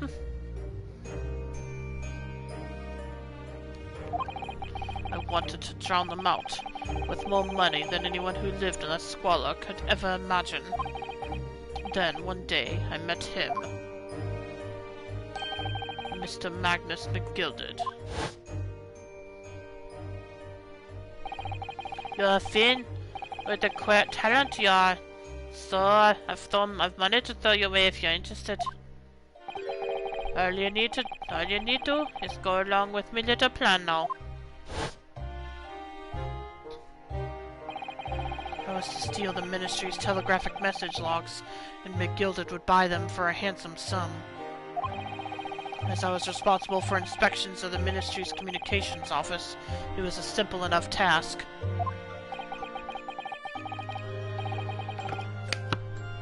The lure of the devil's offerings. How easy it is to succumb. But you must surely have realized the seriousness of the crime you were committing. And for that reason, I took great lengths to ensure that my actions were untraceable. By using the music box.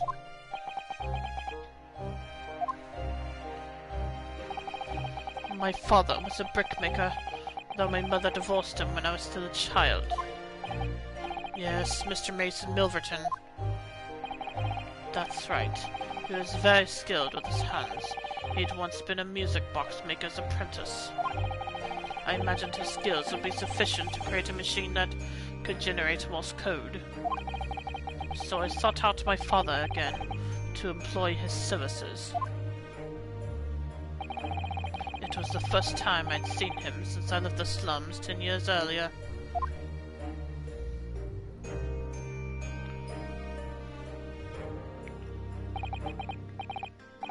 Look at you, Ashley. What a fine gent you become, eh?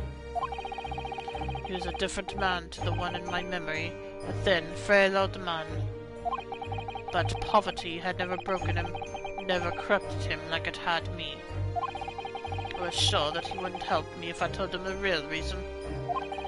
So I made up a story. I've got some work for you, Father. I need some music box discs made. Music box discs, eh? A musician friend of mine has written some music he wants to sell to the public. I brought the score with me. There are two, actually. I'd be delighted, son. It's been 20 years since I did any work like this, though. Fetch my tools, would you? There in the loft. That's how I had to make the two discs.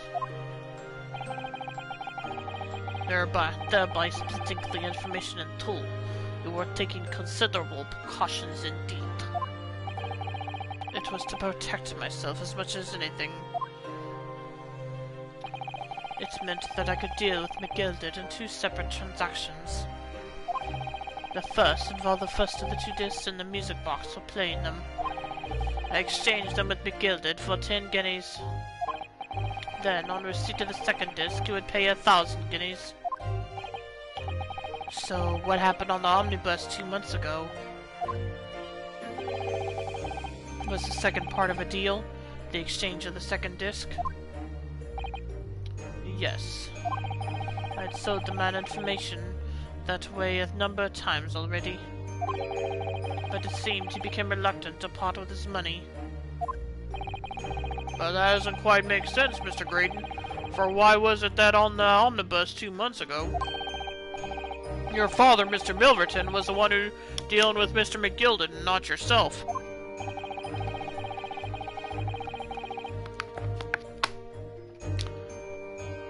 When I received the 1,000 guineas after my first completed dealings with with McGilded, I decided to give 200 to my father for his troubles.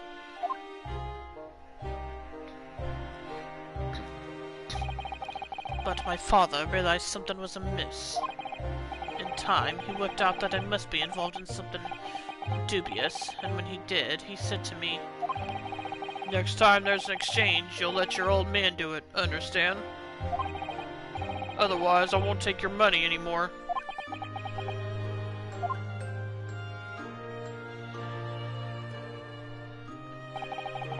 That was my father's way of dealing with it, I suppose.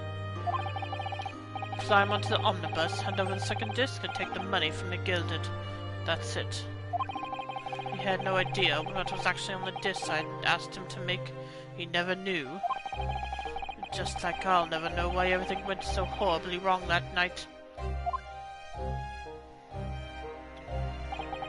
All I know is that the disc was taken from him, and he never returned home. Think I get it. Odds are if he'd been the one to take the disc, he might have been the one killed.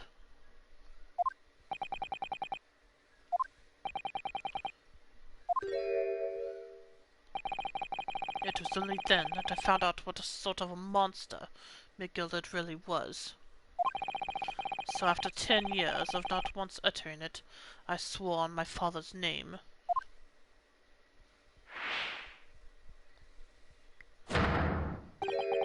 To exact revenge. Revenge? As anyone with even the remotest knowledge of the man will no doubt be able to imagine. McGilded brought all his wealth and influence to bear in the most despicable of ways. To crush any semblance of justice in his trial.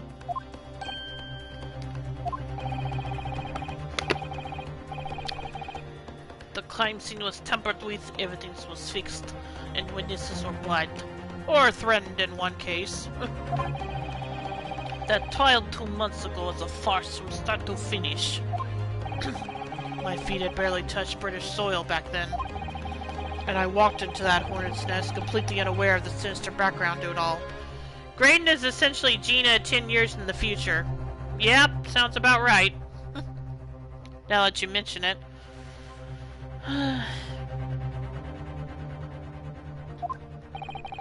I'd made plenty of money out of my dealings with McGilded by then, so I spared nothing in my arrangements 2 months ago. I knew exactly who to hire. If you're willing to pay the price, there are people in this city willing to do anything you ask. McGilded himself has shown me that. Are you saying that? I think you have the picture now. After he twisted everything to his favor in this courtroom to ensure that he walked free. Gina exists largely to show you how miserable the wealth gap in London is in London at the time. Yeah, that makes sense. I took matters in my own hands and delivered the justice that monster deserved. That tragic accident following the trial here 2 months ago was planned and executed by yours truly. McGilded's death that day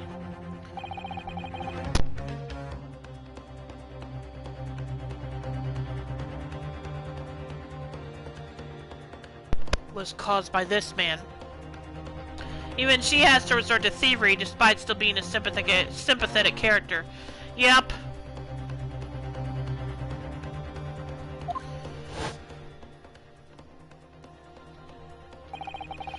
Everything is ready, sir. If you'd like to follow me into the courtroom. Oh, was that him?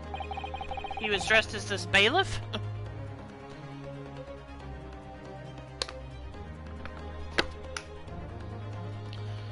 What's this, officer? 'Tis sooner than I was led to believe. I hope it's not inconvenient, sir. There were some changes to the schedule. Well, I must be making tracks now. It is time for the inspection. They're going to examine the omnibus again, so I'm told. I'm asked if I could be present for it myself.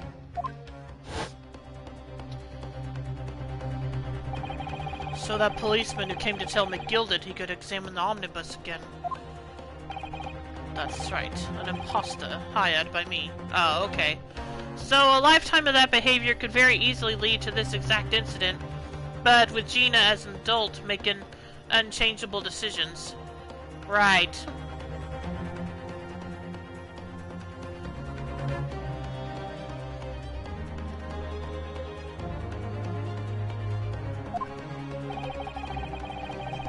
McGilded used his wealth to manipulate the trial. He paid people to adulterate the omnibus with all manner of false evidence. He threatened witnesses to lie in their testimony.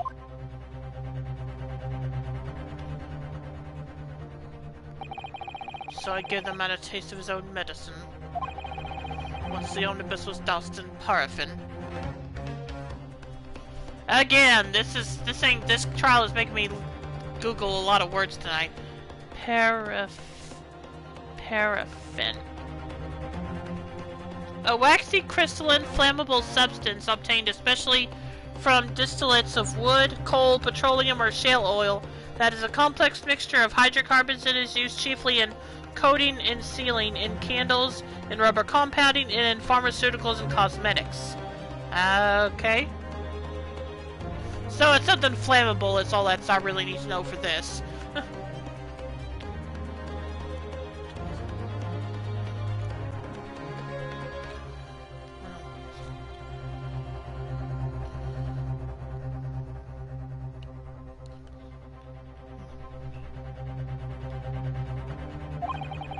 One of my sham policemen, you ushered McGilded inside and sent him on a one-way journey to hell.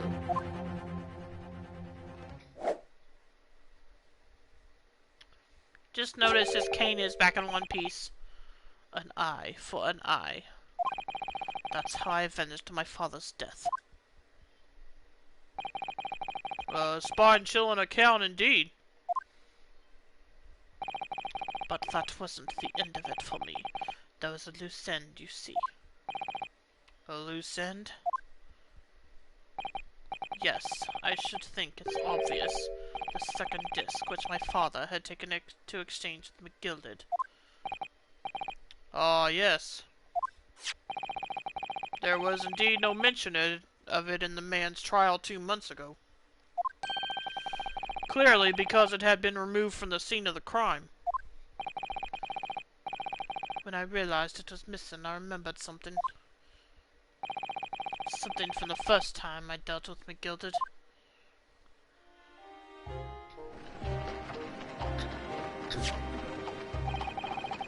This is the first of the 2 discs, and the music box you need to play them. Well, look at that now. What an ingenious little invention. So then, as promised, 10 guineas for you, young man. Oh, what's this? Windybank's pawnbroker, eh? Right, it's a pawnbroker's ticket, so it is. You can use it to redeem an article I deposited there for ye. There's no need to give a name, just hand over the ticket and tell the fiend the watchword. I put a jewel in pawn for ye. It'll fetch a good 10 guineas if you sell it, so it will. I've never heard of a pawnbroker being used in quite that way before. Have you not, Mr. Graydon? London's pawnbrokers are very useful places, you know. Each one is like an extremely secure vault.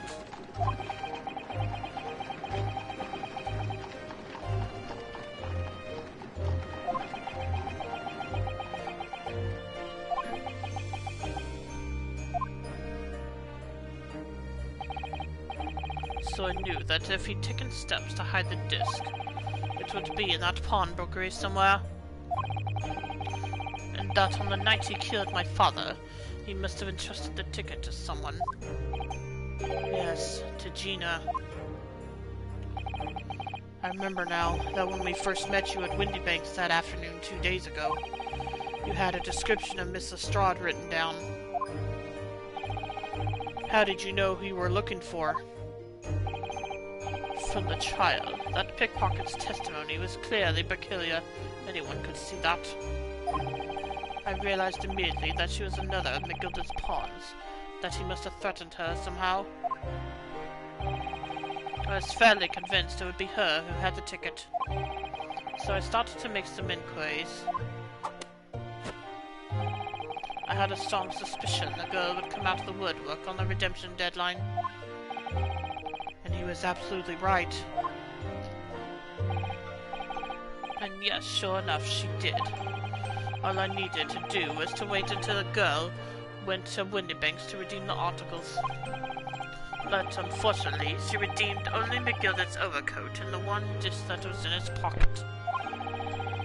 The all-important music box with the second disc inside was missing.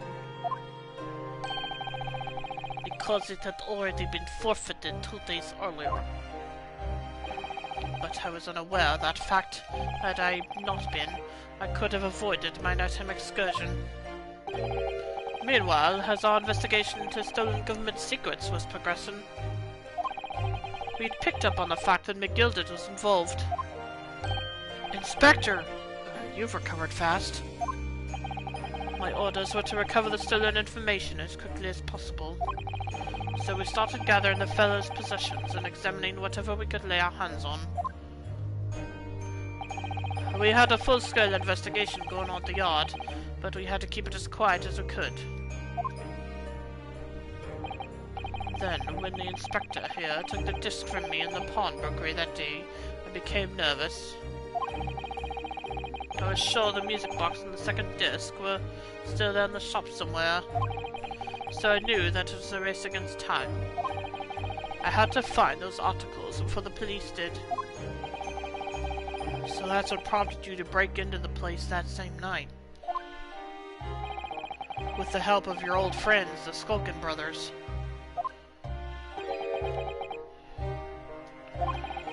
What happened that night in the pawnbrokery, I can only describe as a nightmare.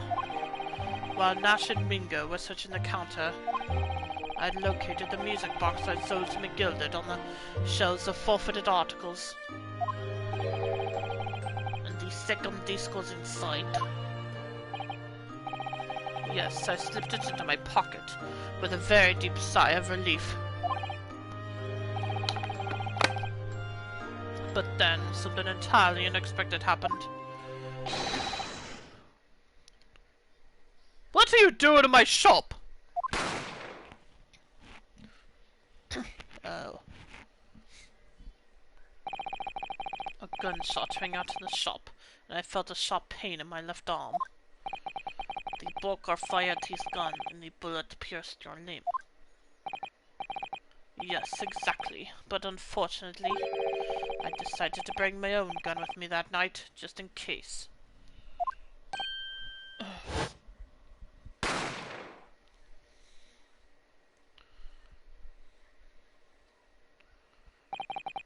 Before I knew what was happening, I'd fired back.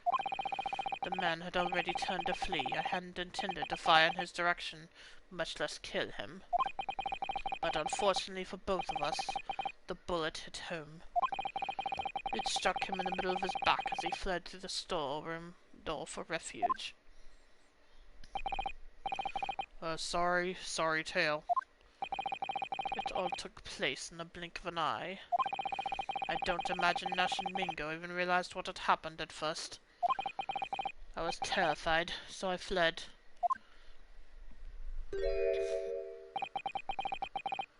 And that's the whole story. That's everything that happened at Windybanks on that wretched night.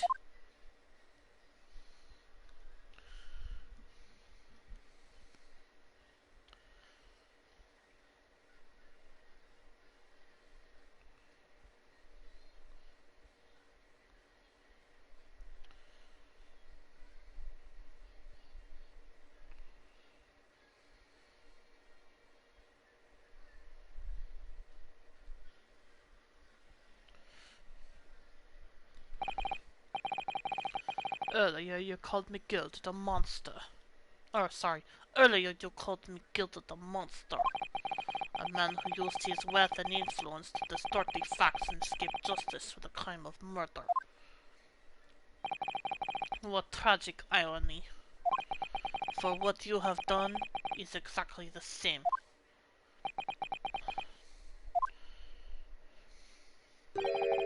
You've become the very monster you saw and despised so deeply in McGilded.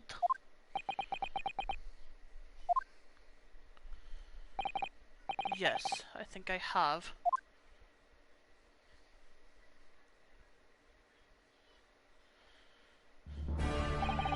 Well, this has been a long and exhausting trial. Oh, you're telling me.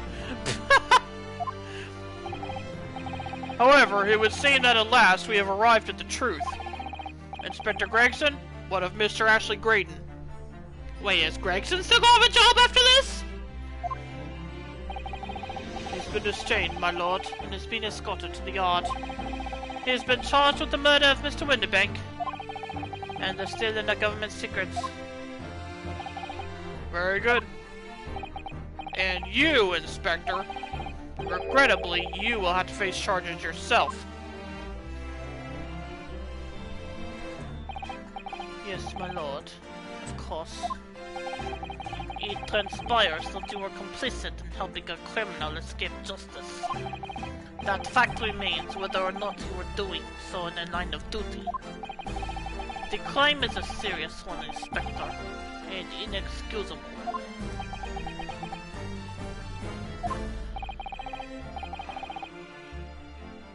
Now, to the defendant, Miss Gina Lestrade. Yeah? It is time for the final adjudication. Is the jury ready, Mr. Foreman? Yes, sir. Guard squadron, stand by, sir. This is really it now. The last push, the final call, the finishing whistle. My men are ready to deliver their verdicts. And women, but whatever. Thank you, Mr. Foreman. Very well, ladies and gentlemen of the jury. You will now declare your final decisions to the court. Not guilty. Not guilty. Not guilty. Not guilty. Not guilty. Not guilty.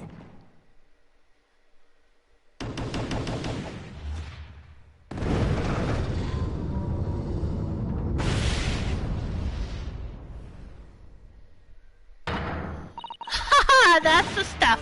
I'm off the hook. Finally, Reno, you finally managed to do it. Finally is the word. I really wasn't sure if we'd come out on top for a while there. Susie was right. You're the best lawyer in the world. Miss Lestrade, I am not finished with you yet. Eh?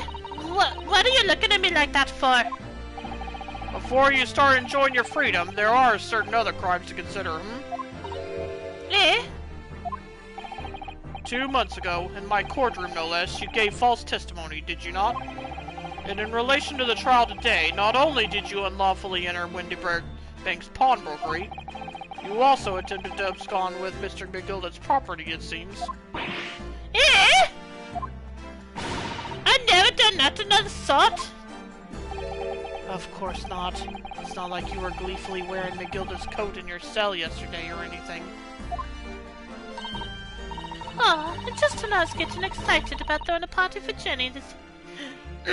Excuse me. Aw, and just when I was getting excited about throwing a party for Jenny this evening.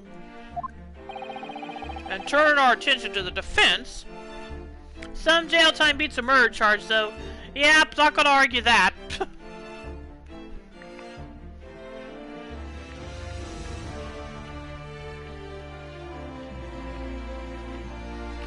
And turning our attention to the defense, determining that when played together, the music box disc contained a message in Morse code was, well, it was certainly a most unexpected revelation, counsel. Quite so, my lord. The prosecution was caught entirely off guard.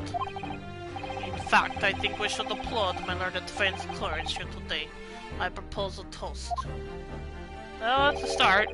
To demanding that government secrets be disseminated before the entire courtroom. Very sorry about that. It was the only way that I could get Inspector Gregson to admit what he'd done, so... If I may say something on that point, it's not... Oh, her. It's, about the sounds produced by the music box before. I do wonder if that was really Morse code at all. What? What are you saying, madam? Oh, well, it's just that I'm really rather fanatical when it comes to Morse code, you see. So much so that the whole world seems to be covered in dots and dashes to me, in fact. Goodness, madam. An unhealthy level of obsession, one feels. Well, yeah, considering she was fangirling over her boss.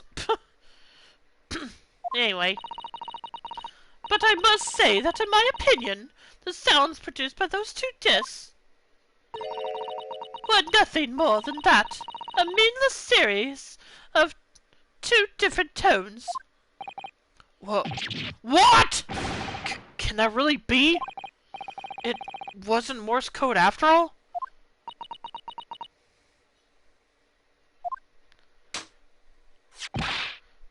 My lord! The defense would like to listen to the music box again. Are you off your nut? How many times do I tell you? Those discs contain ministerial secrets, Sunshine. But this courtroom is not an appropriate forum to discuss the nature of the government communications. We know McGilded conspired to trade national secrets with our enemy, secrets acquired from Mr. Graydon. Now that the man has admitted to his crimes, we have no need to pursue the matter further. That's really going to bother me.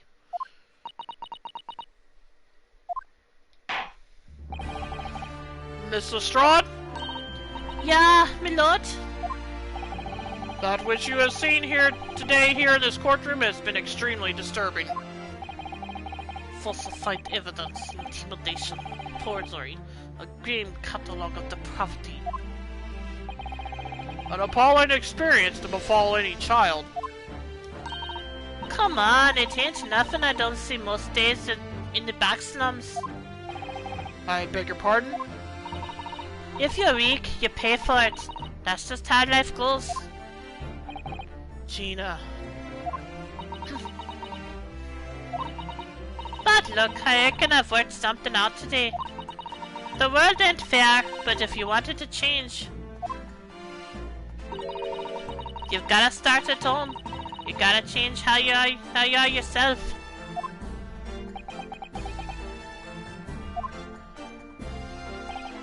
Well, that's a very laudable lesson, I would say. I eagerly look forward to the born-again Miss Lestrade never gracing my courtroom with her presence again.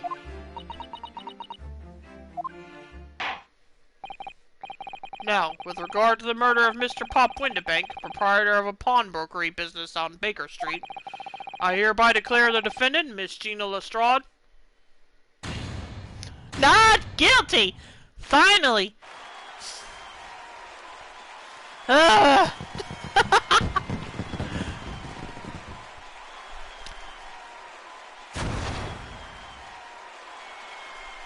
Don't fire that in the courtroom, Gina! My goodness!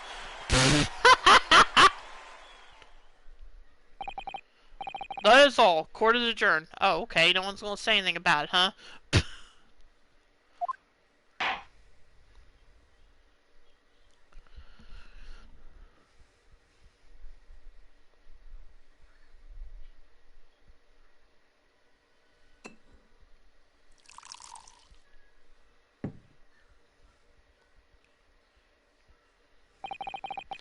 On a personal note, I must say you surprised me, my Far Eastern friend.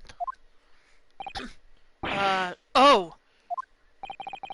Despite being a Nepalese, you saw through the pretense to the malice that festered within that Englishman, and at the same time saw through the grind to the surprising heart of your English client. You have a curious talent for judging character, especially considering our very different cultures. I don't think there's anything curious about it. Whether we're from the Empire of Great Britain or the Empire of Japan, we're all human beings. We're not so very different on the inside.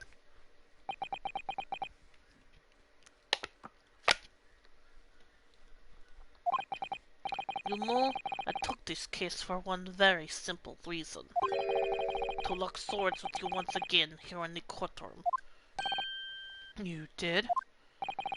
When I encountered you for the first time 2 months ago, it reminded me of toasting friendship and trust with another Nepalese, only to find my trust betrayed. Through you, I hope to look into the eyes of the man I once knew, and try to understand. You mentioned something similar earlier today. about total betrayal at the hands of the Japanese. What happened exactly? Well, you may ask. And one day, when the time comes, you will learn the answer, whether you like it or not. Alright, then I'll wait for that day if I must.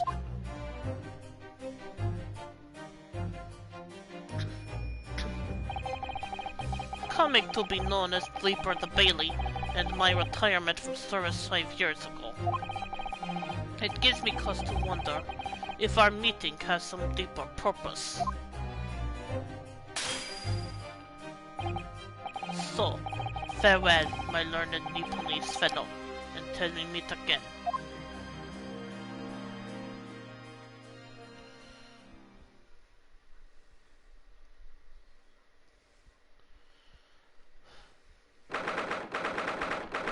April 17th, 5:24 p.m. The Old Bailey, Defendant's Antechamber.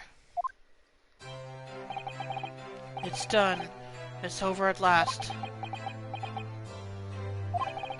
But where's Iris disappeared to? Ah! Ah! Congratulations, Gina. I knew it all along.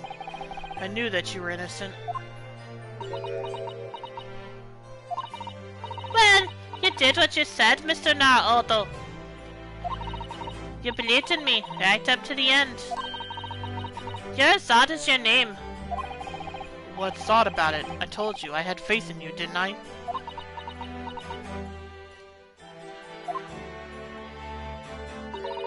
No one ever asked before, see. Kept a promise, I mean, properly. That's awful. I figured something out today. All my life growing up in the slums, I never trusted no one. But that's just cause I've been scared of being stabbed in the back. I mean, the more you trust someone, the more it hurts when they let you down.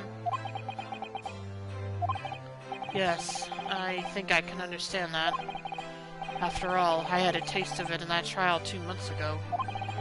I chose to trust someone, and paid for it. That betrayal left a big scar. You know, though, Gina, I worked something out quite recently, too. Trusting in someone else is really an exercise in learning to trust yourself. And when your gut tells you it's the right thing to do, and your trust is awarded, there's no better feeling in the world. I think I have you to thank for reminding me of that valuable lesson. Oh, well, if you say so. Don't make a fat lot of sense to me, though.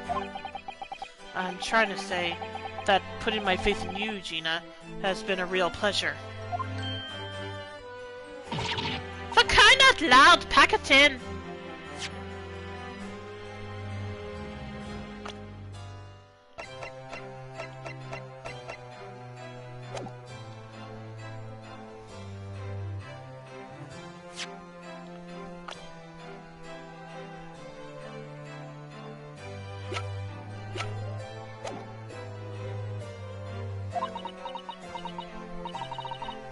But I suppose I sort of feel the same way. I mean, sometimes trusting someone else is, you know, alright. Thanks. This is the way I see it, Rinosuke. A defense lawyer is only as good as his faith in his client. And that comes down to how much faith he has in himself. After this experience, I'm starting to feel like I understand what you mean. Kazuma.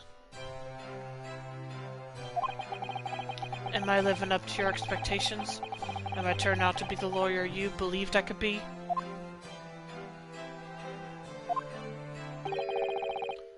Pardon the interruption. Oh, pardon the interruption, but what the deuce does a man have to do to be noticed around here, my dear fellow? Ah, that voice. It's too late for that voice now, Mr. Naruto. I've been standing here patiently in the corner of the room for an eternity. Oh, yes, it was me all along, I would have said when you finally noticed me.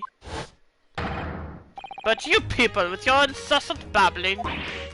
Ah, Mr. Sholmes! Ah, yes, it was me all along. You see? Gosh dang it. I'd assumed you'd been taken back to the hospital, to be honest. Indeed I was, but I managed to escape again. Oh. I happened to be aware of one or two foibles of the doctor who was tending to me. I merely made my knowledge of them known to the man, and he happily issued me with a leave of absence. How very above board. But enough of my adventures. That was a fine victory, Mr. Naruhodo. Your tireless efforts were justly rewarded, I feel. Congratulations, Aunt Order. As a close friend, I tip my hat at you. Oh, thank you. Humph! Some great detective you are. Great at being cold as ice, maybe. Have I irked you in some way, Mr. Stott? Well, you've been having a snooze in your nice soft bed. Some of us have been fighting for our lives. Oh, well, that bullet did cause me to lose a substantial amount of blood, it's true. So I have indeed been feeling somewhat cold. Not perhaps as cold as ice, but, well, have a feel. Could you take your hands off my neck, please, Mr. Sholmes? And in some way, I suppose, congratulations are in order for you too, Mrs. Stott. What's that supposed to mean? Why so half-hearted? Well, naturally, it isn't my intention to alarm you, but... an acquittal in a trial with that particular prosecutor is perhaps a little precarious. Well done, Mr. Sholmes, not alarming in the slightest.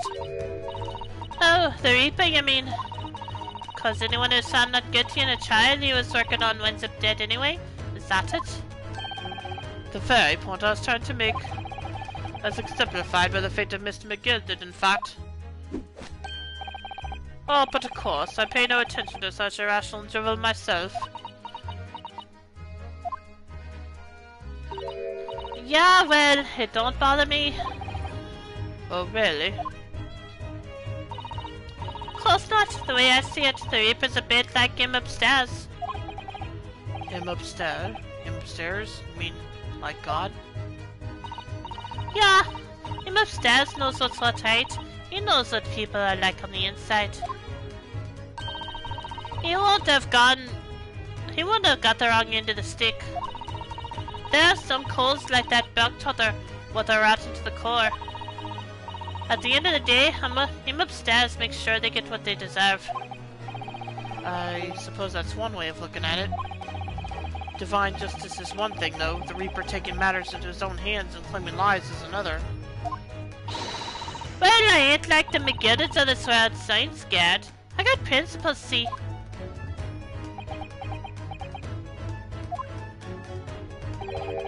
A trait in you which is to be admired, Mr. Stott. Oi! Just give it to us, alright? As I was saying, congratulations, Aunt Order. The news of your acquittal was very welcome news to me indeed. Let me express my heartfelt congratulations, Gina. Well, there you are, Hurley! How long have you been here? Honestly, I went to the main entrance especially to meet you there. Ah, Iris, my dear, I do apologize. But wait until I tell you what happened. This pair made utter fools of themselves. What happened?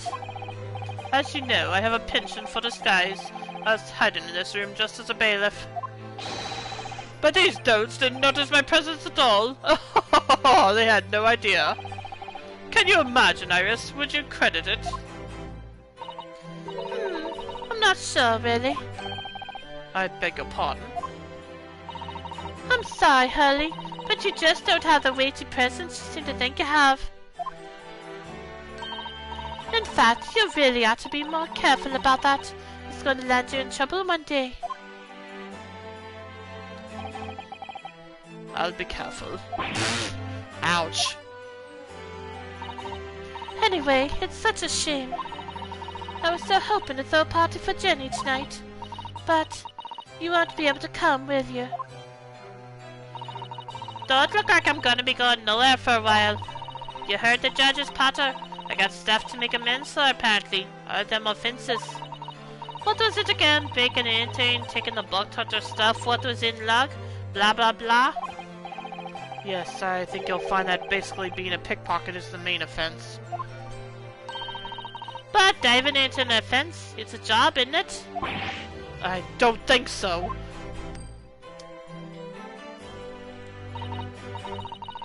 Still, it just got me thinking all this. Maybe I should start looking for another line of work. I mean, you didn't start off as a lawyer, did you, Otto? Well, no. But I was never a pickpocket. Well, anyway, I reckon I can make a change. I'm gonna do something for all of them a lot like me from the slums. Something that makes a difference for them. That's a wonderful idea, Jenny, and I'm sure you can do it.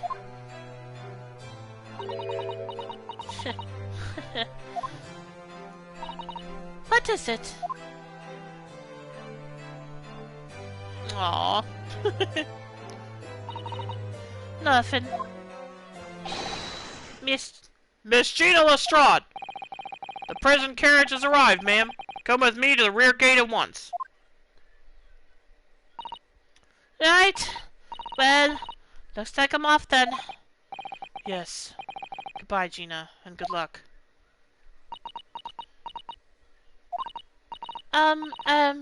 Otto? Yes?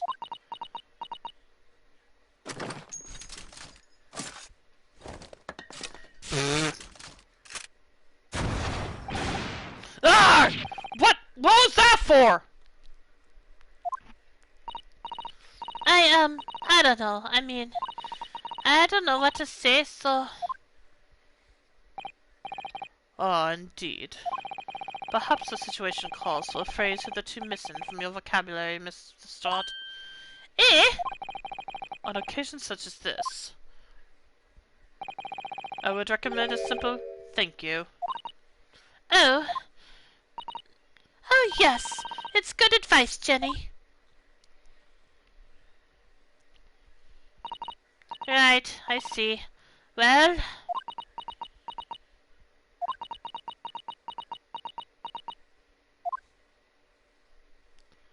Oh. Thanks, Otto. Oh. Oh, oh my gosh! Oh, she's so cute! Thank you for everything what you done, for believing in me. Not at all. In fact, that should be my line. Thank you, Gina.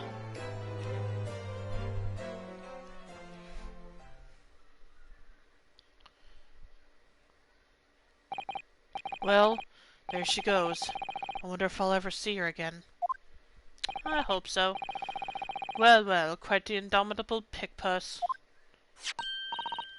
Oh, I nearly forgot about the paper outside. It's a special edition, and there's China's all over the front page. Pickpockets, innocence proven. Isn't it wonderful? You should have shown it to Jean, Iris. She would have been thrilled. Oh no, how silly of me. Ah, but anyway, would you look like the good news or the bad news? Not again. Well, what do you say, Reno? Hurley? As usual, I think I'd rather get the bad news out of the way first. Absolutely not. I have no intention of listening to anything but good news. And there you have it. How people answer that question says a lot about them, doesn't it? Let's not go there. Alright then, maybe let's start with the good news this time. The rain has finally stopped. It is a record level of rainfall apparently. Well, that is good news indeed. We can journey back in greater comfort. Alright then, what's the bad news? The huge storm has left the seas very choppy. The channel in particular is awful, so sailings out of Dover have been delayed by a day or more. If that's just going where I think it is, this is actually good news. Wait, Dover? That's right, if we head to the station immediately. We may still be making 10 time to wave Susie off. But, there won't be a train, surely. We couldn't be that lucky. Who do you think I am, Mr. Nahodo? Mr. Sholmes? I rushed to Victoria Station earlier and made arrangements for a special express. If we hurry now, we shall be there in time for dinner. And I know of a fine restaurant that serves the most delicious baked sole. I don't... The great detective does it again. Indeed he does. I happen to be aware of a number of the rail transport director's foibles. What? I merely made knowledge of them known to the man, and he happily laid on the locomotive. Elementary.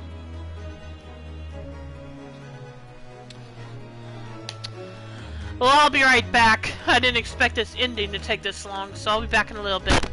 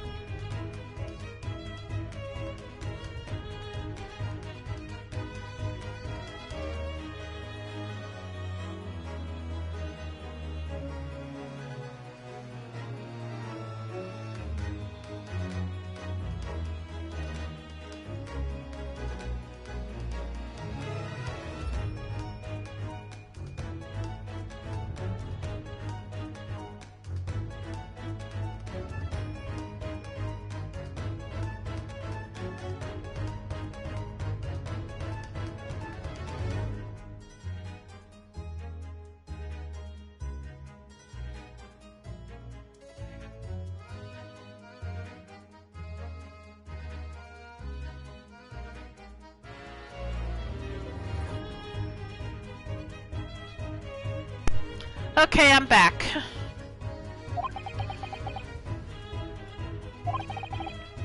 Just an idea, but it might be wise to stop manipulating people that way. What are we waiting for then? To London, Victoria?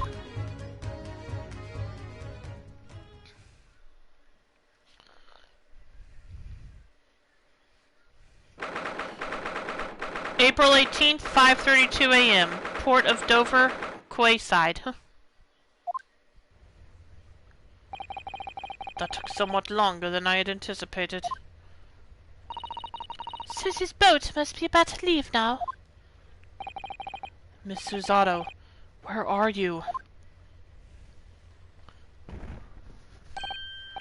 Over there, look! It looks like she's reading something.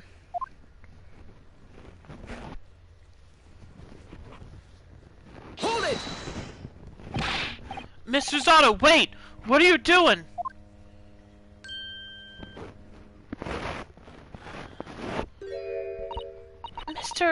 Mr. Naruhodo? What are you doing here?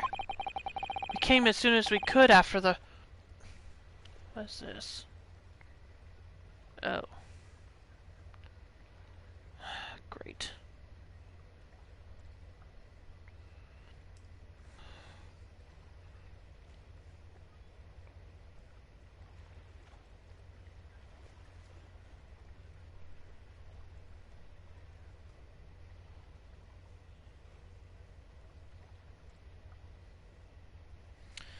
Well, just a moment again. I'm sorry.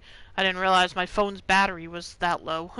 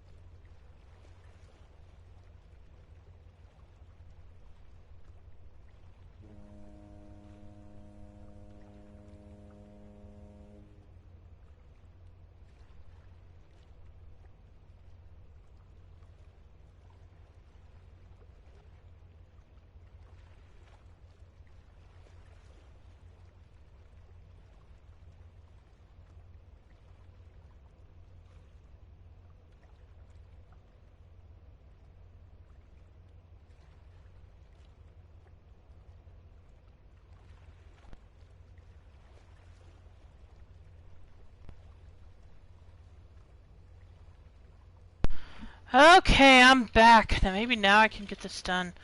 Ugh. Things keep coming up.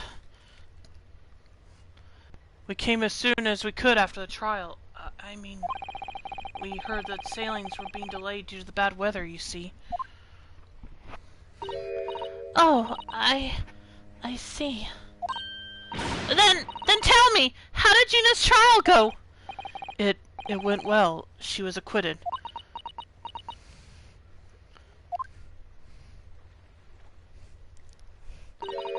That's wonderful.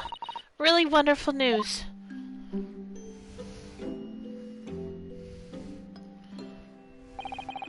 The that book you were about to throw into the sea.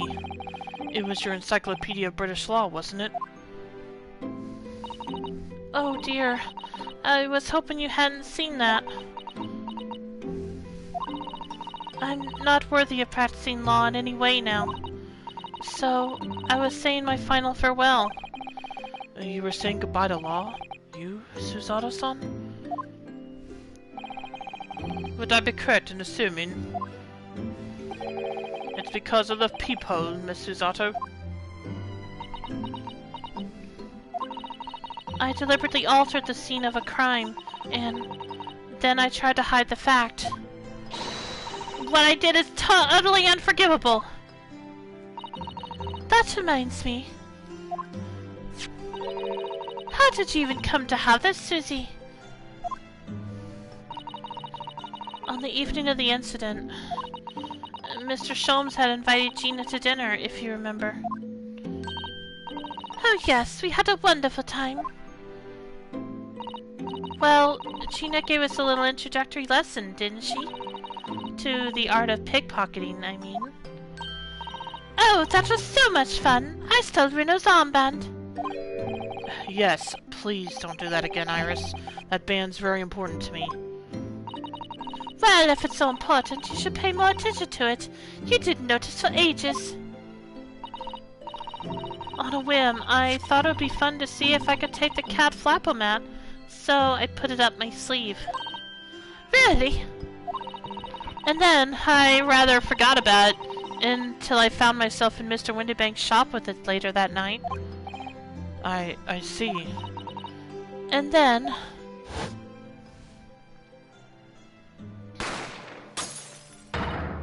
Ah!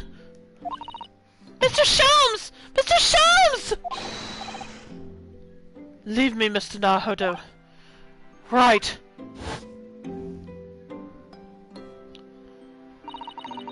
After Mr. Naruhodo had left the shop, I started to think. That door started to play on my mind. The storeroom door, you mean? Yes, if Gina was anywhere in the shop, I realized it could only be beyond that door. And at that moment, the little device that I had up my sleeve sprang to mind. I was so worried about Gina, I simply had to know. So, you used the cat flapper-mat to make the peephole in the door. As captured in a photographic print of the shop. By one of Hurley's red-handed recorders. Indeed, it was of the first importance, that point. Precisely when the peephole was made, that information would prove to be Mr. Naruhodo's greatest weapon. Though, naturally, without proof, it would have amounted to nothing. But when I looked through the hole in the door, the sight that met my eyes made my blood run cold. Thoughts started to run through my mind. I remembered that trial 2 months earlier. The trial of Magnus McGilden. I thought about how he had manipulated the evidence and arranged false testimony to secure his freedom. It made the British justice system feel very dark and sinister to me. And then, a terrible thought occurred to me. What if some wicked criminal was planning to do the same thing now? Because from the appearance of the crime scene, it looked exactly as though Gina had shot Mr. Windybank. Even though I was sure she would never have done such a thing. You worried that the true culprit would try to frame her for the crime. That's right. But then I realized it would be very difficult for anyone to give false testimony in this case. What do you mean? Well, the crime appeared to have happened behind the door of a locked room. For someone to claim falsely to have witnessed it, there would have to be a way to see beyond the door. Ah! For which a peephole would be the very thing. Only the peephole I had made wasn't actually there until after the crime had been committed, of course. And the criminal would know that. so it wouldn't make any difference. But the possibility of a rather ingenious trap was there, was it not? A trap? Is that why she did it? So, is that why you kept it a secret, Susie? You never mentioned that you made the peephole to anyone, not even to the police. I know. I knew at the time what I was doing was wrong. A criminal offense, even. That's why I decided to confide in Mr. Sholmes. If Mr. Naruhodo was completely backed into a corner, with no other possible means of escape, the truth about the peephole could save him. That was my plan. She really does think of everything. But then, why didn't you just tell me everything before the trial began? My dear fellow, you're not thinking straight. If she had done that, it would have rendered you complicit in the whole escapade. Ah. You could have been disbarred if you had been seen to have knowingly tampered with the crime scene. So Mrs. Otto decided to shoulder the burden of responsibility alone. For your sake and Mr. Stodd's. Mrs. Otto. The truth is, when it happened, I did it because I lost a little of my faith in the law. Oh. I was worried that the right person wouldn't be convicted of the crime. But the moment I allowed myself to think that, is the moment I lost my right to call myself a judicial assistant.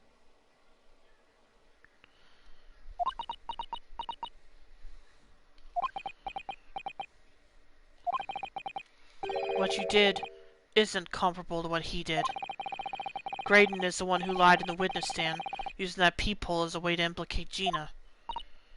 And besides, if the peephole inconsistency hadn't existed, I'm not at all sure that she would have been acquitted in the end. Mrs. Otto, what you did saved Gina's life. Well, with your kind words, Mr. Naruhodo, you saved me too, from my regrets.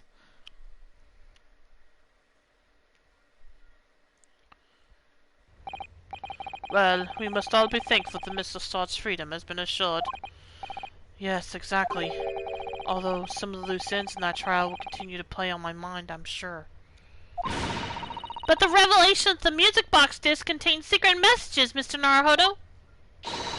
What a triumph to work that out. I'm full of admiration. Well, actually, that argument wasn't quite as compelling as I thought it was. Oh, it wasn't? There was a communications officer among the jury members, you see, a telegraph operator.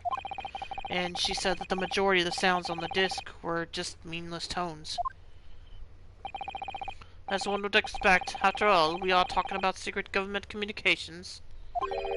No doubt they were written in cipher to avoid being readily understood should they have been intercepted.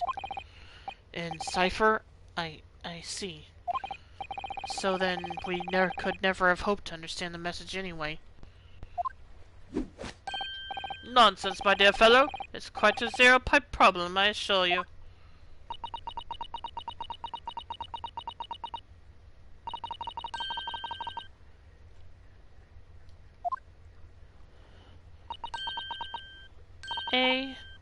Soki?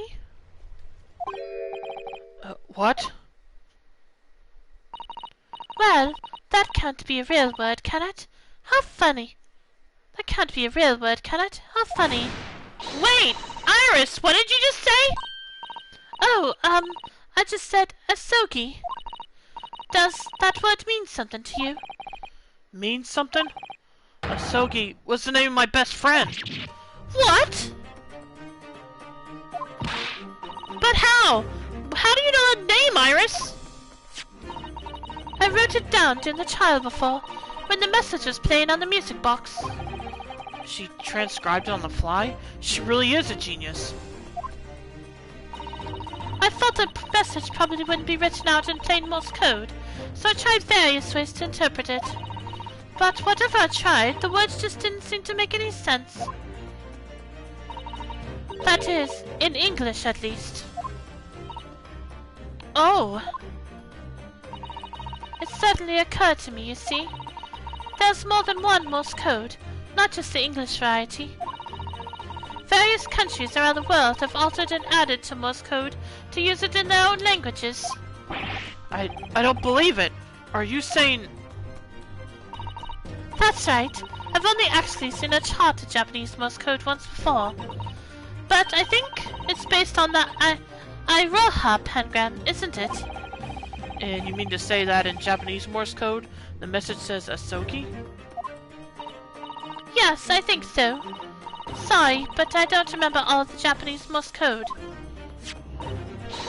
Iris, would you let me see that? Miss Susato, do you know it? Do you know Japanese Morse code? Yes, I spent some time studying it. Because I'm quite sure Morse code will become ever more important for international communications. Then might I recommend, my dear madam, that you focus your efforts on the English version. Be that as it may, Iris, show me the message, please. Of course.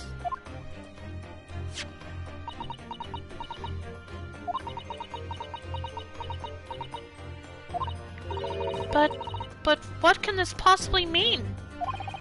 Whatever is in that long sequence of supposedly meaningless dots and dashes. It's made the color drain from Susato-san's face. There's no doubt that this message is written in Japanese Morse code.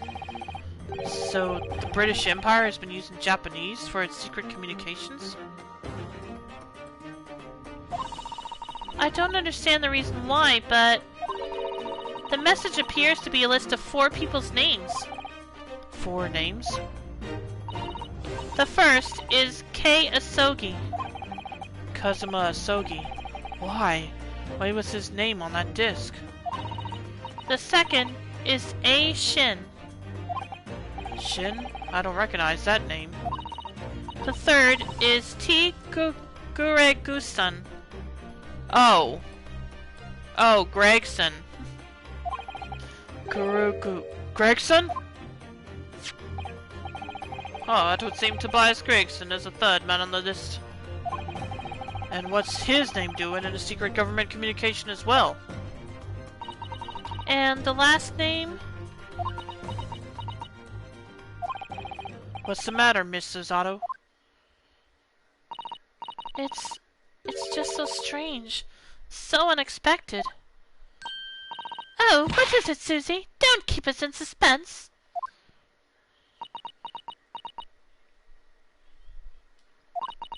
The last name is J. Wilson. Oh. What? Wilson? John H. Wilson. You mean Daddy?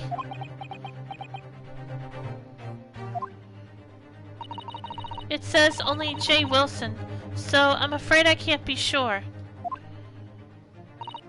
Then, after the 4 names, it reads, if I translate from Japanese, that is all 4. And that's the end of the message. Or, rather, the end of what you noted down, Iris.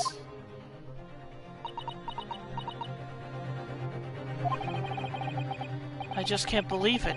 Who would ever have thought that those discs contain Japanese Morse code?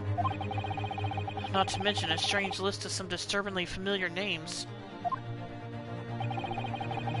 It would appear that this particular message, it's a communication of some kind between Great Britain and the Empire of Japan. So, Daddy could be in Japan then, where Susie and Reno came from? Oh, well... No, it's not very likely, really, is it? I mean, there are thousands of people with the surname Wilson, and there must be lots of J's among them.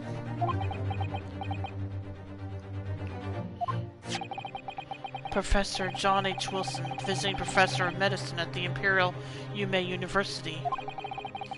But we can't tell Iris about that now. We just can't. This is so strange. Somehow, in solving the case of Mr. Windibank's murder today, I feel like I've rolled back a boulder at the mouth of a very dark cave. I do wonder if perhaps it's a dark cave that we shouldn't go wandering inside.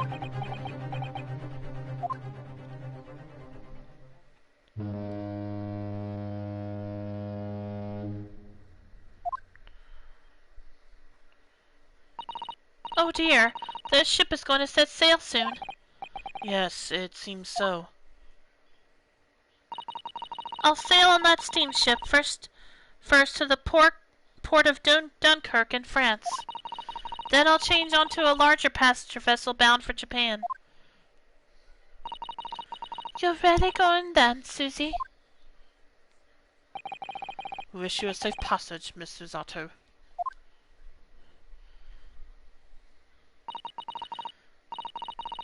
Thank you so much. I wish all of you the very best. Mrs. Otto! I had hoped to have you always at my side, to guide me and support me. Mr. Naruhodo! Please, come back soon. As far as I'm concerned, you really are the very best judicial assistant in the world.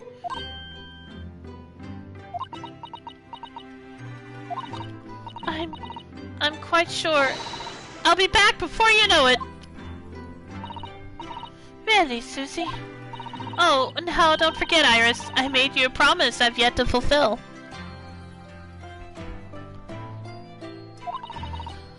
A promise? About your manuscript. Ah. Oh yes, the Hound of the Baskervilles. Well, I'll be waiting for you then, Susie. A promise is a promise. Definitely, Iris.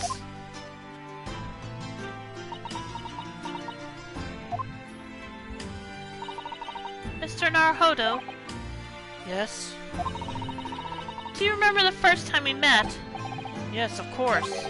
On the SS Burya, when I was dragged out from that wardrobe still half asleep. If I remember rightly, you threw me halfway across the cabin with a Zato takedown. You know very well that I'm talking about after that. It's strange, but being thrown together as we were in that case, I somehow felt straight away that you were the perfect person to continue Kazuma-sama's great legacy. Miss Susato. And my instincts are right. I really want to believe. No, I'm sure that. I'll be back soon. Farewell until then.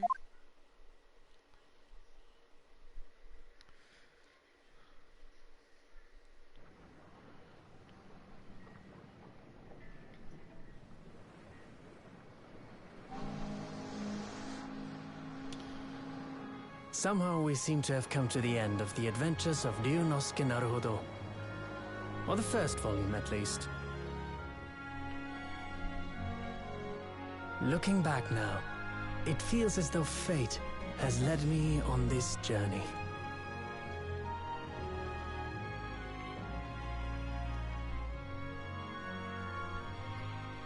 Fate led me to becoming a lawyer, to traveling halfway around the world, to meeting the great detective.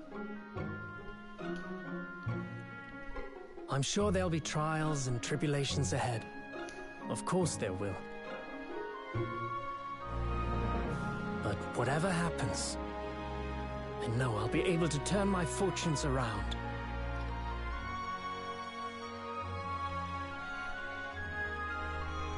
After all, I have the greatest friends in the world on my side.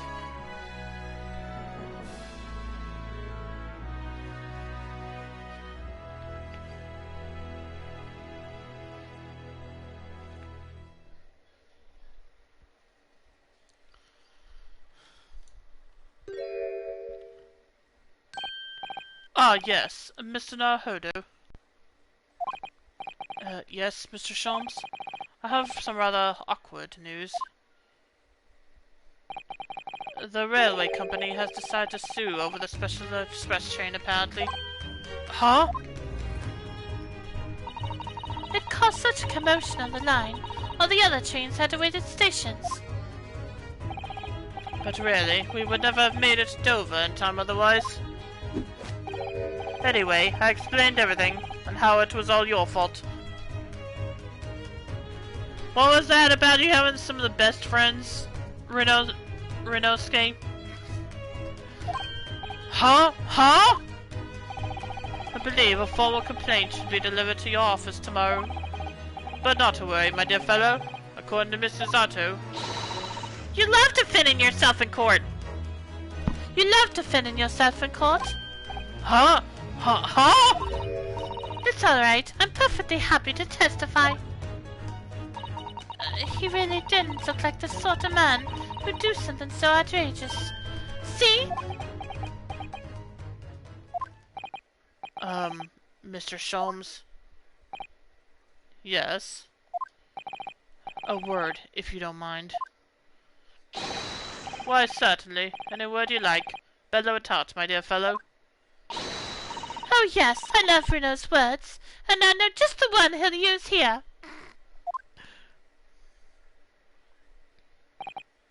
Then, I really must say... Objection!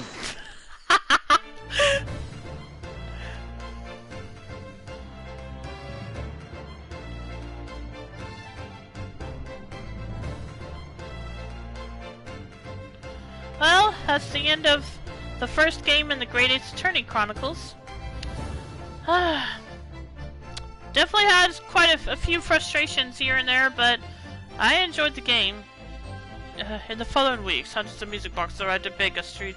Something was afoot, though it transpired I had ordered them all myself. So I advertised them for sale, with used by Mr. Sholmes to solve an important case. And the money I've earned consulting detective work says it pays a pittance by comparison.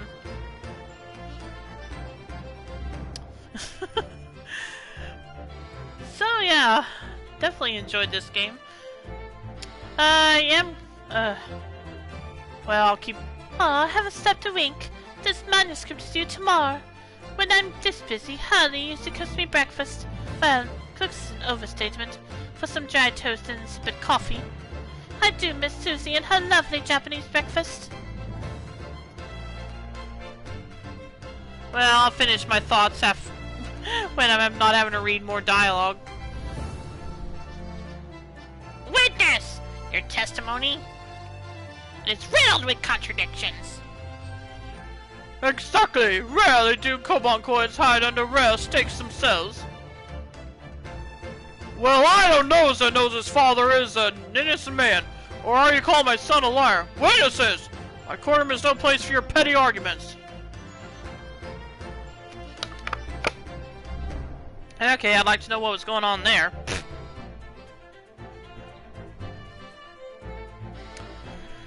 Having delivered the Russian dancer to shore in Shanghai, I had but last night I apprehended an extremely suspicious Japanese national on board. I've done nothing wrong! All I did is give one highest offspring refuge in my pocket! A man brings some kittens on board and suddenly he's a Hun criminal! It's not fair!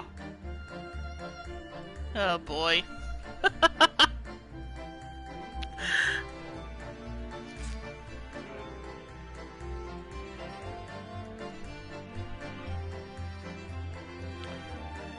Scientific investigation will be the gold standard for policy policing in the new age.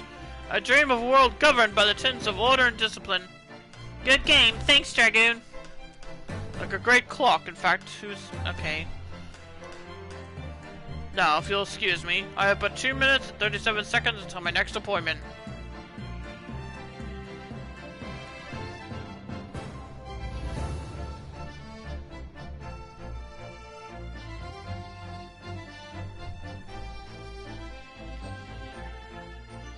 The latest Haunts magazine is out, and I'm in it again.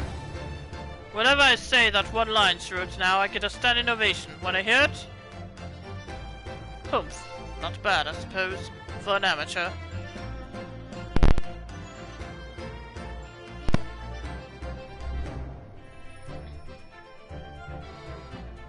Oh, her ladyship puts me to shame.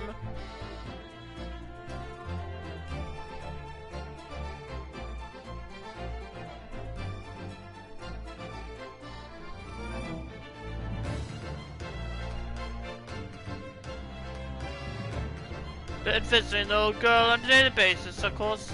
Joni, my old jailbird. Must say, battling with those bald stairs every day has done wonders for this. Me managing rather well with the housework too. Got this maid business taped up, I'd say. Hope the gossiping neighbors don't realize the man of the house is their own maid.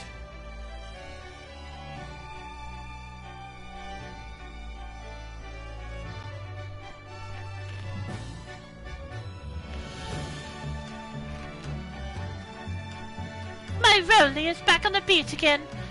All thanks to the Reaper. There's nothing I enjoy more these days than hunting I'm a better Bobby now, looking out for Londoners, than job taping is and my lovely wife. Oh, Pot. Oh, Rowley.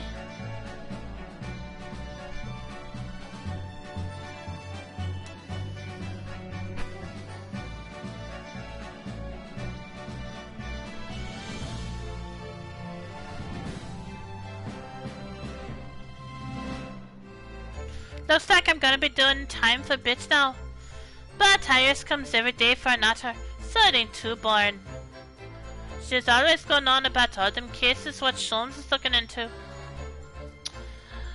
Criminal investigations are kind of interesting when you get into them.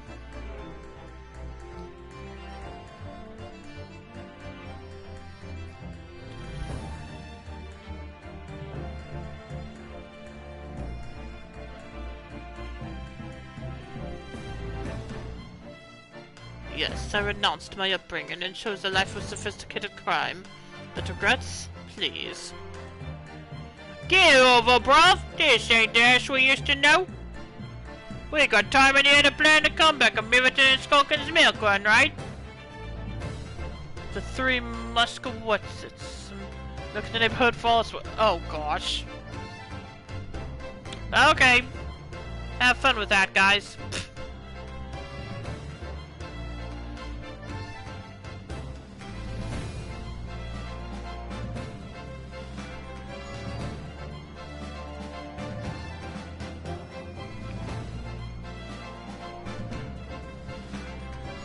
This past 6 months has been a time I shall remember forevermore. Painful goodbyes and wonderful encounters. I've come to realize that's what life is all about. Naruhodo-san, I promise, your assistant will return to you one day.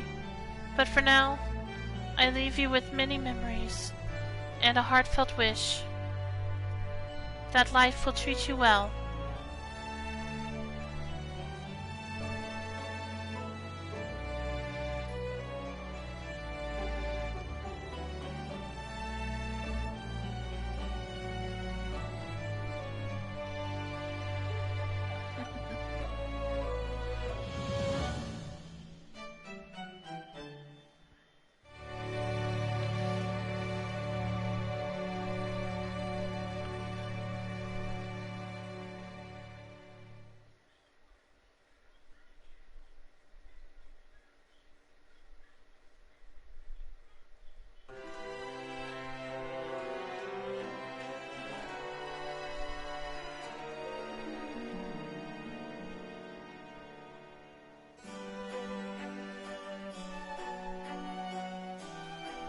Okay, now that we're done with that, let me go and continue giving my thoughts. Like I said, definitely enjoyed this game, but I think I'm gonna be taking a break from this game before I play the second game in this collection. So, and I'm not gonna outright. I kind of want the game I'll start on next Tuesday to be a surprise, but I will give a few hints.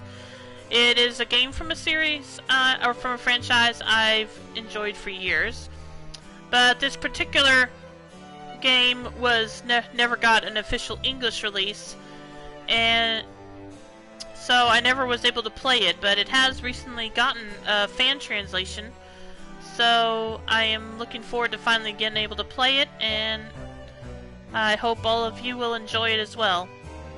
If any of you think you might have an idea what it is, you can send me a DM, and I'll tell you if you're right or not. But if not, but if you can't guess what it is, you will find out next Tuesday.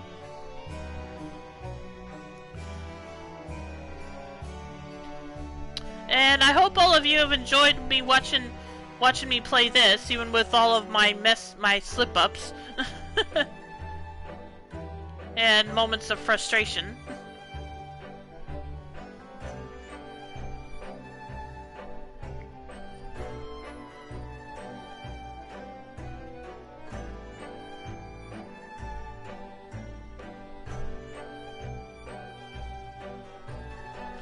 But even with those frustrations, I really did enjoy this game,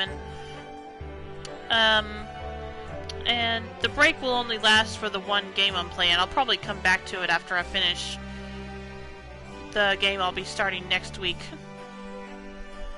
So...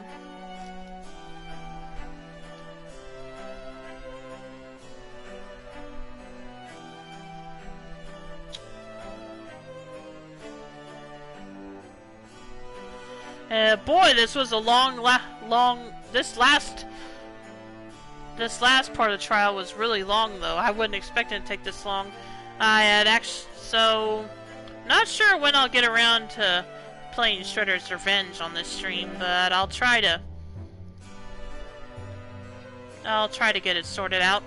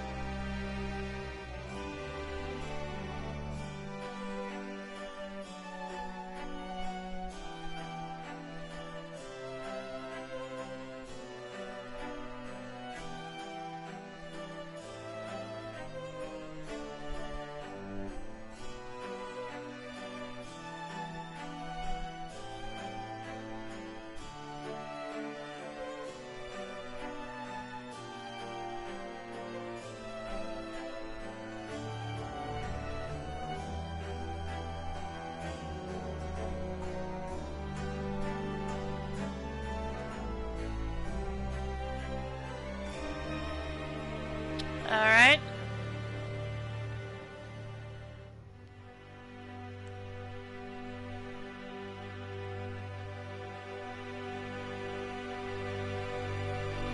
The Great Ace Attorney Adventures, Finn. Alright, so that's the end of the first game.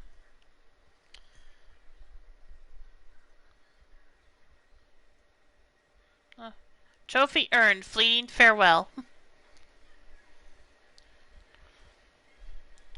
For completion of episode 5 of the Great Ace Attorney Adventures from its opening chapter.